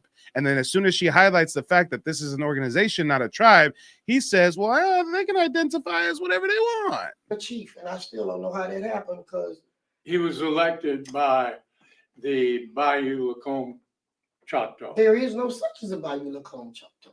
Well, they formed a group. Okay, now they formed Well, an I mean, organization. you can call yourself anything you want. What I'm saying, but that's You an know, organization. Yeah. And that happened after Katrina. I was shocked when I found out. I don't remember when it was. So let's connect the dots. Before Katrina, they have a meeting. They get Chief Warhorse's family history. Years later, post Katrina, now these white folks are coming up with tribal organizations, naming themselves chiefs and shit. Bayou Lacombe Choctaw was organized. No, it didn't succeed, but it still it they caused wouldn't confusion. listen. They're arrogant. But how are you going to organize a tribe called Bayou Lacombe Choctaw when we are here? And I'm over there in Arkansas and Ready Back Safari trying to help people here, and somebody got hijacked my heritage. They tried. Well, I tell you how it What did she just say? She said she's doing work in the community. She's going from Arkansas over here and stuff, helping our people. And meanwhile, people are hijacking her heritage. Damn. About as I understand it, you know, the Gina Band. We went up there. I get my dates mixed up, but we went up there for their first conference where the first powwow ever, and it had been federally recognized. It wasn't a powwow. It was a conference of what they call nations. Okay. Philadelphia people were there. People from Oklahoma, Clifton. You know, it was a good group, and they did a lot, but it didn't continue. But that was when they came down to Lacombe and brought some of their collection of pictures and information and told us that they came from Lacombe. They originated in Lacombe, which I didn't know. You know, I mean, they say they got that. This what I don't understand. Yeah. They say, I remember they Chief Jackson, he wrote a thing that said that the reason they survived, and they got federal recognition, guys. And they hold federal recognition, Gina. They have they state recognition. Guys, what did she just say? White tea people are creating fictitious tribes and they are getting federal recognition. That's why when people come around my live chat sometimes black folks come around my live feed and they be talking down on federally recognized tribes. And me as a member of a federally recognized tribe, I don't feel some type of way about it. I don't say, oh, I'm a member of a federally recognized tribe and they're talking shit about federally recognized tribes. Let me put on the cape and start caping and capping and shit. No. If you look into this whole tribal recognition system, a lot of it is fugazi as fuck. A lot of it is fraudulent as all hell. Just look up the chiefs of these tribes, of the 5 civilized tribes, mine included, and you're going to see they looking like some Mayo men. So am I a part of a federally recognized tribe? Absolutely. Do I agree with all of the policy and the politics? Hell no. My tribe kicked a bunch of black Indians out of our tribe in 1979 because some white chief said so. I'm not down with that. Hence the reason why, even though I'm a member of the tribe, been in Oklahoma since January, I've never visited my tribe's reservation. I never went to a powwow. I ain't really fucking with them like that. But I'm a part of the tribe to honor my ancestry because it's my lineage. I'm part of the tribe to wake Black Americans up to their indigeneity. But yeah, there's a lot of strange things going on. White tea folks in the 2010s can create a tribe out of nowhere and get federal recognition. But I bet you if we lobbied Congress for a congressional hearing on the reclassification of Native Black Americans, if we ever got that hearing, it wouldn't immediately result in us being able to form a new tribe and getting federal recognition. But these white folks, hey, shout out to Bekay. Bekay says the Porch Creeks. I haven't looked too much into the Porch Creeks, but yeah, the Porch Creeks are one of these tribes. Also, you'll hear a lot of tribes be referred to as like bands, like the band of the Choctaw Nation or the band of the Creek Nation. A lot of these, I haven't audited each individual one to come to a conclusion on whether or not they're Fugazi, but these are more recent entities. Definitely more recent entities. And there's a lot of politicking going on. Some of the federally recognized tribes be trying to gangbang on the state recognized tribes. Y'all, check out this clip right here. This is the chief of the Cherokee Nation in Oklahoma talking cash money shit about another Indian tribe that's Cherokee, but this Cherokee tribe only has state recognition and not federal recognition. So this is how he talks about them. I was so surprised. I said, what? Say it ain't so. Let me close with this. There are a couple of items on our agenda that are, I think, of significance to all of Indian country. One of the issues that we are advocating for at the Cherokee Nation is an amendment to the Indian Arts and Crafts Act. The Indian Arts and Crafts Act is an important law. It's a law that says there ought to be truth in advertising. It's a law that... Shout out to Aura Ree. She says, Porch Creek is admittedly mixed with Scottish. See? That's what I'm talking about. A lot of these bands and stuff, I mean, they're looking real Mayo. They're looking real Mayo. And what this Cherokee Nation chief is talking about is there's like an Arts and Crafts Act that says that in order for people to sell arts and crafts and market it as like indigenous or Native American artistry, you have to be like a tribe that's recognized by the government. And the chief is basically whining like a baby back bitch because there's another Cherokee tribe in the Southeast that makes art and sells their art, and this tribe doesn't have federal recognition. They only have state recognition, and I guess that upsets the Cherokee chief somehow. Says that if you market your art and you're a member of a tribe, that you can label it that way. But if you're not a member of a tribe, if you're not a member of a tribe, you shouldn't get to market it that way. If you're a member of some fake tribe, you shouldn't get to market it in the same way. Well, guess what? Guys, guess what? Isn't it ironic as fuck? Isn't it ironic as fuck that these chiefs, these leaders of these tribes look like some Euro Asians, but they up here talking about who's a fake tribe and who's not a fake tribe, and how dare you sell your arts and crafts and pottery with only state recognition and not federal recognition? I mean, y'all ain't looking like what the indigenous phenotype of the Choctaw or the Creek or the Cherokee or the Chickasaw or the Seminole look like. Y'all looking real watered down, but you're gangbanging indigeneity. Damn, the $5 Indians get into leadership position and then gatekeep and gangbang on other pretendians. This is pretendian on pretendian conflict at this point. Indian Arts and Crafts Act actually recognizes state tribes. It puts tribes like the Four Winds Cherokees of Louisiana on par with the Cherokee Nation. The Four Winds Cherokees of Louisiana is phony as a $3 bill, folks. Damn, he trying to scrap with him. He said, meet me outside. How about that?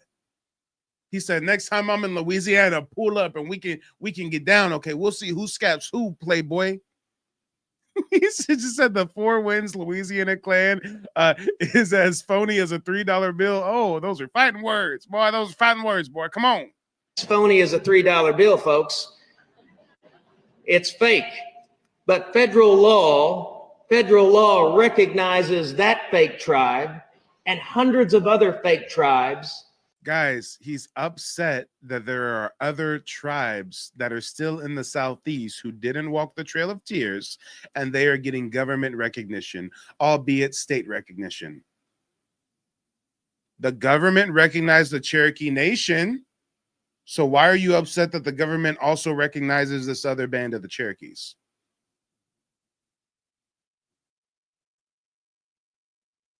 Are you saying we should question the judgment of the U.S. government with who they recognize as indigenous? Because if we should question it, we should question you and your tribe then, right? You and your tribe that was filled with a bunch of Scottish half-breeds that capitulated to European dominance and assimilated and started to participate in plantation economy, which is why the Cherokee Nation had one of the largest slave revolts of any indigenous tribe. Damn. Look how I just defeated them with some history right there, huh? As real tribes, and they're not real tribes. We need to change that. Our ancestors lost too much, fought too hard, endured too many traumas. All my life I had to fight. Looking at his face, ass boy. What is you talking about? Stop it. Stop it. Stop. Stop. We're not buying it. We're not falling for it. To have to sit next to an organization that was made up out of whole cloth just to make a buck. Folks, we can do better in this country. Damn, so the state recognized Cherokee tribe in Louisiana just wants to make a buck, but you don't want to? When if we're really going to call a spade, federally recognized tribes get way more money and way more benefits than state recognized tribes. State recognized tribes barely get any benefits at all. They get recognition, but they don't get the type of money that federally recognized tribes get. So for him to be so upset, I'm just like, damn.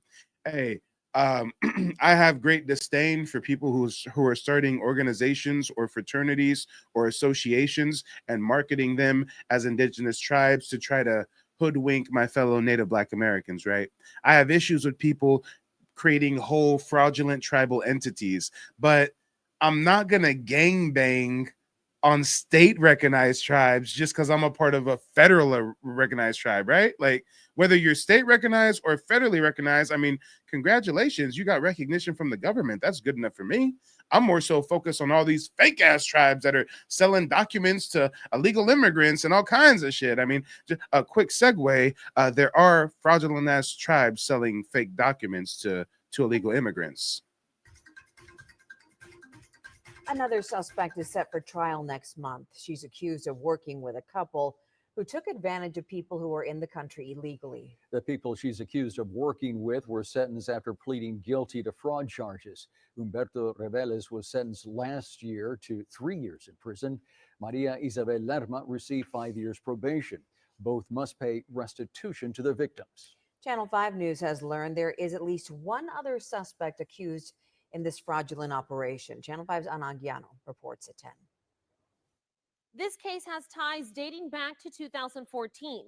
Channel 5 News has stayed on top of it. Although the cases against 2 others in this operation have already been convicted, victims continue to come forward. Jose Guadalupe Gonzalez's dreams of coming out of the shadows to live freely with his family are shattered. Cuando me di todo falso fue cuando me mandaron la carta esa. Gonzalez is one of the nearly 200 who fell for the phony documents Humberto Reveles and Maria Lerma were selling. Yo fui víctima que me creí en ellos, que podía haber arreglado, pero no. Reveles and Lerma fessed up to their crimes. Para empezar, $1,000. The two were duping people in the country illegally into buying fake Indian tribe memberships. Estaba esperanzado todavía darles el dinero para que me dieran mis papeles, para yo poder trabajar bien y darles una vida buena a mis hijos. The pair told their victims they would be allowed to live and work in the country if they purchased a membership to the Yamasee tribe. Evidence. Come on, y'all.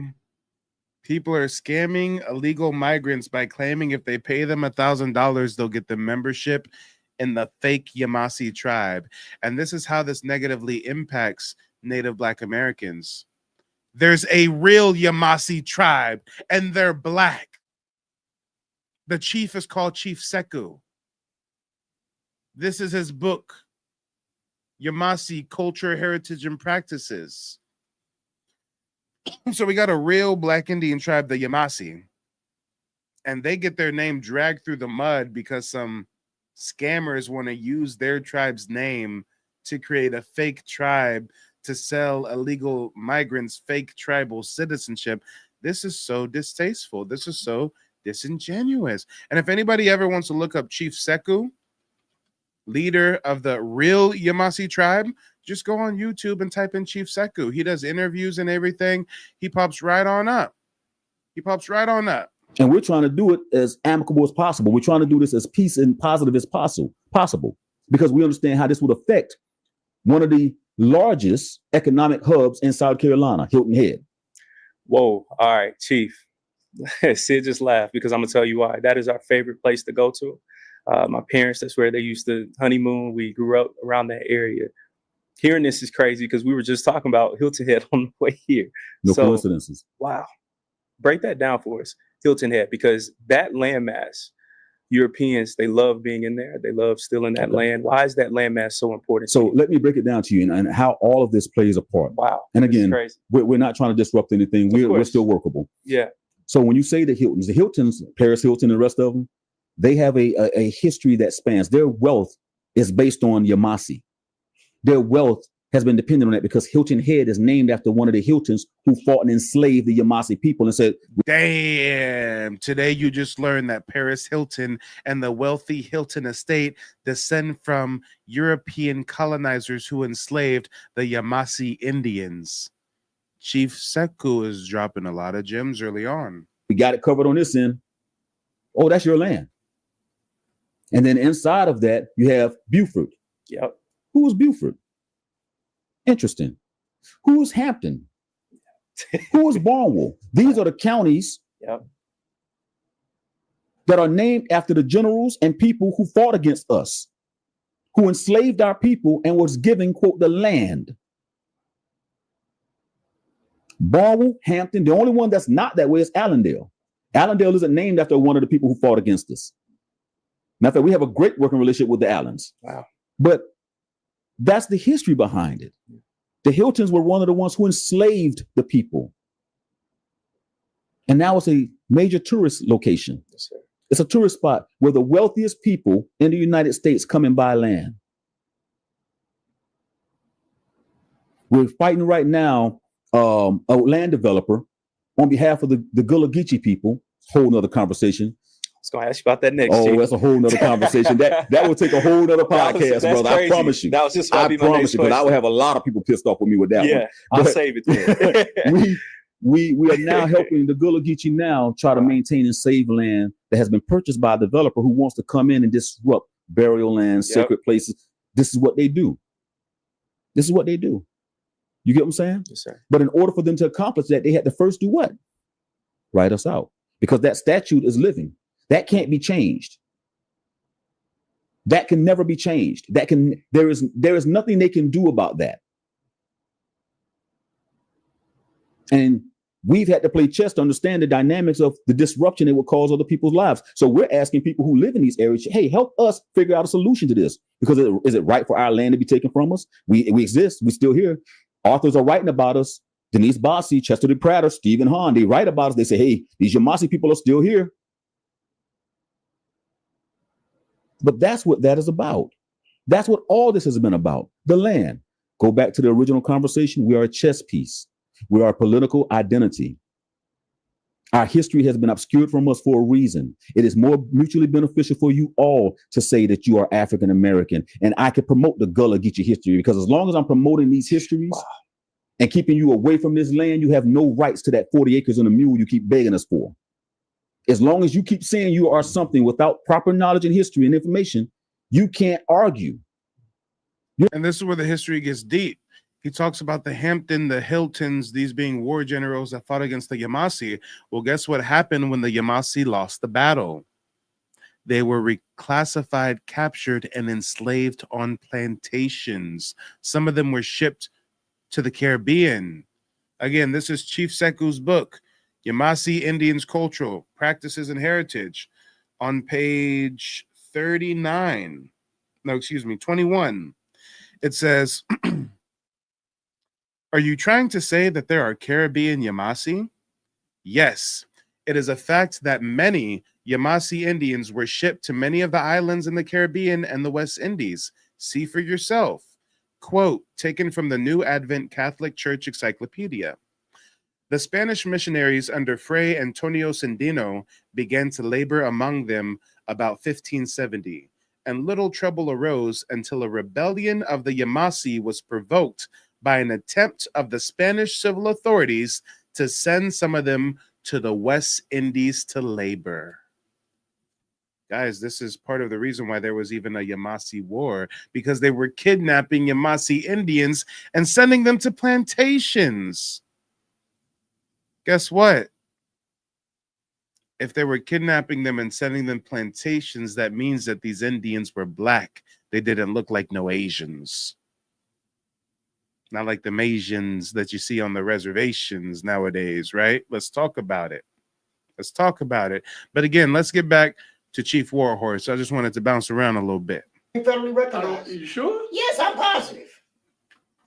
Positive. Okay, well. They got recognized in the 90s. 95, 98, somewhere. I know they're making money. They okay, let's they're go. doing very well. I know they making money. So these white tea people can create a new tribe, get recognition, and start making casinos, start getting to the bag. You guys are now seeing how the grift, how the scheme works, even with some that get tribal recognition, whether it's state or federal.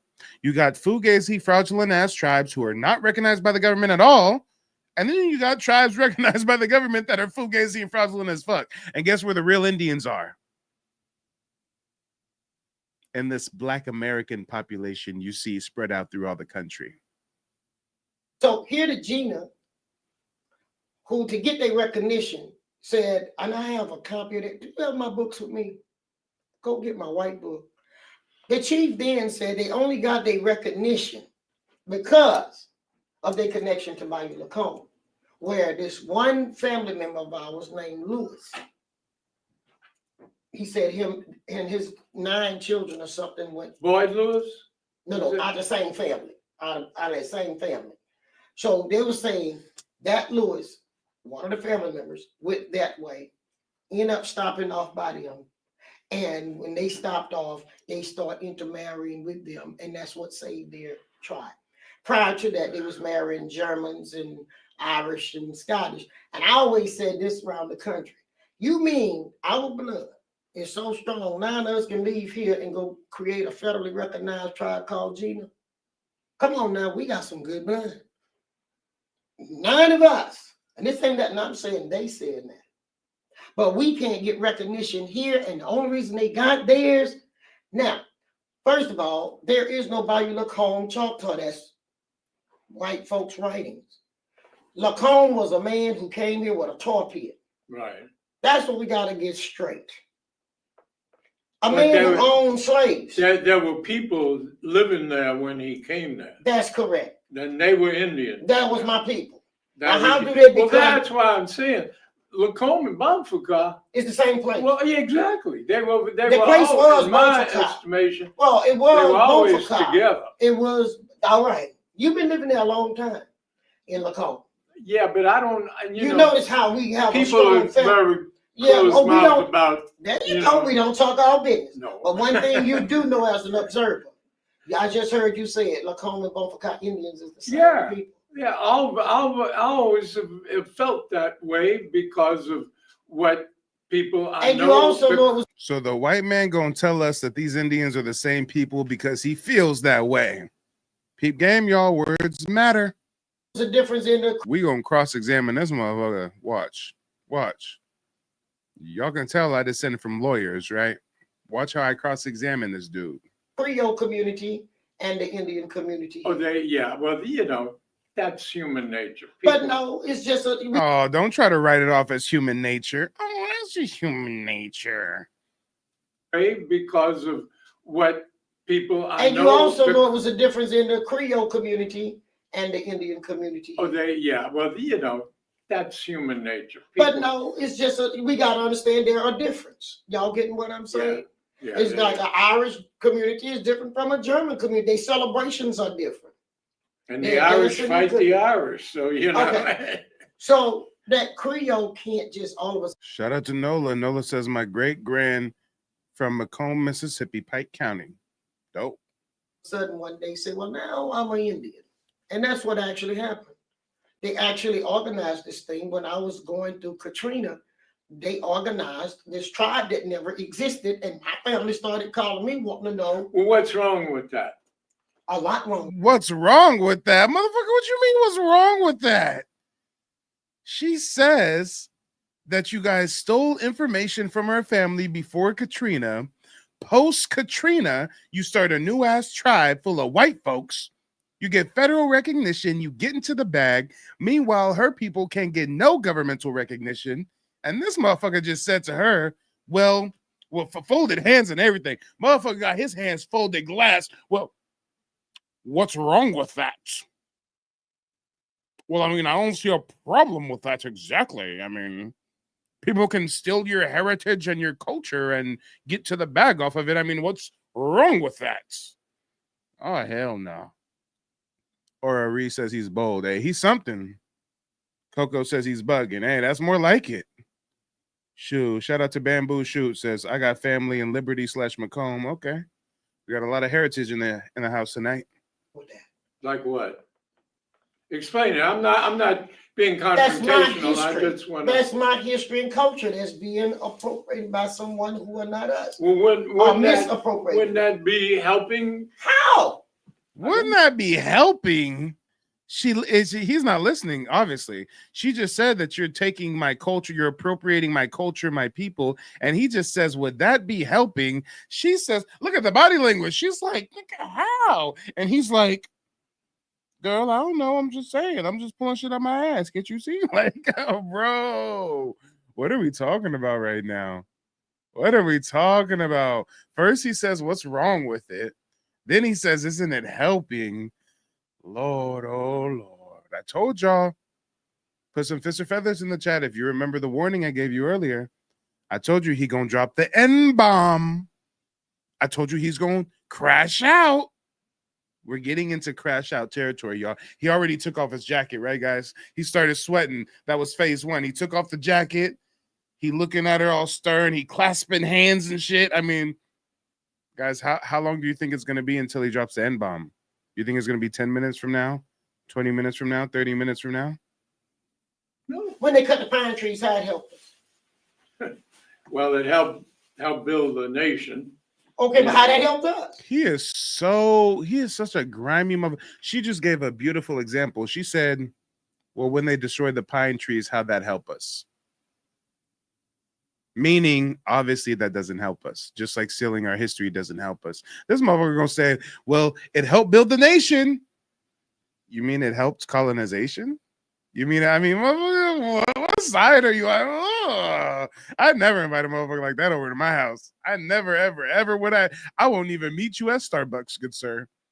I wouldn't, and never would I ever. Oh Lord, oh Lord, oh Lord. The energy we're getting from this vampiric being right now. No, it didn't. All right, stop right there. You also did yourself. It left him in poverty. I cannot understand. Okay. And they're still leaving us in poverty. Y'all heard he said it himself. So, I'm supposed to let them take what I have as wealth and make everybody else rich. And then we sit here isolated with no voice. They never thought, though, Chief Warhorse would grow up this little Indian with this big mouth. America didn't see it coming and became an international civil rights leader that could speak for her people and be heard around the country. Isn't that amazing? Because we've been isolated. And why is he condescendingly laughing like that when she recites her resume? He looking down now. I mean, she looks at him directly and he looks down. I mean, guys, body language is everything. Body language is everything. We deal with not flesh and blood, but powers and principalities. And I ain't no Christian. I think that's in the Christian Bible somewhere. But hey, a clock is right twice a day. I'm seeing spirits right now, y'all. I'm seeing spirits. I see a spirit on the left fighting for justice, righteousness, rectification. And I see a dark energy on the right. I see a dark energy on the right leeching. I see a dark energy on the right's leeching and leeching and leeching and oh, I'm just getting succubus vibes, y'all. I'm getting succubus vampiric energy for man's right there. Lord, oh Lord, oh Lord. So I had to go above the isolation of the Gulf Coast. Now, what I'm saying is, what's wrong with it? What if we organize a new America? What if I ask America? What if we organize a new America? What would that hurt? What would that hurt? It hurt a lot, wouldn't it? And that's what's happening to us. A country taking over another country. That's what was happening. Someone was trying to wipe us out. And they knew. And now he's getting angry. Now he's seething. Now you can see he's mad as she's getting to the meat and potatoes, as she's getting to the creme de la creme, as she's getting to the crescendo, if you will. He's getting angry. Guys, he might drop that M-bomb sooner than I thought. He might just... I mean, guys, I feel like I'm watching an exorcism right now. I feel like man's just got hit with the holy water and now he's speaking Latin and vomiting. Like I'm just... Guys. Yeah, Aura, he looks real flushed, huh? I mean, just seeing him go through these emotions as she just speaks about how her people were disenfranchised. You guys see what we're up against now, right? If it makes a motherfucker angry just hearing about our disenfranchisement, then you see we got a long way to go. Let's talk about it. Come on. These are the same vibes that you get in Hurricane Katrina when a black person is going through the local convenience store that got busted open trying to find something to feed their family with, and here comes a Mayo man with a shotgun to bust at you, calling you a looter. Hey, when the law of the land is no more. Hey, I know they came out with a whole bunch of movies about the purge. Y'all don't realize that's something our ancestors used to live through. Post-emancipation, Reconstruction era. I mean, do I have to pull up a map of all the black massacres? I will. I'm that petty. I'm that fucking petty right now. Just to drive the point home, I will pull up a map of all the black massacres. Hold on. I'm the king of receipts, right? Let me live up to the name. Let me live up to the name. I'm the map. I'm the map. I'm the map. I'm the map. I'm the map of black massacres. 1886, 1919, 1921, 1874. Look at the map of black massacres. The purge was real. The purge was not a fairy tale. The purge was something our ancestors lived through. Through my genealogical research on my own family, I found that I have ancestors that lived through Black Wall Street, Tulsa, Oklahoma. Look at this map. Your ancestors may have lived through Rosewood of 1923. I think they made a movie about that one with Ving Rhames, right, guys? Your ancestors could have lived through the Atlanta massacre of 1906. They could have lived through the Wilmington massacre of 1898, the Philadelphia massacre of 1985, the Washington massacre of 1919, the New York massacre of 1863, the Detroit massacre of 1943, the Chicago massacre of 1919, the Springfield massacre of 1908, the East St. Louis massacre of 1917, the Tulsa massacre of 1921, the Memphis massacre of 1866, the Elaine massacre of 1919, the Vicksburg massacre of 1874, the Sycamore massacre of 1910, the Colfax massacre of 1873, the Opestoss massacre of 1868, the Thibodeau massacre of 1887, the New Orleans massacre of 1866, the St. Bernard Parish of 1868, the Clinton massacre of 1875, the Elaine massacre of 1919, the Charleston massacre of 2015, the Ifula massacre of 1874, the Camilla massacre of 1868, the Oki massacre of 1920. And you know the cold part? Whether your ancestor actually lived in that city, in that town during the actual massacre, you know for a fact they lived in one of the neighboring surrounding areas. Imagine what that was like. That's damn near as frightful as the purge. I mean, you're not living the purge, but you hear about how 5 miles away, the white tea people, just like they were possessed by a demonic spirit, just started unaliving all the black folks. Why'd they do it? Oh, there was a rumor of a white tea girl who got whistled at, or someone touched her, or grabbed her, or we don't know. Just go with it. We lynching everybody. Everybody can get it. Guys, this is what we're faced with. But guess what? I got more than one map to show you. You see the Black Massacre map, right?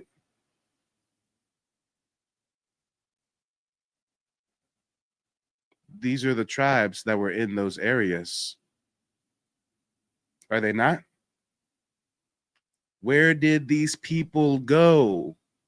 Well, if they weren't pushed west of the Mississippi, 1830s Indian removal, and they remained, then they were reclassified as free people of color, or Negro, or mulatto, or Creole, or some were taken as prisoners of war and forced on plantations, reclassified and made slaves.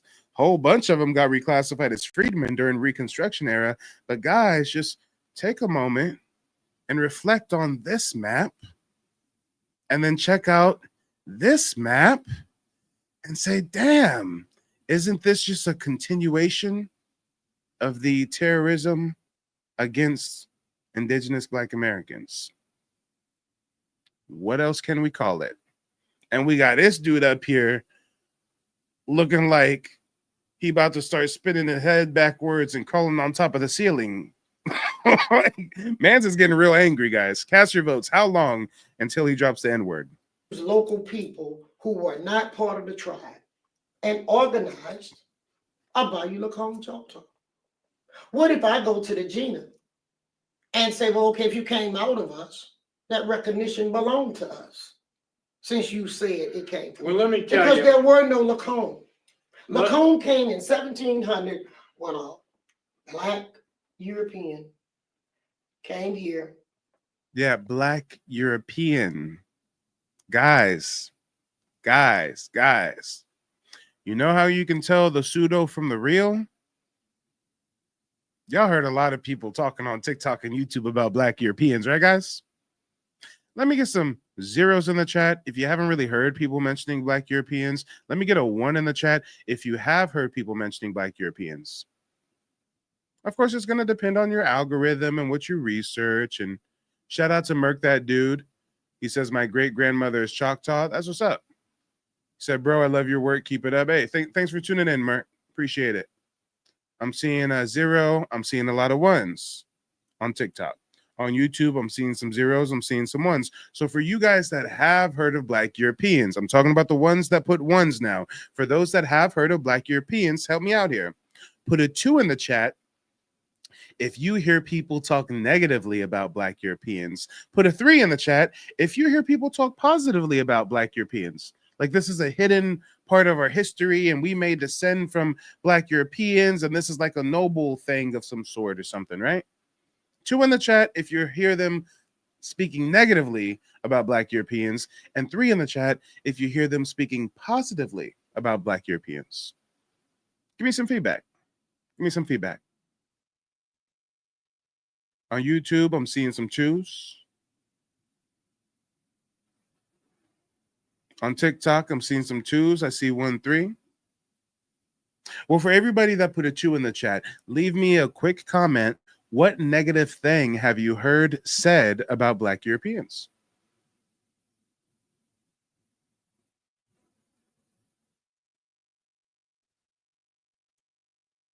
Edward dropped a 3. Mr. Cannon says, I heard that they helped colonize, but I can be wrong. And Mr. Cannon, who'd you hear that from? I'm curious.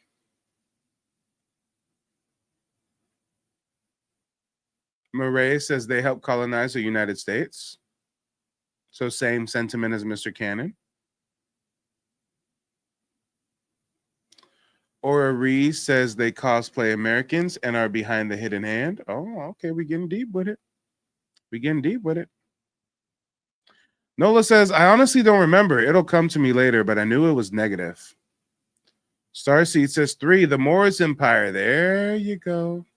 I didn't use the title Moor. I bet you if I do this poll again, I bet you if I say, guys, put a 2 in the chat if you've heard Black Europeans spoke negatively against, or put a 3 in the chat if you've heard them spoke positively. And if I've mentioned that when we talk about Black Europeans, that includes Moors, I bet you a lot more of you guys are going to put 3s now, right?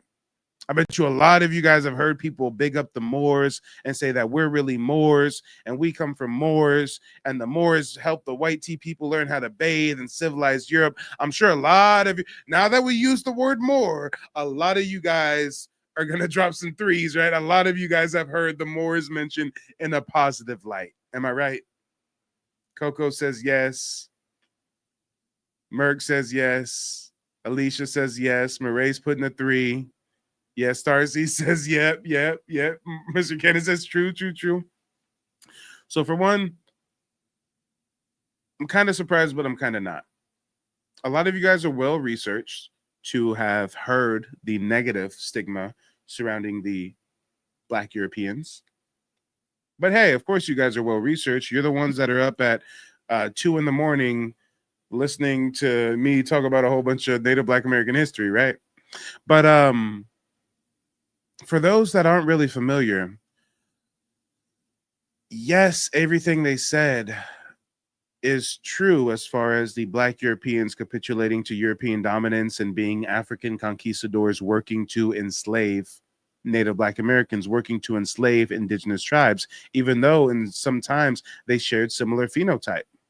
They were used as agent provocateurs. Some of the most brutal conquistadors were of African origin, right?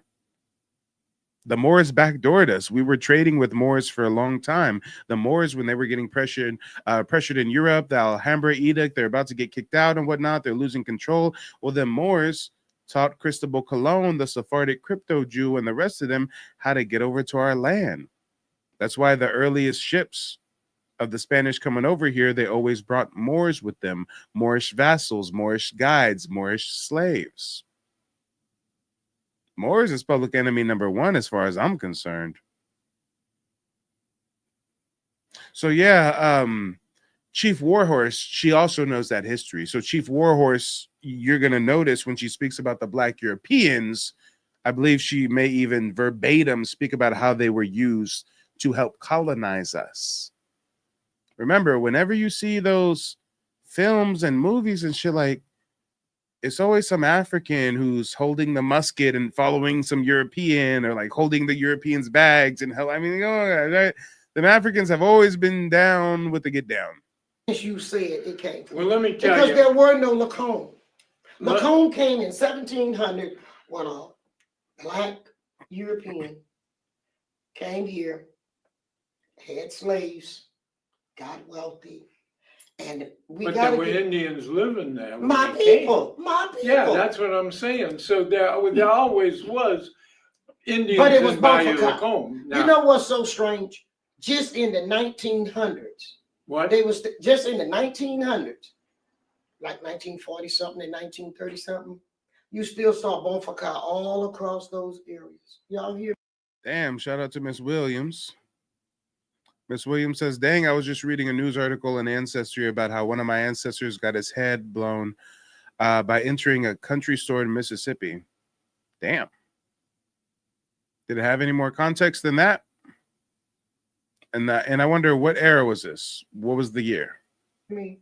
Now, where do we get Lacombe from? We're going to do a little quick history right quick. 1763. The one from is when he came. Okay. But prior to that, that was still in Bonfaka. So he come. We're using waterway, guys, not highways. So then the waterway become your address. All right? So how do another European coming from New Orleans or from Mandeville by boat find you on the waterway to get to your location that you then came over here and establish yourself? Is by saying, I live along Bayou da da da. Y'all hear? So they created addresses by naming locations. Well, so what? Those names change. Now he's talking about some, man, you're watching community guidelines. Don't get banned. The people need you, Mike. The people need you. Hold your tongue. Namaste. Oosa. This motherfucker got me fucked up. Oosa. How can I get around community guidelines? Let me see how I can do this properly. I would love nothing more than for his face to run into my hand accidentally, hypothetically, of course. I mean, oh Lord. So what? I mean,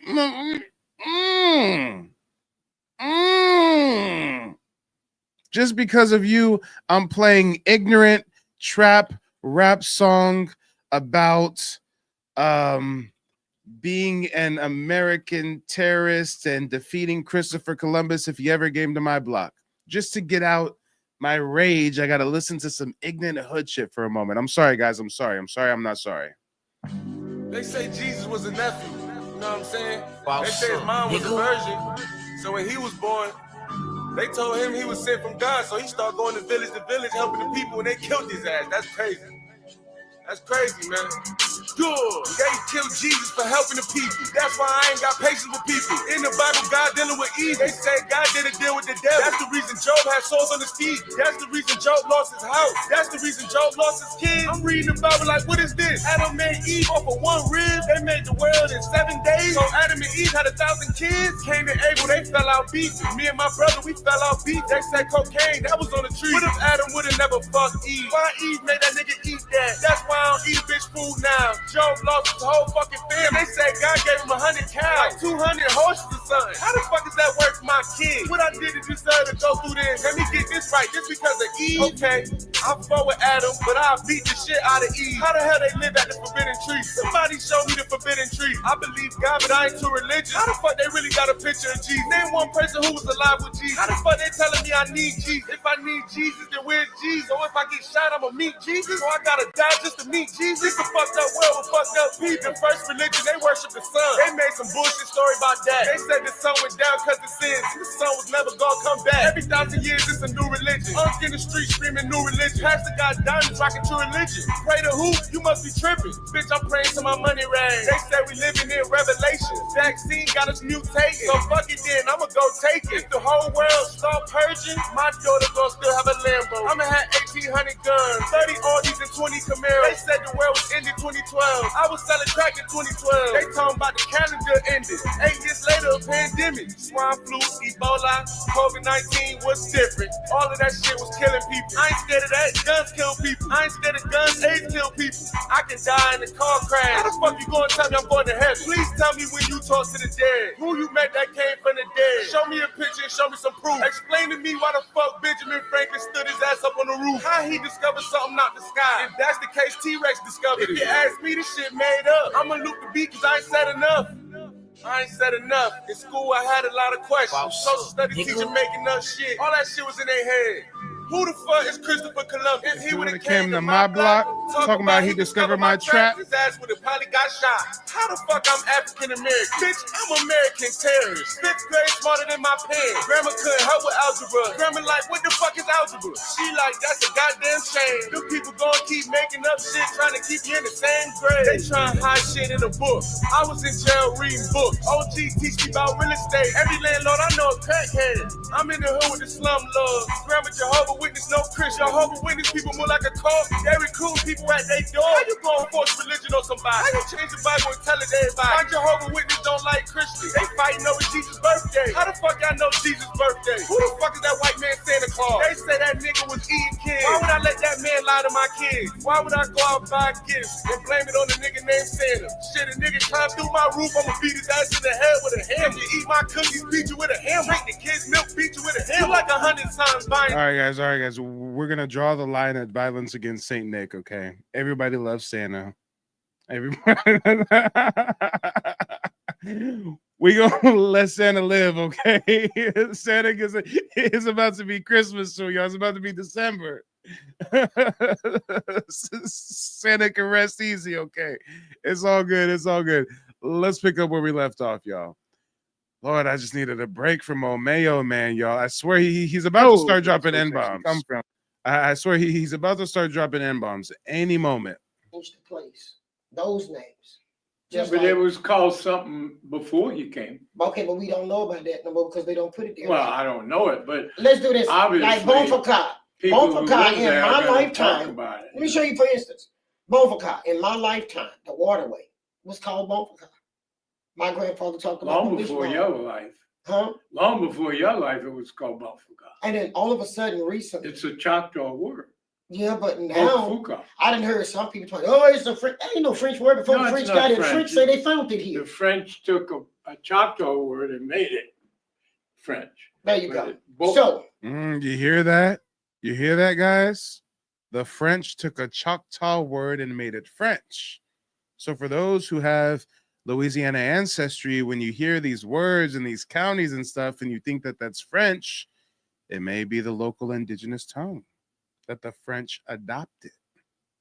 Now there you go. That's like the Muskogee language. It means river home.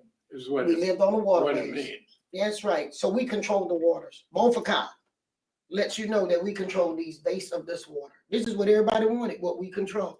We controlled the waterway. All right? Bonfaka. So here we sitting in Bonfaka. Now, one day I was going down the road on 190 and I saw this stupid sign to my Bayou Liberty. I'm like, well, dang, when I moved, we done moved again. See, Europeans don't have a problem leaving their family in Europe and come here and don't ever look back. Don't even know they kinfolks. We as Indians have a different culture, a different way of passing heritage. We do want to know our. Nola says, Mike, Louisiana have parishes. Yeah, I know they have parishes, but don't they still have counties? I thought parishes were just like how New York City has boroughs. So like the parishes would be the different neighborhoods, or the parishes like actual counties, and then within the county parish, you got different neighborhoods. Help me out, y'all. I ain't never been in Louisiana. I know I got to visit. I want some authentic gumbo. Waterways. That's why we name them. We do want to know where our mounds is, but white people keep digging them up. We had a governor digging up the mounds out there at Fontainebleau, which I don't get to say nothing. Some white people got that ain't even from here, and they done dug up the mounds and used it to pave roads with shells. Okay, go and bring that, please. The thing I'm not getting to understand is how do the white people get the first say and the last say, and normally is wrong from the beginning to the end because they assume. Because they have money. Okay. Follow the money. Well, I have truth. Chief, come on. Follow the money, you know. And actually, I just looked it up. Yeah. So now I see what you were talking about, Nola. So Louisiana uses parishes instead of counties because of its unique colonial history and legal system. Starts with the French era in 1682. When Louisiana was part of French Louisiana, the Catholic Church divided the territory into ecclesiastical parishes. These parishes were areas served by one church and priest, and they often doubled as administrative districts. When the Spanish era came in 1763, Spain kept the parish boundaries but called them parroquias, Spanish for parish, continuing the church-based governance model. When the Louisiana Purchase happens in 1803, the U.S. acquired Louisiana from France. At first, the Americans tried using the term counties. But in 1804, the early territorial government briefly divided the land into counties, but locals continued using the older term parish out of habit and tradition. In 1812, when Louisiana gets statehood, it officially adopted parishes as the legal term for local government divisions. This made it the only U.S. state with parishes instead of counties. The more you know. Louisiana has 64 parishes. Parishes function like counties in other states. They have elective offices, often a police jury or a parish council. They maintain roads, collect taxes, and run local courts. Louisiana follows civil law based on the French Napoleonic Code, not English common law like most states. What?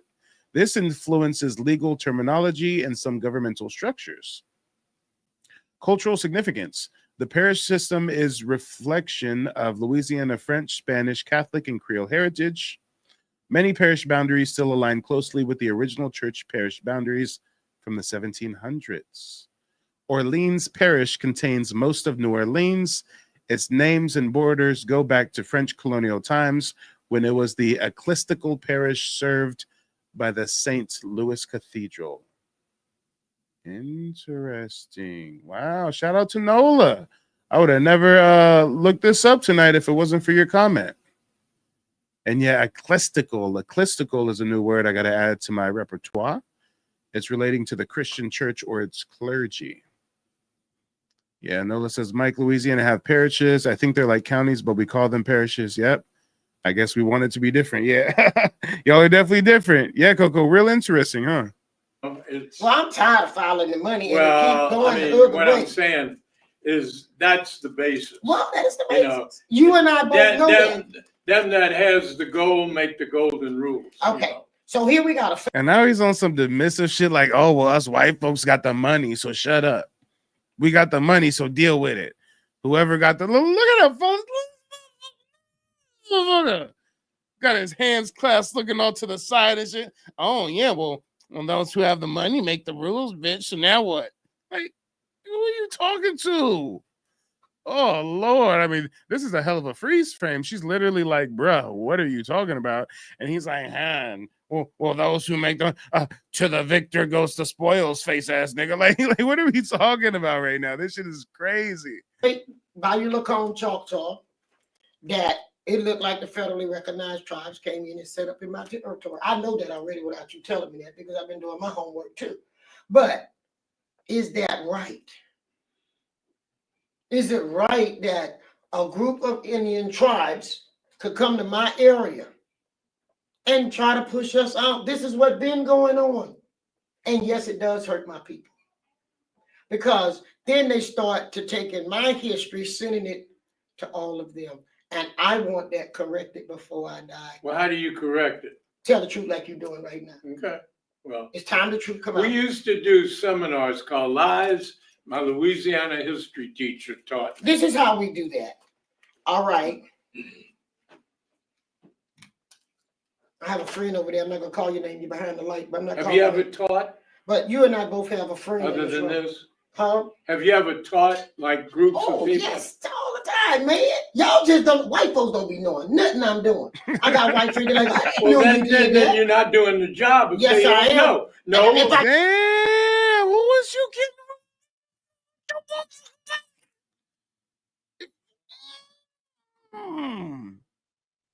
Bro, what is? Who does this mother? Don't make. I gotta go back to my ignorant rap song. Toy. Well, Santa never dropped me off a toy. Let's get back to Jehovah's Witnesses. How the fuck all of y'all awake? How the fuck our church so small? But it's a million of y'all every day. Shit, religious people start to scam. Shit, the government wrote the Bible. They knew who was gonna win American Idol. I never liked Simon off American Idol. I ain't really like how he talked to black people. How the fuck Flavor Flav still alive? Shit, before Kobe, before Debo, I respected his ass to up and down. I ain't got nothing against Flavor Flav. They said who is he think he's talking to? I'm just. Well, have you ever taught? Yeah, I teach all the time. You white folks don't know nothing how we do. Well, you're not doing a good job at it then, bitch. You're not doing a good job at it, you colored bitch. Like basically that's the type of vibes he's giving, guys. That's the vibes he's giving. Well, you're not doing a good job teaching it. Who is you, bro? Chill. I swear. I ain't gonna put no foot to ass on no senior citizen, but shoot, I got a grandpa, okay. I'll cash out grandpa to go handle my lightweight. Think I'm playing. Grandpa be door dashing and shit. He'll probably go handle my lightweight for some money, okay. I'll pay you your whole DoorDash wages for the day if you go handle that for me, grandpa. Come on. Oh.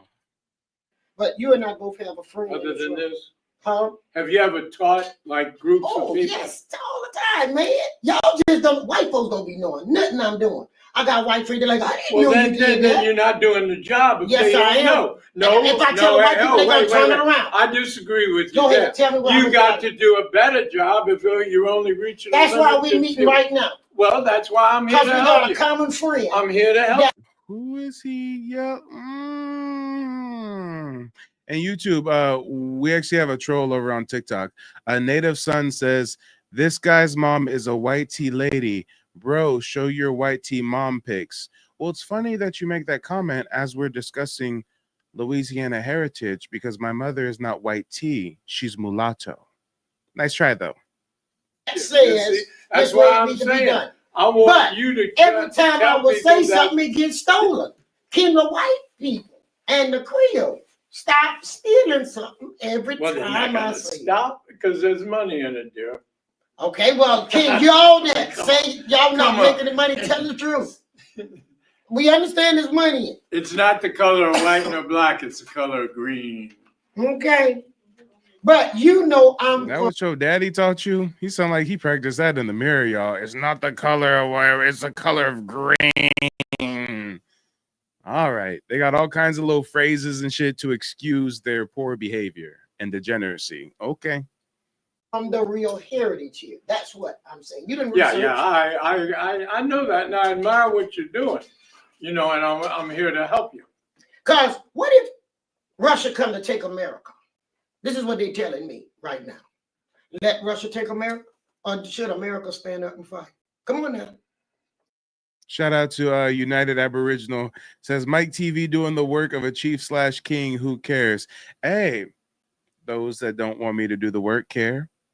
Those that really don't want me to get this information out will try to deter you guys from tuning in with myths of me having a European mother. Damn.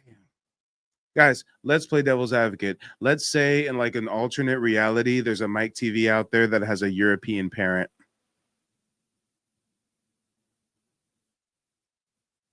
What does that change? I mean, if I still have tribal citizenship, then that would mean I have indigenous ancestry as well as European admixture. Just like most of you motherfuckers on the reservation, huh? Except most of y'all also got a little salt-based sprinkle of Mongol in there too, right? So it's interesting how when it comes to the Black Indians getting in touch with their indigeneity, putting out the information, it's, hey, you got some European admixture. But when it comes to Europeans cosplaying indigenous heritage, they get accepted, no questions asked. The Europeans is literally the chiefs of the tribes, blonde hair, blue eyes, and everything. Don't make me pull up a photo of sweet old Kelby Kennedy from the Choctaw Nation, y'all. Don't make me pull up a photo of sweet old Kelby Kennedy, okay? Y'all ain't got nothing to say about Kelby Kennedy. Y'all got a ginger hair botch. You got a ginger hair pale botch as the leader of the Choctaw tribe. Good Lord, good Lord, good Lord.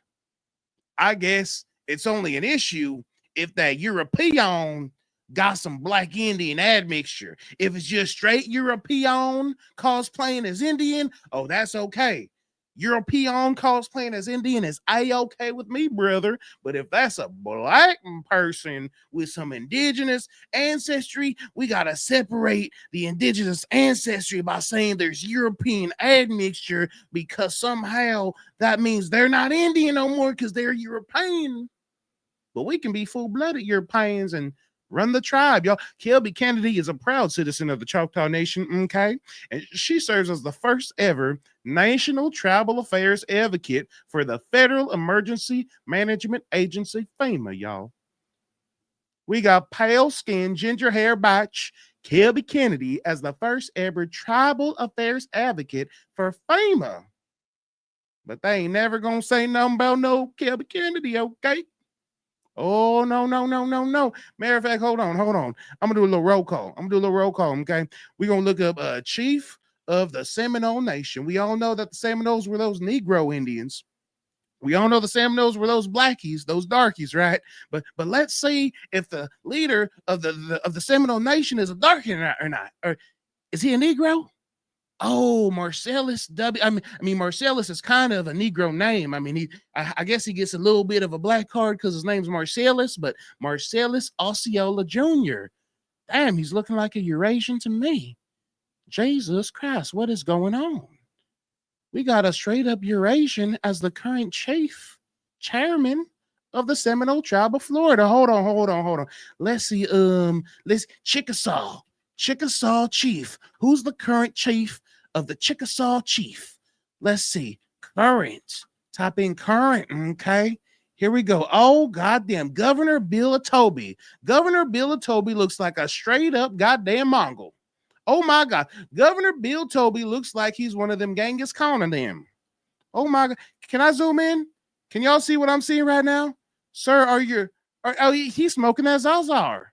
He's smoking that Shaba Ranks, y'all. I mean, is he a Mongol or is he on that Shaba Ranks? Jesus Christ. But ain't nobody gonna ever say nothing about good old Bill. He's the leader of Chickasaw Nation, okay? Straight up Mongol Siberian Husky, okay? He's the type of motherfucker you was fighting against in Ghost of Tsushima, right? Let me get some fist or feathers in the chat if y'all was playing Ghost of Tsushima with your boy, okay? These is the Mongols. But wait a minute, there's more. Hold on. How many more tribes come to mind, okay? You know what? I never really looked up the chief of my tribe. I'm a member of the Muskogee Creek Nation. I wonder what the Muskogee Creek Nation principal chief looks like. I've never looked him up. I mean, I've been a member of the tribe since 2021. I've never looked up our tribe. Oh shit! Damn, motherfucker! Oh Lord, David, David, David. Is that Siberia or is that Mongolia? I can't tell. I can't tell if it's Siberia or if it's Mongolia. I know that my tribe was noted as being dark skinned, as being Negroes. A lot of us got enslaved, reclassified, but Lord, ain't nobody enslaving or reclassifying you. We going to you for that orange chicken, brother. We need that orange chicken with that sesame seed, okay? Soy sauce with the white rice. Hook it up. Egg rolling on.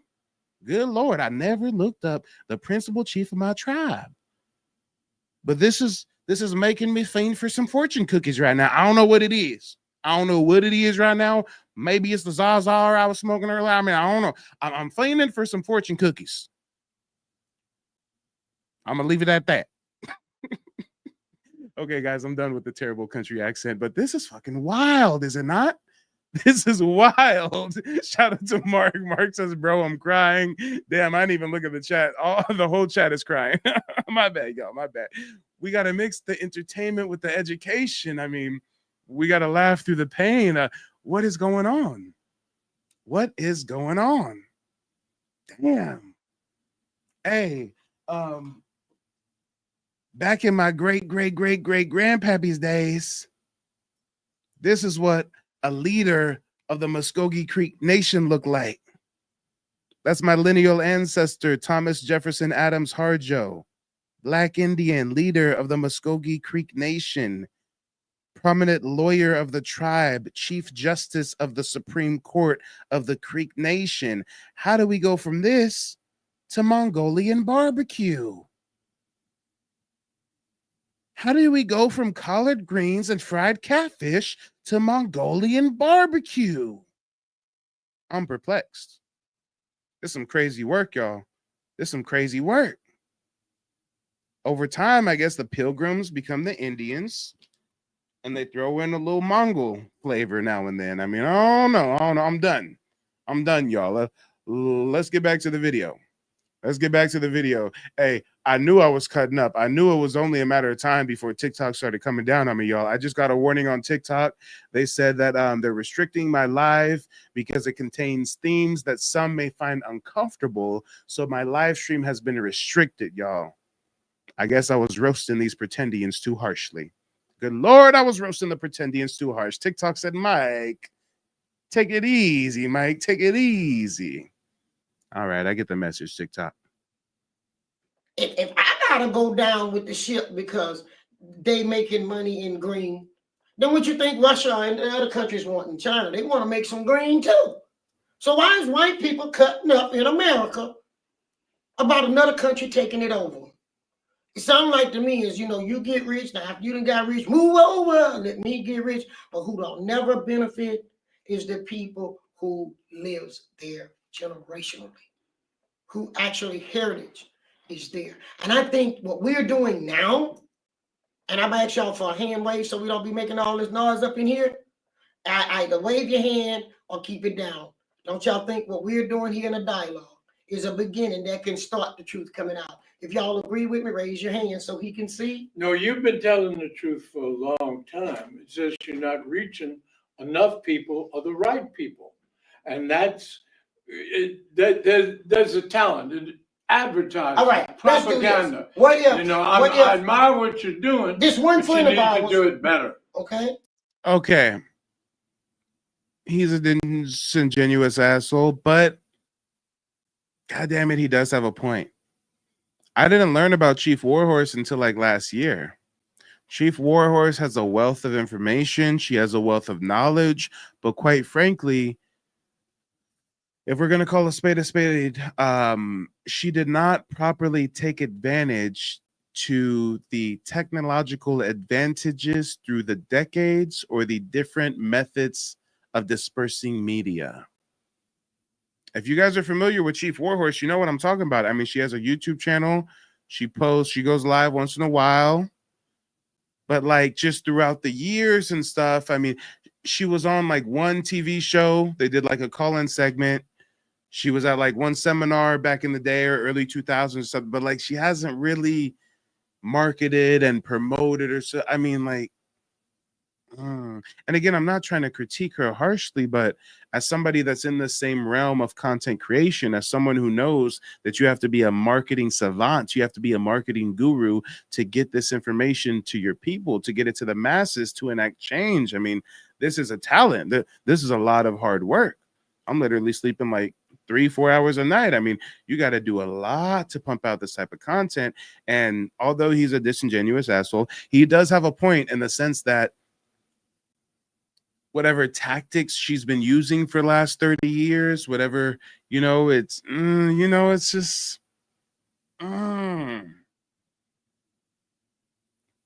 her historian stats are maxed out. Her heritage stats are maxed out, but her marketing stats, they do need some work.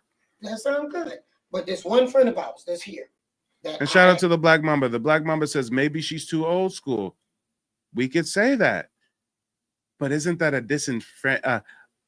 disadvantage to the new generations coming up if someone's too set in their ways or too old school? I mean, when I'm 60 years old, I'm gonna still have to be up on the latest technology, whether we doing virtual holographs or whatever the fuck. Even when you're 60 years, you got to stay up with the technology if you're in the business of spreading the word to your people. I mean, if this was back in the day, maybe you take a letter and you're trying to run it across the country as fast as you can. But nowadays, it's about social media, search engine optimization, thumbnails, clickable titles, sensational news.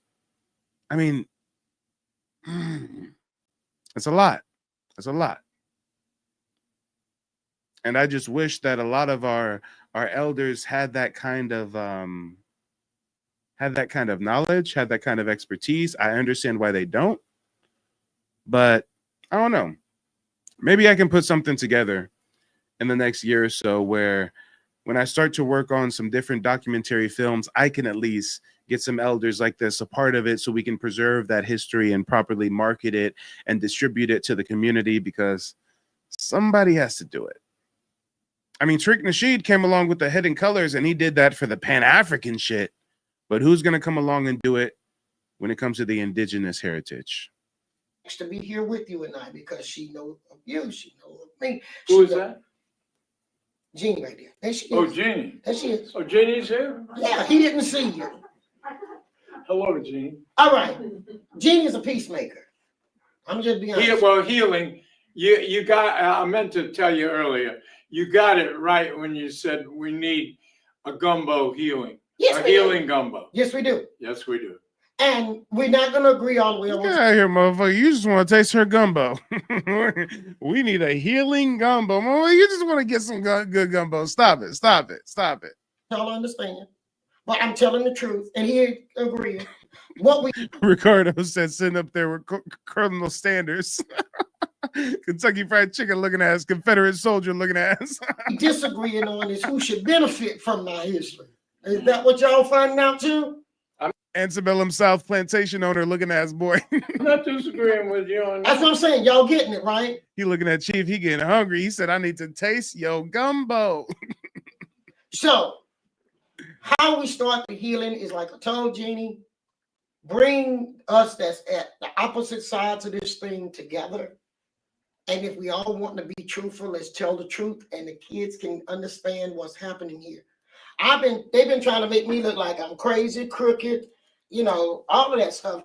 Tom, no, I don't go around trying to get no money. I mean, I can't tell you how many people hate my guts. You might have was on one of my lists too. We might try to fix that. That's part of healing. I'm honest. Hey, y'all, I'm honest. I'm an honest person. He was on my list. He know it. But if we really want to heal, this is how you do it. Yeah. I'm willing to come to the public and say, I really didn't want to be. If they say Tom Maker was that something, I'm like, I'm not going. And I want him to know that publicly. That's how you heal. Y'all with where I'm at? No behind the She screen. said, I don't fuck with you. She said, Tom, if I ever heard you was at an event, I wasn't going, motherfucker. I don't fucks with you. But this is part of healing. I gotta tell you to your face. Undercover. So people know I felt that way. And then I need to let people know why you and I are sitting here today. Is You really invited me. That's right. And I invited him because of Jeannie. Because Jeannie keep hearing me say we gotta heal. I really mean about healing America. Well, yeah, Jeannie's a good person. Jeannie have a reservation in heaven or something. You know, she go around. And basically, she's saying the only reason you here is because of Jeannie, motherfucker. Whoever Jeannie is, Jeannie put this shit together. Okay. Saves everything. You know, we need a whole lot more Jeannies in the world. Y'all listening at me? So Jeannie is not on the front line. You know that. Jeannie behind the scene making phone calls and sending letters, and nobody never know there's a Jeannie back there. And she has this voice that you can't tell no. Sometimes I'll be like, okay, Jeannie, this for enough. So when she's like, teacher, talk to Tom, I'm like, all right, Jeannie, now this is getting to be too far now. You're going too far. And then she's over there, but Elwin. And I'm like, Jeannie, you asking a lot of me. But it takes some Jeannies too, right, Joe, in your life. And then she was like, and here is his phone. We got to ask a question now, Jeannie. Why would all these federally recognized tribes come to St. Tammany and organize a fake tribe? That's a serious question that I want you to help me find out. And I'm asking you in here. I'm not familiar with it. I'll be honest with you. I'm not either. But not to that point. But we got to find out what happened. Am I right about that, Joe? Yes. Anything about it. I didn't know. And I know I critiqued our elder here, so let me pause to give her a compliment. I really do like, and this is part of being old school, I really do like her background. I like her presentation. I like how she has the regal curtains and the family portraits and stuff. I'm actually coming into acquiring a larger property here soon, and I'm going to be, creating different studios and things in different rooms of the houses. And, this is a source of inspiration for me because I think I would like a similar backdrop with some family portraits and different things of that nature. So shout out to that. I mean, I'm ghetto as hell right now. I got documents on the floor back there. Y'all can't see. I got a pile of documents on the floor over there. I mean, I don't really be doing a whole lot of perfecting the background. But yeah, we're gonna upgrade the system here soon, y'all. We're gonna upgrade the setup. I don't know anything about. Well, I knew Tom knew a little bit because they invited him to take a picture. Yeah. He was in the picture with them when they actually first organized this thing. And they had their little flag. Ooh, she's snitching. She said, Tom, you said you don't really know about nothing, but you was in the picture with him, motherfucker. You got an invite, motherfucker. Right, and they put it in the paper. So I know he know that much. He may not know the whole story. Y'all get what I'm saying? He might know important. No, I just told him I'm from Cherokee heritage. I'm not Choctaw, but since this area was Choctaw, I want to learn about it. I didn't know anything about it. What I don't understand. So now this white man claiming Cherokee, y'all. Did this white man just say he a Cherokee Indian? If these tribes came here, are they something? Now, what tribes are you referring to? The ones you talked that went with Gina, and Gina said they Gina, yeah. Why they didn't contact? Hold up, y'all. Call me petty. Call me petty for the audience watching on YouTube. But for the audience watching on YouTube, I just gotta put a little something up on the screen while he's talking. I gotta make sure that the thumbnail is in view while he's talking. Oh Lord, oh Lord, oh Lord. The real tribe. They didn't know about you. That's why I'm telling you, you're not doing the job good enough. They know about me. I sit on boards. I was on the state boards and different stuff. They know about me. Well, why didn't they I'm the wrong contact you color. then? How many Indians y'all see look like this? How many Indians you see running around the United States looking like this? Right now. And that's the truth. And that's what need to come out. Indians that look like me and my family, nobody know about us. Why? You cannot go in the archives. I know you've done it. You can't go in the archives without getting the Indian dark. Am I right? She just said you cannot go in the archives without getting an Indian unless they darker.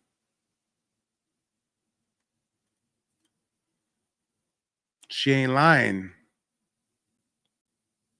This is an image of a Choctaw or Choctaw elder. This is in the Library of Congress.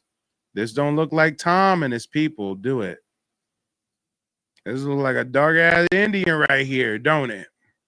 Oh, yeah, this is a Choctaw Indian, Library of Congress. Look it up. So, damn, how we get so much milk in the pudding, y'all? How we get so much milk in it?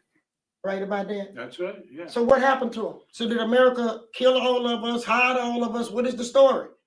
How we lived it like this, and now, why in the Cowboys did the white man made, it say pale face? If a white man called another white man pale face, he's stupid. That pale face called him pale face. She makes a very good point. She says even in the cowboy and Indian movies, the Indians would call the white tea cowboys pale face. Well, if we're supposed to believe that the Indians were these pale face white motherfuckers, then why would the Indians call a white motherfucker pale face if both of them is pale face? It don't make no sense. The Indians was black. Through media and propaganda and racial admixture, they became white. It's pale face. That means there was a difference in complexion. Why does the treaty say red man? Not pink, red. White folks get pink. We have red pigments in our skin. Brown is considered like the penny. You know, and I don't care about one red penny. Y'all remember that old saying people used to say? What color is a penny? Copper colored. And the copper changes based on the elements that it's in. It can be darker, but it's still copper. Y'all understand what I'm saying? And even the lightest of copper is still not going to give you white. We can talk about, you say you Cherokee. I got a little Cherokee in me too. That's one of my parts of my blood. What I don't understand, John Ross and them look like they came straight from off a Europe ship. But see, my people were ashamed of it. They wouldn't admit it. But every white person got Indian heritage now. And if a person of color say they're Indian, they want to tell us we fake and go back to Africa. I don't know about no Africa. I know about these grounds.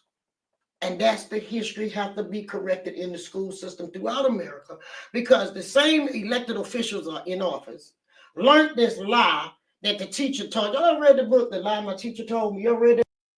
Ricardo says 1 red cent. I remember, yep. Nola on TikTok says, what color is a red cow? Shout out to Nola again, making me look up a whole bunch of new stuff. I never looked up a red cow before, but yeah, I just looked it up. A red cow was like a dark mahogany, like dark brown. Yeah. That book, you need to get that book. The Lies My Teacher Told Me. Well, the lies the teacher done told the students done took. Hey, what color are the people that they call red bone? That into legislative office, and they making laws based off lies that their teacher told them. They need to go down to archives. Am I correct on that? They go in the archive, they'll find some real history. It's there. They just too lazy to go get it. Or they don't know, as you just said, what to go get. You know, if you research, and it's going to lead you from one thing to the next. And I think I want elected officials to do some research on the places that they want to represent. And guys, I'm not leading you on. I'm telling you, he is going to drop the N-bomb. We got to go to part 2. Here we go. Here's part 2. I do want you to know, Jeannie, that was a fake tribe established in 2007. And I was in Arkansas when I heard about it, because I was coming back and forth. Y'all know I was helping my communities. And that's when I discovered that they were creating a Bayou Lacombe Choctaw. The thing is, Chief, you can't create a tribe. Don't want the truth. Just like in the movie. That's a good word. And I'm the truth, so they don't want me. You can't handle the truth. I can. No, I'm in the they movie. Can, huh? Remember, no, the movie. Uh-huh. With what? Yeah, a few good men. Now, this you can't handle the truth, and that's the truth. But the people don't want the truth. They want to watch stupid television that tells them a bunch of crap that isn't true, because they know they can control them by lying to them, and they suck it up. But since you've been in this town, all you ever known of me is being an Indian. I'm saying you, I ain't talking the world. So we come in and they get a Creole, and they organize a nation with Creole. What was benefiting these tribes from doing that? And prior to that, guys, y'all know there were never a Bayou Lacombe Choctaw tribe. Here, read on the tribe, and it's my family. So another thing you asked me what that was doing, that was somebody trying to divide my family into two pieces. Somebody is trying to divide. When they did that, that's what they were doing. When you create two tribes, there's two different leadership. That's like two churches. You understand what I'm saying? So somebody was dividing the strength of our family by creating. But did they do it to hurt you? Yeah, they did it to hurt us. Yeah, it was them. It hurts us. Why would they do that? Okay, I'll let one of my audience people that's a tribal member answer it. How would that hurt us creating a fake tribe up against a real tribe? We'll answer that. You decrease the numbers that'll fight back and preserve what you got. But the strangest thing, why would federally recognized tribes be so concerned about here if they didn't know us? That's a good question to be asked to somebody, correct? They're going to hold a meeting, bring in Oklahoma, Mississippi, Louisiana, but they never contacted us. And then we start seeing our name being pushed off of the rolls with the state they tried. But I'm too active for that, okay? My history is here. This is what they don't understand. You're not going to come through and take my auntie and say, she an Indian. This is my grandfather's that raised me. This is his mama's, well, his grandmother's sister. Let me ask you about Pierre Juzin. Go ahead. Because, you know, I went down to the Battle of New Orleans to Go ahead. They didn't even mention it. That's what I'm talking about. I know. And I went there specifically. You told me you were going to do that. And I told you they wasn't. They had a nice young lady, a Homo Indian girl. She talked about the Homo Indians and didn't mention the Battle of New Orleans. Good question. Nothing. You know, didn't mention. Not the stuff I talked about. I had to ask a question. How did Andrew Jackson get in touch with the Choctaw? Could anybody else? You know, and she couldn't answer. See what I'm trying to tell you? Huh? But when you talk to me, we can go back and forth. Why? Yeah, because I know my history. I never knew anything about question. So I was interested. I wanted to learn who he was and how he was related to you and blah, blah, blah, blah, blah. Nobody can't help you. Huh? They can't help you. Because you remember how you say we are in Lacombe and Beaufort County? We keep our mouth what? Closed. So we ain't telling homers yet, so they can't take that and repeat it back to you.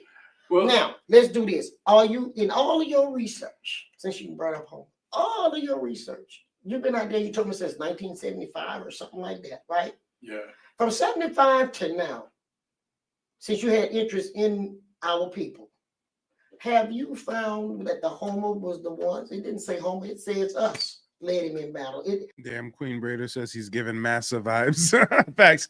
Hey, in a minute, you're going to learn that he descends from slave masters. He descends from plantation owners, but he's a part of these Europeans that are making fictitious Indian tribes. Everything you look here say Shatta, nothing about Homer. Now, the Homer weren't here. That's the thing. The Homer, as far as I know, were never in this part of St. Tammany. They were over by the Mississippi River. They were up by the Red River, got pushed down, kept the Bayou Gula, made war against them, kept pushing them down all the way to Dulac. And they spoke the same language. And now the water's coming up and they're moving. And you find them, when you're doing research, you find them and the Biloxi speaking. And the Biloxi was just a little group over there on the coast. If you ever look at any of the maps, they're Iroquoian language. The That's Biloxi right. Indians. And them and the Homer spoke the same dialect. If you look at the dialect map back in the days in 17. Is that right? Yeah, but they were not Shanta. The Biloxi. That's not. Y'all no, I know they weren't. I know they were not. Researching since 75. He's telling the truth. No, the Shanta were Muscovian. We was Muscovy. And the Biloxi and anthropologists can explain how that little group of Iroquoian speakers end up right in that one little spot. There, one little spot, y'all. So y'all where I'm at. There's a lot that we don't know because they didn't write stuff down. But I think doing what we're doing now can bring about more history understanding. Now, y'all with me out there? Do y'all agree? Because we're coming from two different levels of research. Y'all getting what I'm saying? This ain't a conspiracy. Compare our notes. That's what Jeannie brought us together for. Because Poe Jeannie's sitting up there like, okay, he's saying this, you saying this, and she's wanting to help. Yeah. And like she's saying, well, we are losing. She see now what we're losing the history because we're not. It's some kind of wall they tried to build to block me, but it's time for that wall to come down. Otherwise, this history dies, and then everybody have lost except but those who want the green. So if you really I'm going to defend my friend Peter Cousin. Well, that's your friend. Because me and Peter used to talk, but I'll tell Peter the truth. Oh, here he goes. He got a cape for his friend, y'all. He got a cape for his friend. Now, guys, we are getting pretty late.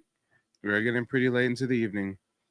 I'm not sure if I'm going to be able to stop at the correct part where he exposes that he descends from plantation owners, but I am going to make sure to get you that part where he starts dropping the N-word. It's right around here. I'm talking a bigger perspective. Yeah, who put that in place? Yeah, but they isn't that didn't right? I say earlier? Isn't your truth sometimes subjective? No, I told you the no? truth. Oh, well. I told you to have. So you're always right. No, no. Oh yeah, I'm not coming with you unless I'm factual. I'm gonna do my homework too. Okay. I checked my grandfathers out. So I mean, your opinion is when I told you right? Gina got the heritage off for us. Wait, See? when I told you Gina got the heritage off us, didn't I show you in paper what he said that? Yes, ma'am. All right, that's the way I I'm gonna be. Now watch this though.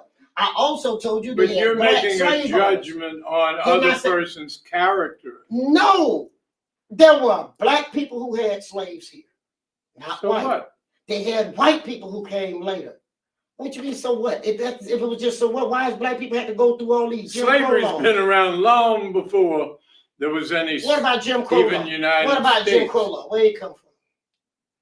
Jim Crow law. It was established after the election of 1878 when Rutherford B. Hayes was elected president by one vote.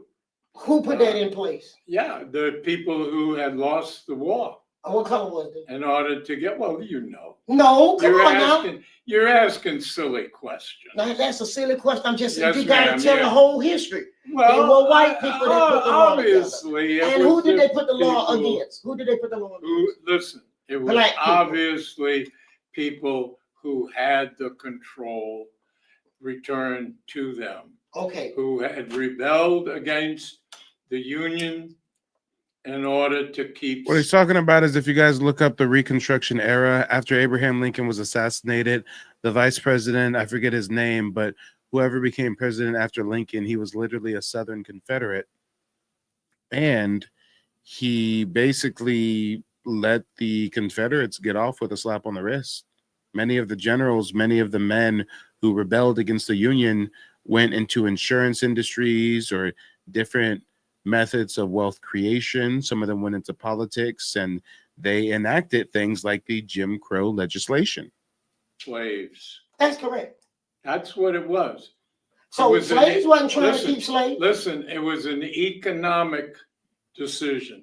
It wasn't. So now we white can't talk or about black. what they did. But I said they had black Europeans owning slaves. And This black. motherfucker just said that slavery was just an economic decision. It wasn't white or black. Oh, Lord. But who? But it was an the Indians? economic decision. But it caused That was pain. that. Listen, see, this is what a lot of people, no matter what they call it, but a lot of people miss the object of the rebellion. Okay. The object was to keep slaves, and it was in the Confederate. What was the benefit Constitution. for the slave? None. You know, I mean. So we just supposed to just Who tell cares? people- Because they descendants well, cares. but no, I'm talking from the perspective of the Okay. rebellion. Now my people wasn't slaves. They tell you in all your research, Of my course, people the own Indians tons were of stuff. slaves. No, The not my Indians were people the weren't. first slaves. Some Indians were slaves. No, most. All through South America. My people was owning land. Mexico, My people was they were owning land. slaves. No, my people was Yes, they owning were. land. Don't say no. You They don't was know. enslaved. They I were know my slaves. people told me they never were slaves. No, but I'm not talking about your people. But we know they South enslaved America, some of our people. Mexico. Okay, but The Mayan, the listen, Aztecs. just like they were every slaves. white person didn't steal from the Indians or do wrong, every Indian wasn't a slave. Y'all getting what I'm saying? Now let me explain this to you. You're talking about North American Indians. I'm talking about my Yeah, she's talking about her family, dumbass. Why are you bringing up South American Indians? She just said her family were not slaves. You talking about, no, most of the Indians were slaves because in South America they were slaves. Man, go to sleep, Pop Pop. If it's past your bedtime, go to sleep. Oh, Right okay. here. Well, I'm talking a bigger perspective. Yeah, you're very know, narrow. You're very I gotta narrow. stay in them. You're very I gotta stay with narrow-minded. my people. Now he's saying she's narrow-minded because she's speaking specifically about her family not being slaves. Okay. I'm talking about my family. Call it narrow-minded. I'm not talking about South American Indians. I'm talking about my family. That's why you're fixated. No, I gotta stay with my tree. You're very fixated on your opinion, which is great for you. But you have to see I'm not the trying to broad speak picture. for. I'm not trying to speak for Iroquois or none of this. I Well, don't have a then- right to do that. White Well, people do that thing good. you're You know what a white speaking- person to do? Watch you're this. speaking I'm gonna for the show you people something. in Nope, I'm Bayou gonna show you Lacombe. something on white privilege. A black person, Indian person, they'll just assume something and just sit there quiet. White people, especially white women, they don't mind. That's why y'all have the Confederate, the Daughters of the Confederacy. They'll come up to you. What color your people are? How they cook gumbo? How do you What they cook what? put in it? You know, white folks always ask people of color everything. Now, if a black person, on the other hand, walk up to a white person, what's your grandpa name? What y'all did? What y'all used to eat?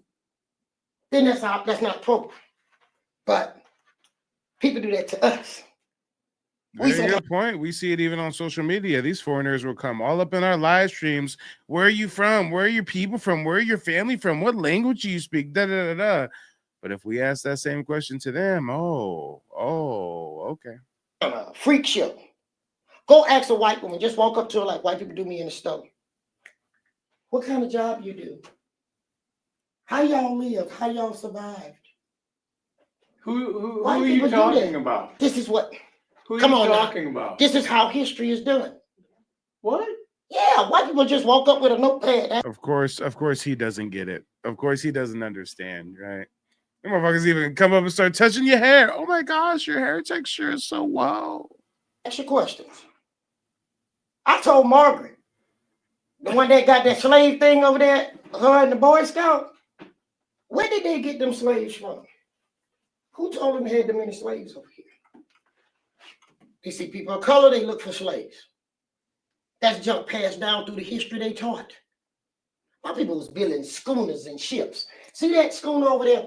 Snook brought this out. Nobody had this ship till Snook brought it out and let them use it for documentaries. I saw a book the other day, me and Doreen. Got this in there to my Salmon shipyard. This ain't no Salmon shipyard. And this is not on no Bonfire.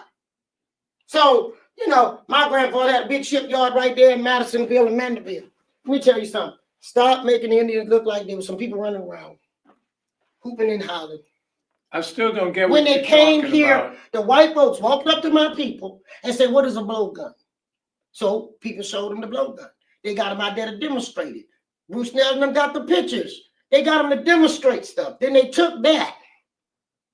You understand?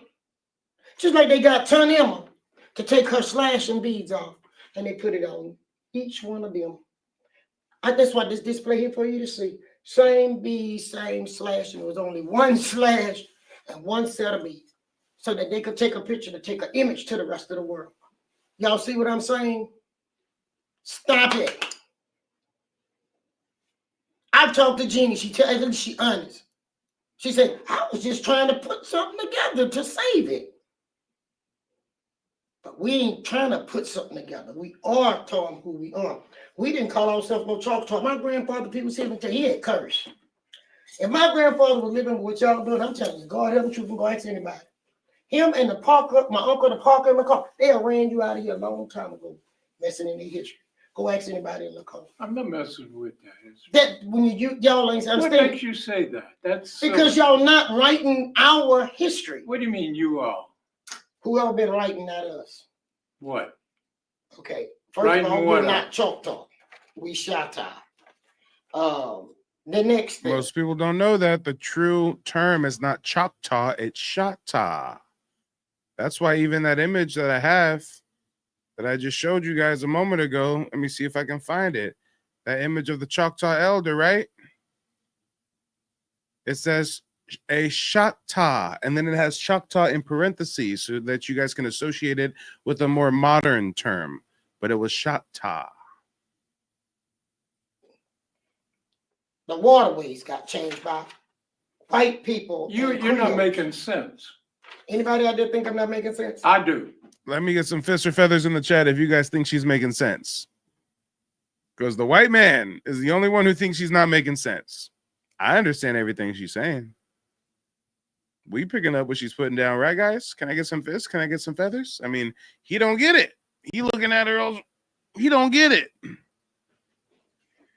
Who are you organizing the Choctaw thing in Abita for? Who do you speak for? That you're organizing a Choctaw. Now we're gonna get to the meat and potatoes because this white man is literally organizing new tribes. They're creating new tribes in Louisiana, new Choctaw bands. And the lady behind that camera, the white lady's asking him straight up, white person, who are you speaking for? Like, who gave you the authority to create these new tribes? I'm sorry, I can't hear you. I don't have my hearing aid. I'm hard of hearing. Who are you organizing? Why are you organizing a Choctaw event in Abita? How is it that you're doing that? You just said you were doing that. How are you the Choctaw to organize that? But he said he Cherokee. No, but he just said he was going to have. Yes, he did. Y'all give me a drink it, break. Who's doing it? If y'all have some questions, Jeannie, if you have any, y'all feel free. The Black Mamba says he heard her. Yeah, he heard her. He playing stupid. He acting like he can't. Oh, my hearing aid. I don't have my hearing aid. Now that he's heard her again, he's sitting there shook like, oh, shoot, how do I answer this? How do I answer? Who gave me the authority? I'm claiming that I'm Cherokee, but I'm organizing a Choctaw event with a fake Choctaw tribe. I mean, peep game, y'all. Peep game. How are you the Choctaw to organize that? But he said he Cherokee. No, but he just said he was going to have. Yes, he did. Y'all give me a drink break. Who's doing it? If y'all have some questions, Jeannie, He looked scared. He looked nervous. We're Look at trying the to Twitch. establish a Choctaw nature trail between Camp Salmon and Abita Springs. Who is we? Ma'am? Who is we? Who is we? Lacombe Heritage Center. The Black Mamba says he can barely stand in the sun, talking about he's Cherokee. That part. Were first organized as part of the bicentennial in 1976, 1996, for the American Revolution bicentennial. And we established the Lacombe Museum.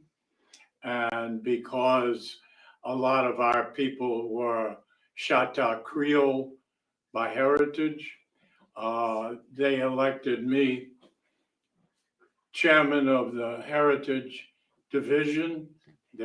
Has anyone heard of a Choctaw Creole? The chief was talking earlier about how the Creoles were trying to steal Choctaw history. How the Creoles was trying to cosplay as Choctaw chiefs. Now he's talking about Creole Choctaw. Aren't those two totally separate ethnic groups? There's Creole and then there's Choctaw. Choctaw is Choctaw. Creole could be a mixture of French, indigenous, African, right? This motherfucker just said Creole Choctaw. I'm confused. I'm perplexed. 1996 for the American Revolution bicentennial.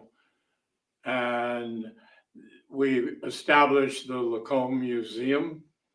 And because a lot of our people were Choctaw Creole by heritage, they elected me chairman of the Heritage Division. There were Mayo Man is chairman of the Heritage Division. Damn. Just like how Kelby Kennedy is the first ever National Tribal Affairs advocate for FEMA. Hey, these white tea people found themselves into some leadership positions within the tribe. Tell me it ain't for financial gain. Meanwhile, the folks on the reservation ain't speaking out about this. They rapping about greasy fry bread.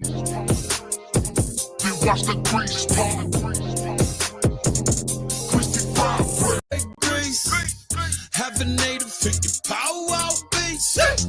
Got your auntie in the kitchen like, nah, he didn't. And got a grandma skillet like she about to kill it. And then you keep creeping on the booty cheeks.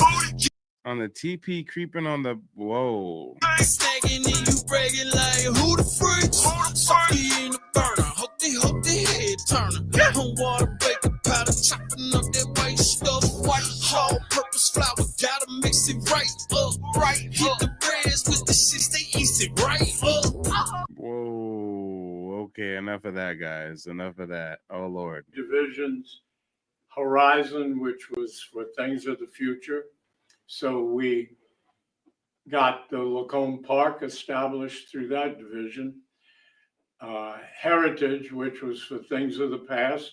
So we wrote the book on the things of the past, made a museum, the Lacombe Museum, and festival, which was for the Bicentennial Festival in 1970. Keep game, guys. If a white person wants to create a fake ass tribe and get to the bag, all they got to do is create a museum and write a book and start having festivals. Now you're indigenous. It was so successful because all of the people came together, and Black, white, Creole, everybody participated, and was so well done that we decided to continue it. So I established the Bayou Lacombe Crab Festival, and with 600. Tell me they ain't just getting to the bag. Motherfucking crab festival. So you're cosplaying indigeneity to make money in the event coordination? All right. $100. And so, but that we decided to continue it. So I established the Bayou Lacombe Crab Festival, and with $600. And so, but at the time I had an advertising agency. And so I was able to get free promotion, basically. And so we had 3,000 people the first year in 1977. And from then on, we started building. So by 1986, when I was ready to turn it over to the people of Lacombe, we were getting 30,000 people coming, because people would tell us that it was the best festival that they had ever been to because of the friendliness, courtesy, and of the people. And of course, Queen Brader says body language says it's a lie. Facts. Food and everything else that went with it. Unfortunately, we had a cadre of nasty people who. United Aboriginal Americans says his theft and cosplaying freeloading of our indigenous heritage is triggering me. Yeah, I feel you. Took it over. Viewer discretion is advised. Because of ego, ignorance, and greed. They bankrupted it. Then it was taken over by 4 bureaucrats with the parish, who turned it into a corporate sponsored entity, which ruined it even further. So after 2 years, right the month before the festival was supposed to go on again, they quit and left the community high and dry. So I got 2 people, 2 Black friends of mine. You have Black friends, huh? Do tell more. Do your Black friends identify you as a friend, or do you identify them as a friend when it fits your narrative? Oh, Lord. He got some imaginary Black friends. He just pulled out his black pocket, y'all. Damn, I said black pocket. I can't even keep my words straight. He just pulled some Black friends out of his back pocket. We might as well call it the black pocket, though. He got some tokens in his black pocket in the back, okay? Put up the money to start the festival again.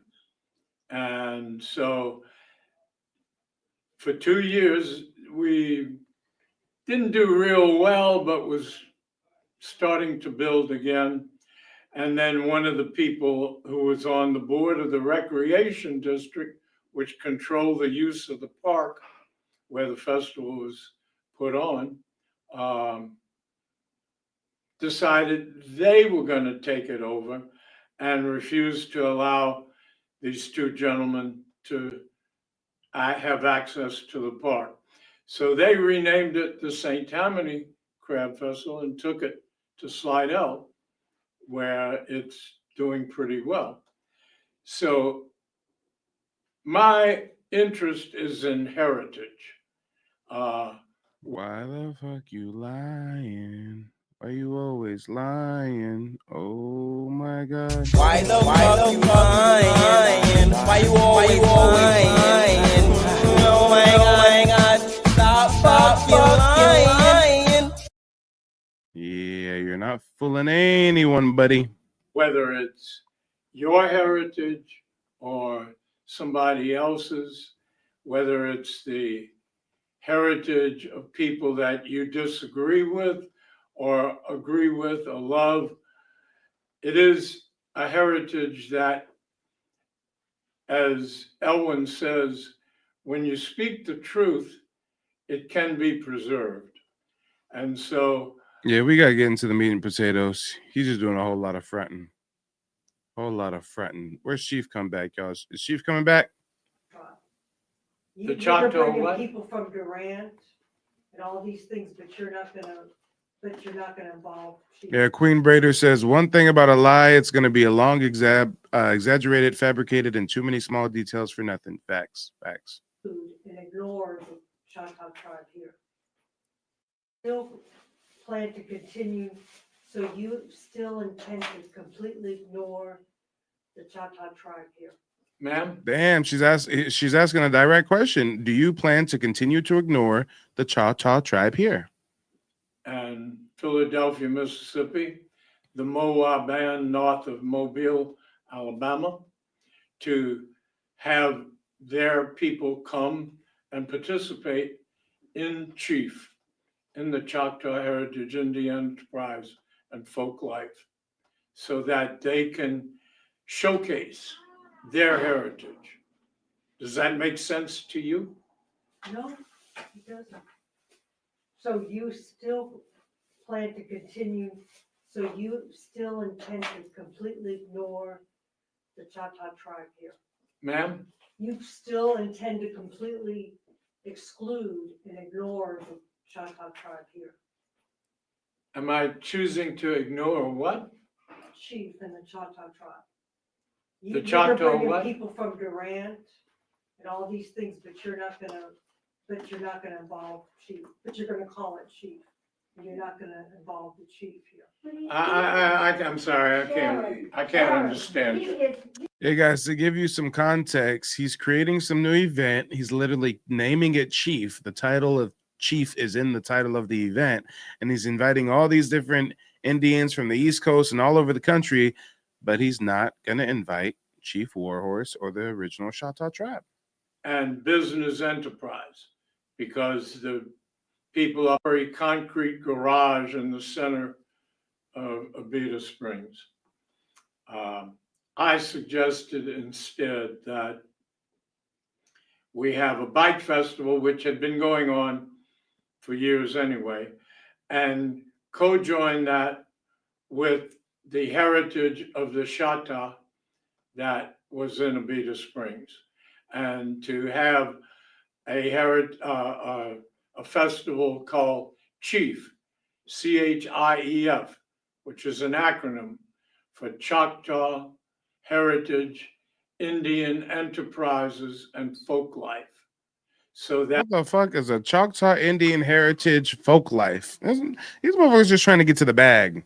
Chief, and it's an acronym. Choctaw Indian Heritage Folk Life.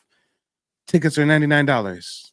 Like, come on. it will focus on Indian or Choctaw in specific heritage and business enterprise, because the people up in Philadelphia have made quite a success of their business. So it's about getting to the bag. So there's people in Philadelphia making money, and you want to bring them down and get to the bag. Okay. Their business enterprises.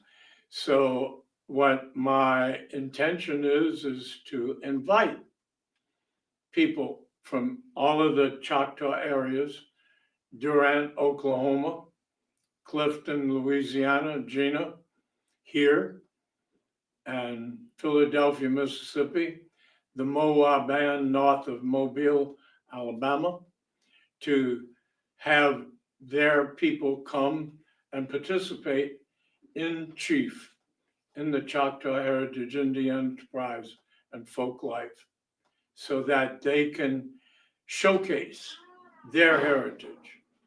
Does that make sense to you? No, it doesn't. Why are you such an asshole? Does that make sense to you, batch? Like, he's so angry. He's so passive aggressive, and she just says straight up, no, it doesn't make sense. So you're gonna invite all the Choctaws except for Chief Warhorse, right? Like, what are we talking about, bro? So you still plan to continue, so you still intend to completely ignore the Choctaw tribe here? Ma'am?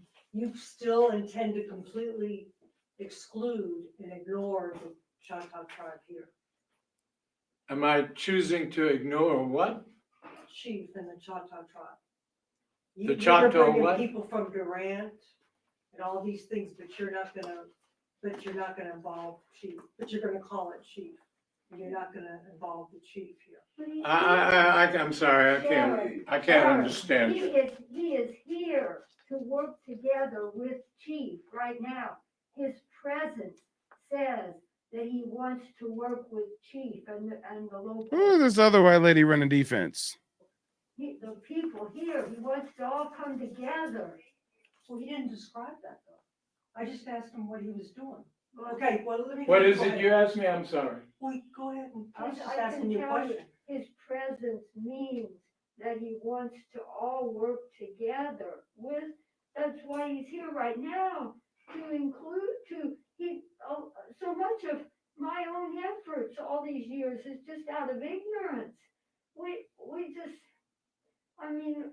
Who is this lady having a heart attack behind the camera? He just wants to help. I promise he wants to help everybody. Yes, he's getting to the bag. Yes, he stole your heritage. Yes, he stole your culture, but like, he really wants to help. He wants to help, I promise.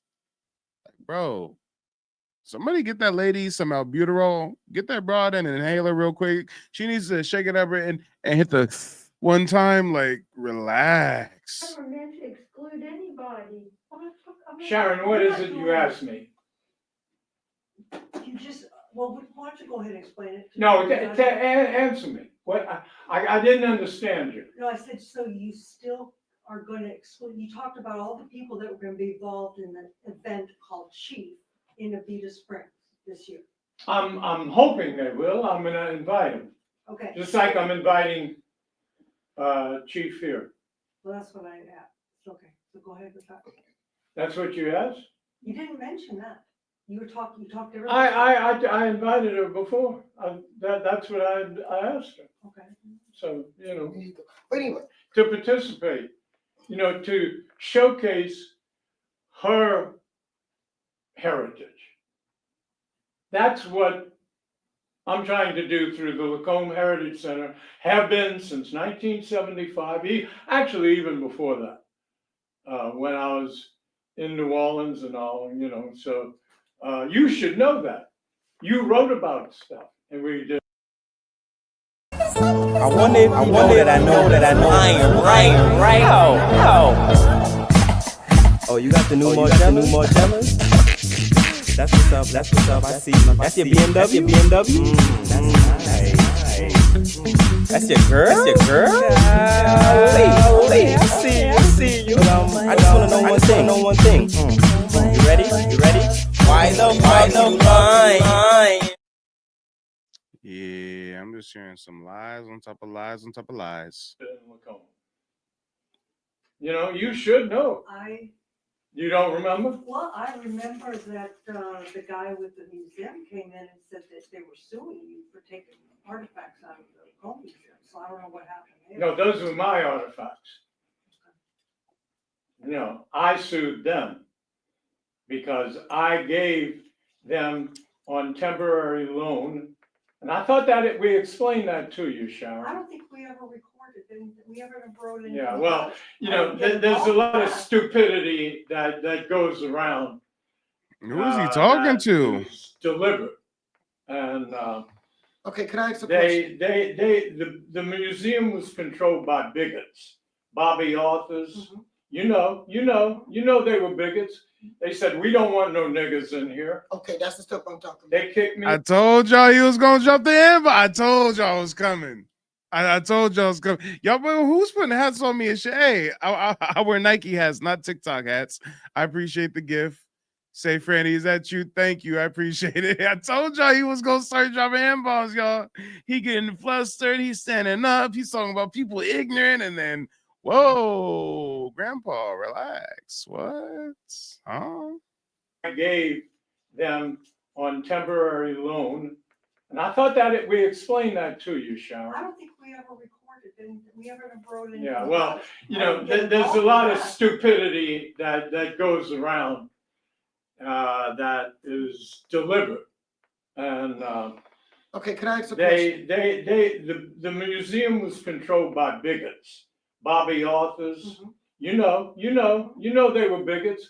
They said, we don't want no niggas in here. Okay, that's the stuff I'm talking about. They kicked me out because I said, you know, my friends, I got several of my friends to be in there.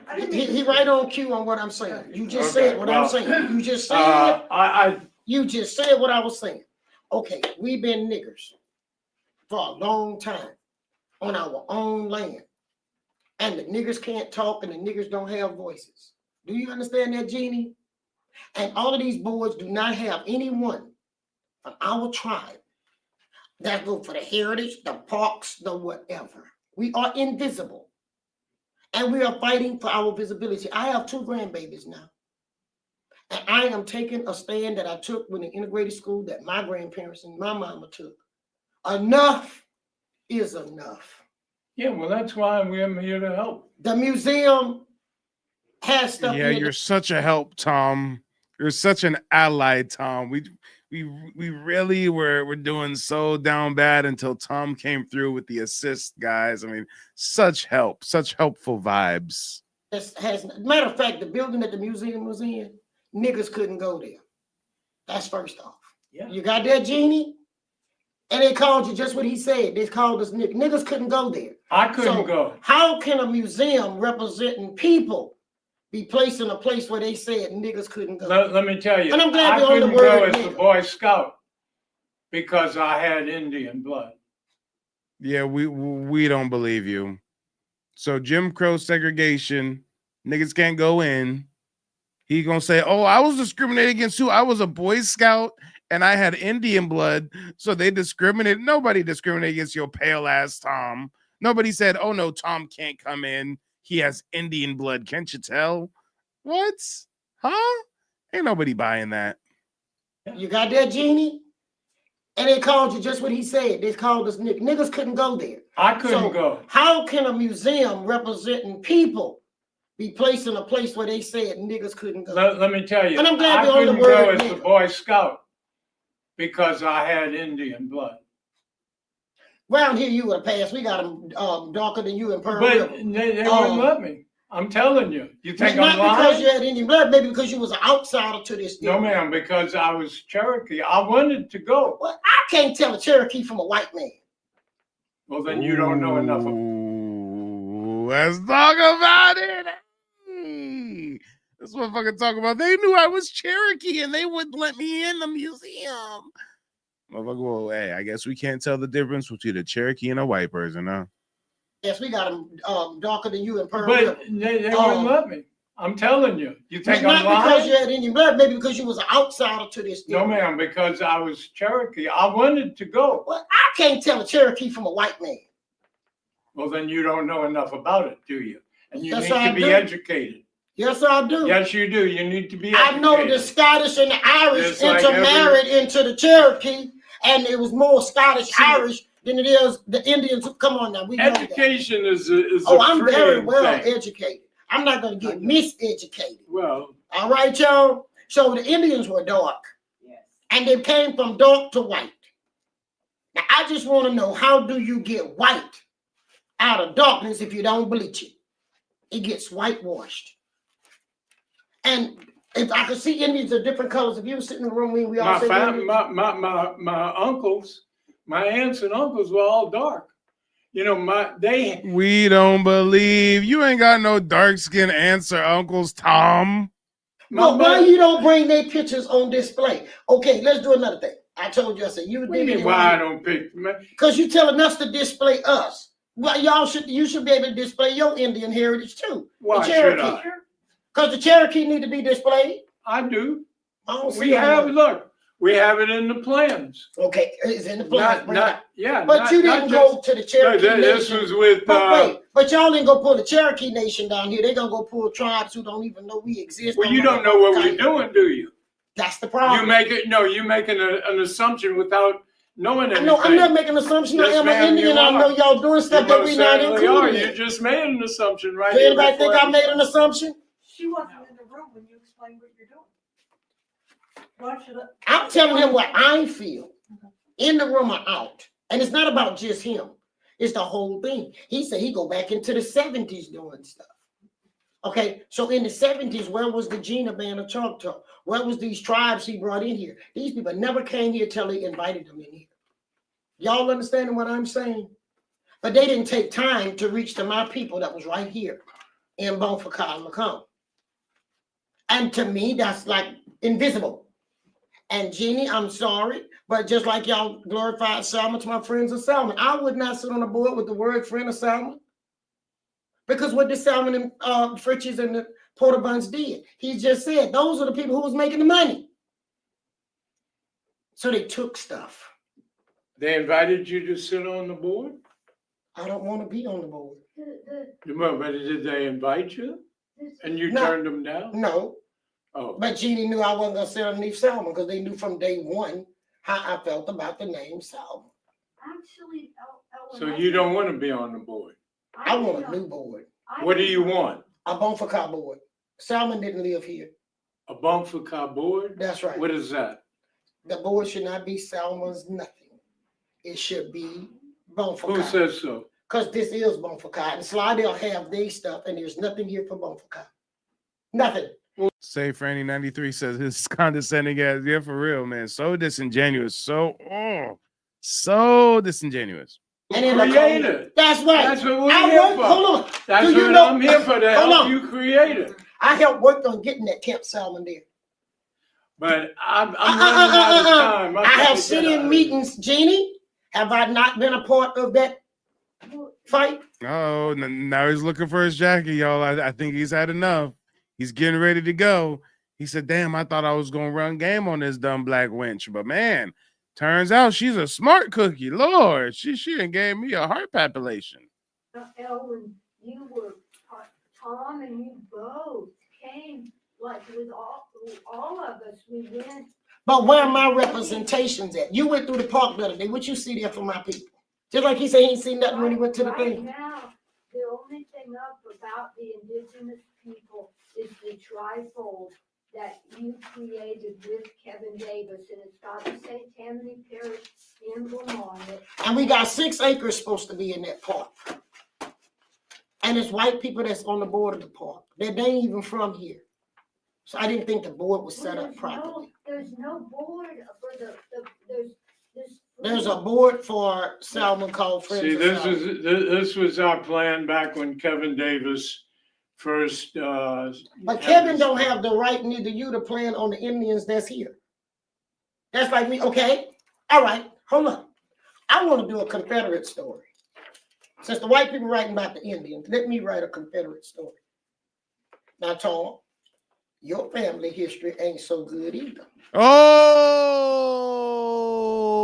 now we're gonna get to the meat and potatoes. This motherfucker dropping the N-word. This motherfucker acting condescending. This motherfucker cosplaying as Cherokee. He making fake tribes. He getting to the bag doing crab fest and Indian chief festivals and shit. And the whole time he descends from Confederate plantation slave owners. We don't just got white tea people cosplaying as indigenous. We have we have descendants of plantation slave owners cosplaying as indigenous modern day. Let's talk about it. Chief gonna drag him through the mud. Confederate story. Since the white people writing about the Indians, let me write a Confederate story. Now, Tom, your family history ain't so good either. Let's be honest.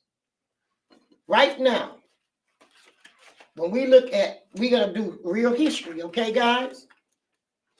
I have to check his history because he's writing by Shatta.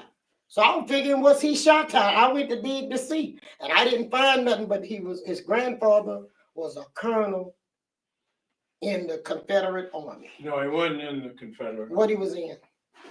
No. And As they a matter of lost. fact, he died during the Civil War. But where his plantation was? And he was in You favor. come from a very wealthy family. Off of slavery, yeah, very off of wealthy. slavery. Oh, he comes from a very wealthy family that made their wealth off of plantation slavery. And now in modern times, he's making his wealth cosplaying indigeneity. And we wouldn't know none of this about his background. He's identifying as Indian.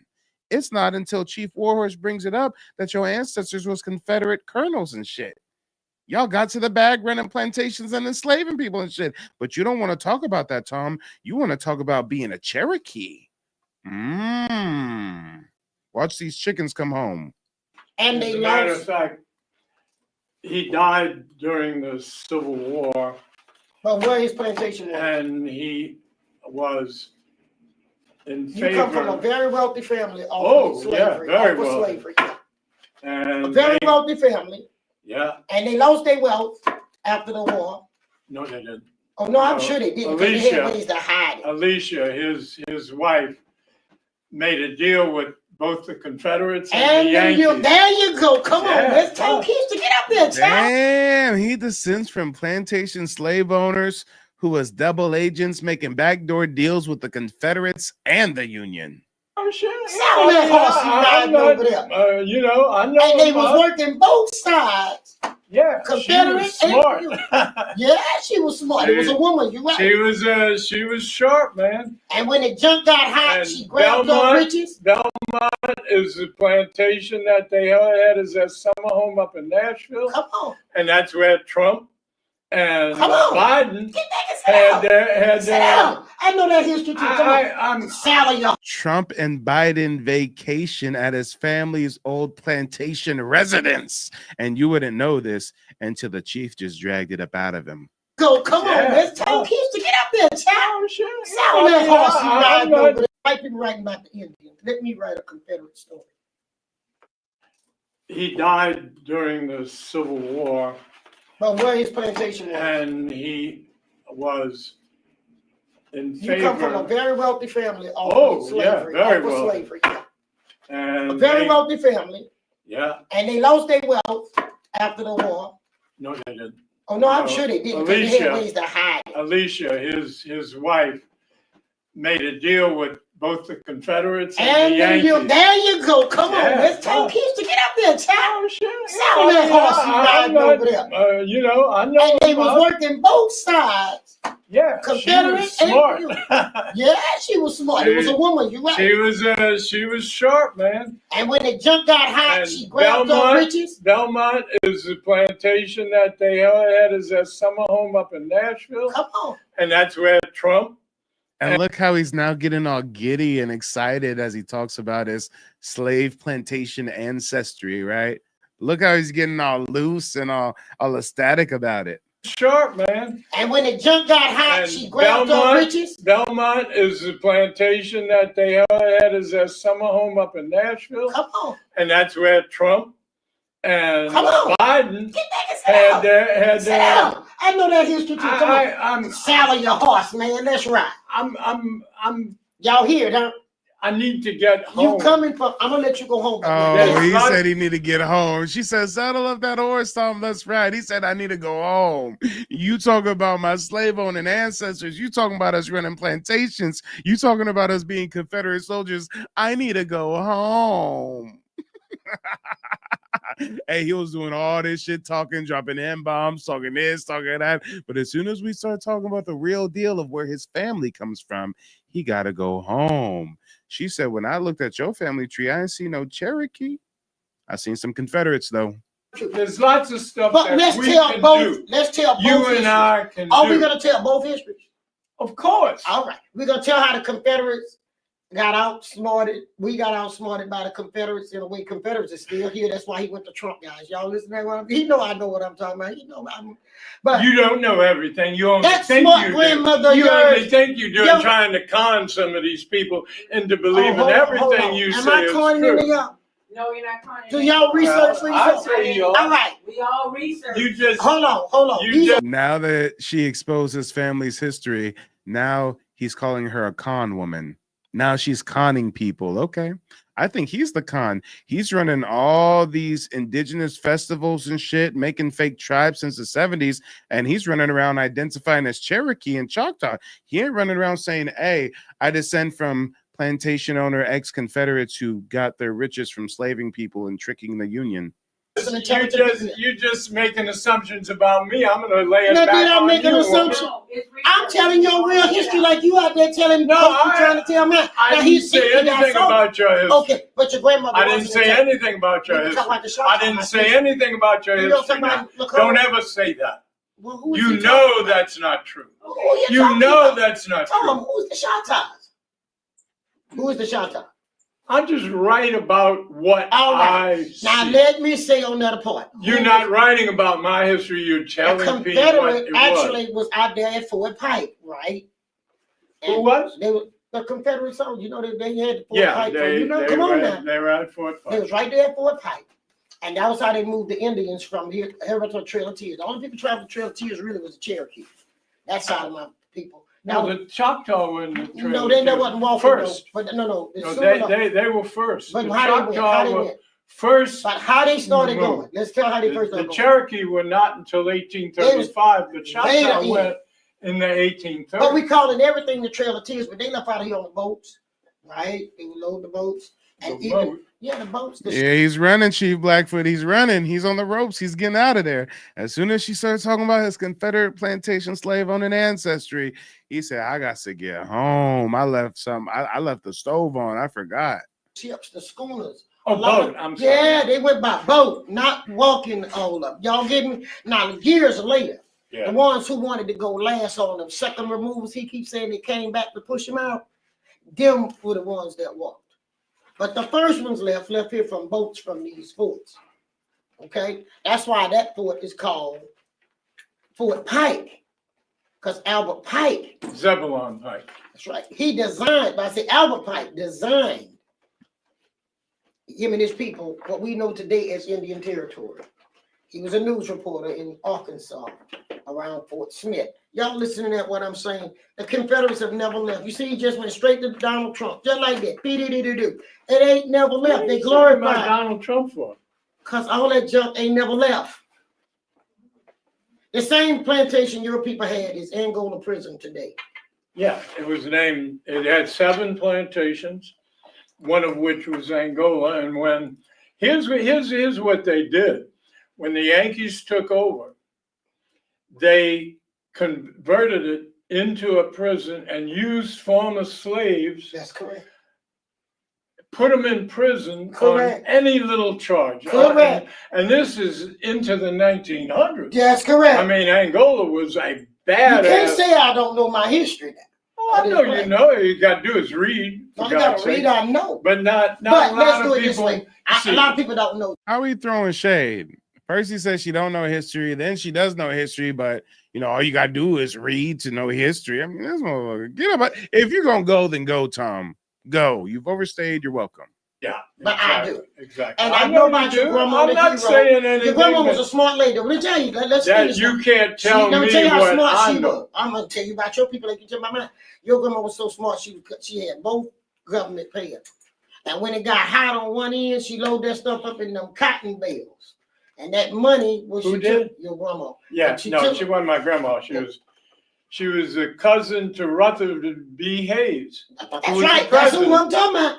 He was the Alicia president. Hayes, yeah. And they smuggled her out of here. She was sharp. They smuggled her out of here because they owed her too. So she stuck her riches I admire in her, the but cotton. I don't approve. But she You did do it. understand? Though, did Yeah, she did it. And she stuffed it in Look, cotton and she bales. married. The thing is, Rutherford B. Hayes was an abolitionist. That's very right. strong abolitionist. That's right. And Alicia married Isaac Franklin, who was the biggest slave trader in America. That's correct. But they got her out of here and got her to the place that you're talking about. She can use her wealth. She went to England. Yeah, but they took her north. I think she died in England. But they took her north first. But they saved her. That was the promise they made her. They wouldn't let her. But yeah, die. she didn't like Louisiana. So they saved her in the end. But Okay, so could you just, one thing I want to clear up since Jeannie said that you came here to work with you, is what is it you're planning to do? And Abita, because she wasn't sure when you were saying that. well, first thing we need to do, me and him, is clarify that there was no tribe here until 2007. Now, what you fixing to do, Tom? Tom always doing something. What you finna do up in the beat? Listen, give me a hug. I'm gonna give you a hug. But I don't know what you finna do in the beat. Yeah, you better take a steaming hot bath after that hug. You're taller than I thought. Yeah. Yeah. You're a war horse. I'm a war horse. You're a war horse. You hit me again, I'm gonna take it as a lick. I'm gonna hit you back now. Look, show. But don't be. I'll tell them kids that. I love you, Chief. You're all right. Whatever you fixing to do up there. Yeah, he was getting a little too handsy there. He was getting a little listen. too handsy. Give me a hug. I'm gonna give you a hug. I don't know what you're Energy vampire. God, you're taller than I thought. Yeah. Yeah. You're a war horse. I'm a war horse. You're a war horse. You hit me again, I'm gonna take it as a lick. I'm gonna hit you back now. Look, show. But don't be. I'll tell them kids that. I love you, Chief. You're all right. Whatever you fixing to do up there. First thing you need to do is clarify that there were no tribe in Lacombe till 2007. I don't need to do anything. Well, you really don't. You know, no, ma'am. I do what I please. Like Abdullah used to say. I will listen to you and I will work with you. Keep it up. See, you get the liquor, you know. I'm not Keep it up. All right. But I'm going to keep telling the truth. And I hope you all. I will work. Yeah, I'll work with. So, Jeannie, we're looking for the same thing. You know, we are. Excuse me 1 second before you leave, because I walked in on the last. Goodbye. Goodbye. But the thing is, it's a repeat of what she was saying. You're taking heritage and making it history to whoever's combining it and making the riches off of it. But you have not included the people, who should be telling the story.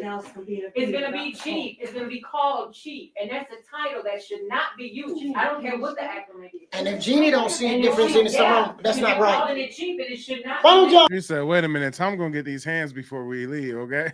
take y'all game to Oklahoma? Because there is a specific thing that goes with the chief, and it goes with honor. Jeannie, this And is not coming wars together that because they I have am fought the to chief. keep their hands Holmes with not a you, chief. That's actually an insult to the chief. It's an insult to my whole tribe. Well, It's that's an opinion. It's a very close opinion for the people. And it may be But you see, that's what I'm valid, saying. but it's still an opinion. Yes, it is. It's not a fact. It is a very factual. You see how he's disrespecting the local indigenous community that he's leeching off of and monetizing?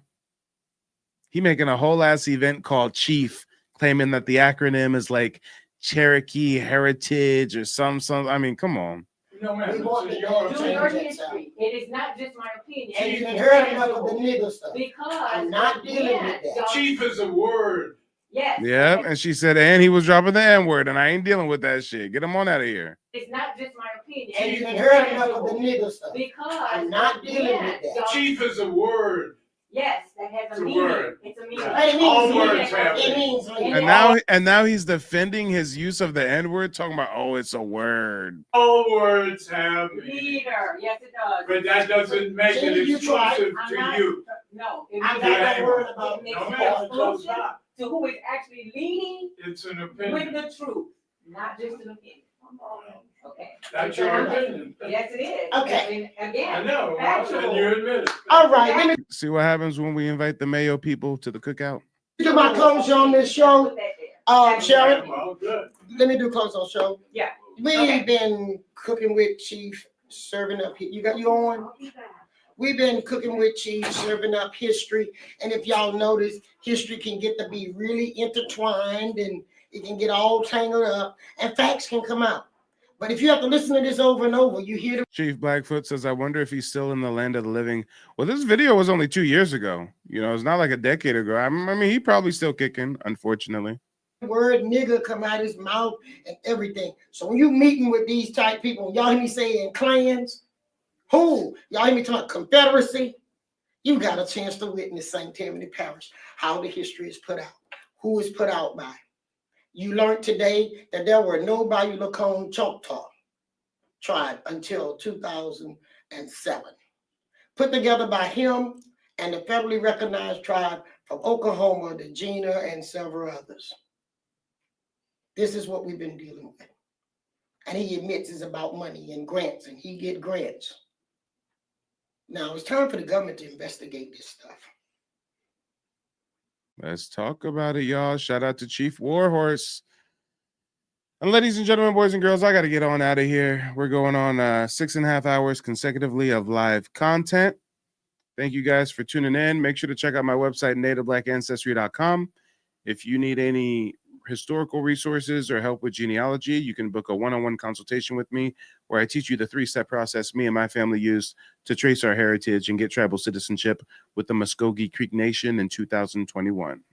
Hi, my name is Frances Tuck, and I contacted Mike from Mike TV on YouTube because I wanted to find out about my family's Native American history that I believed existed. Through the research that I was able to do through Mike TV, I was able to find out that our name is indeed on the registry. I had a consultation with Mike today, and because of his advice and the research that he has done, I am now confident that I'm able to find my family's roots in the Native American History database. Thank you, Mike. All right, I'll see you guys later. Peace. They don't want you to remember this. You not no slave, you indigenous. Fuck how they painted them Indians. You went to war with the French and the British men. Quite frankly, you was kings, Merovingians. They took the women and men, made them prisoners. Raised up the children to worship their images. Set up a lab to the genes and they mixed them. And this shit get way deeper than your pigment.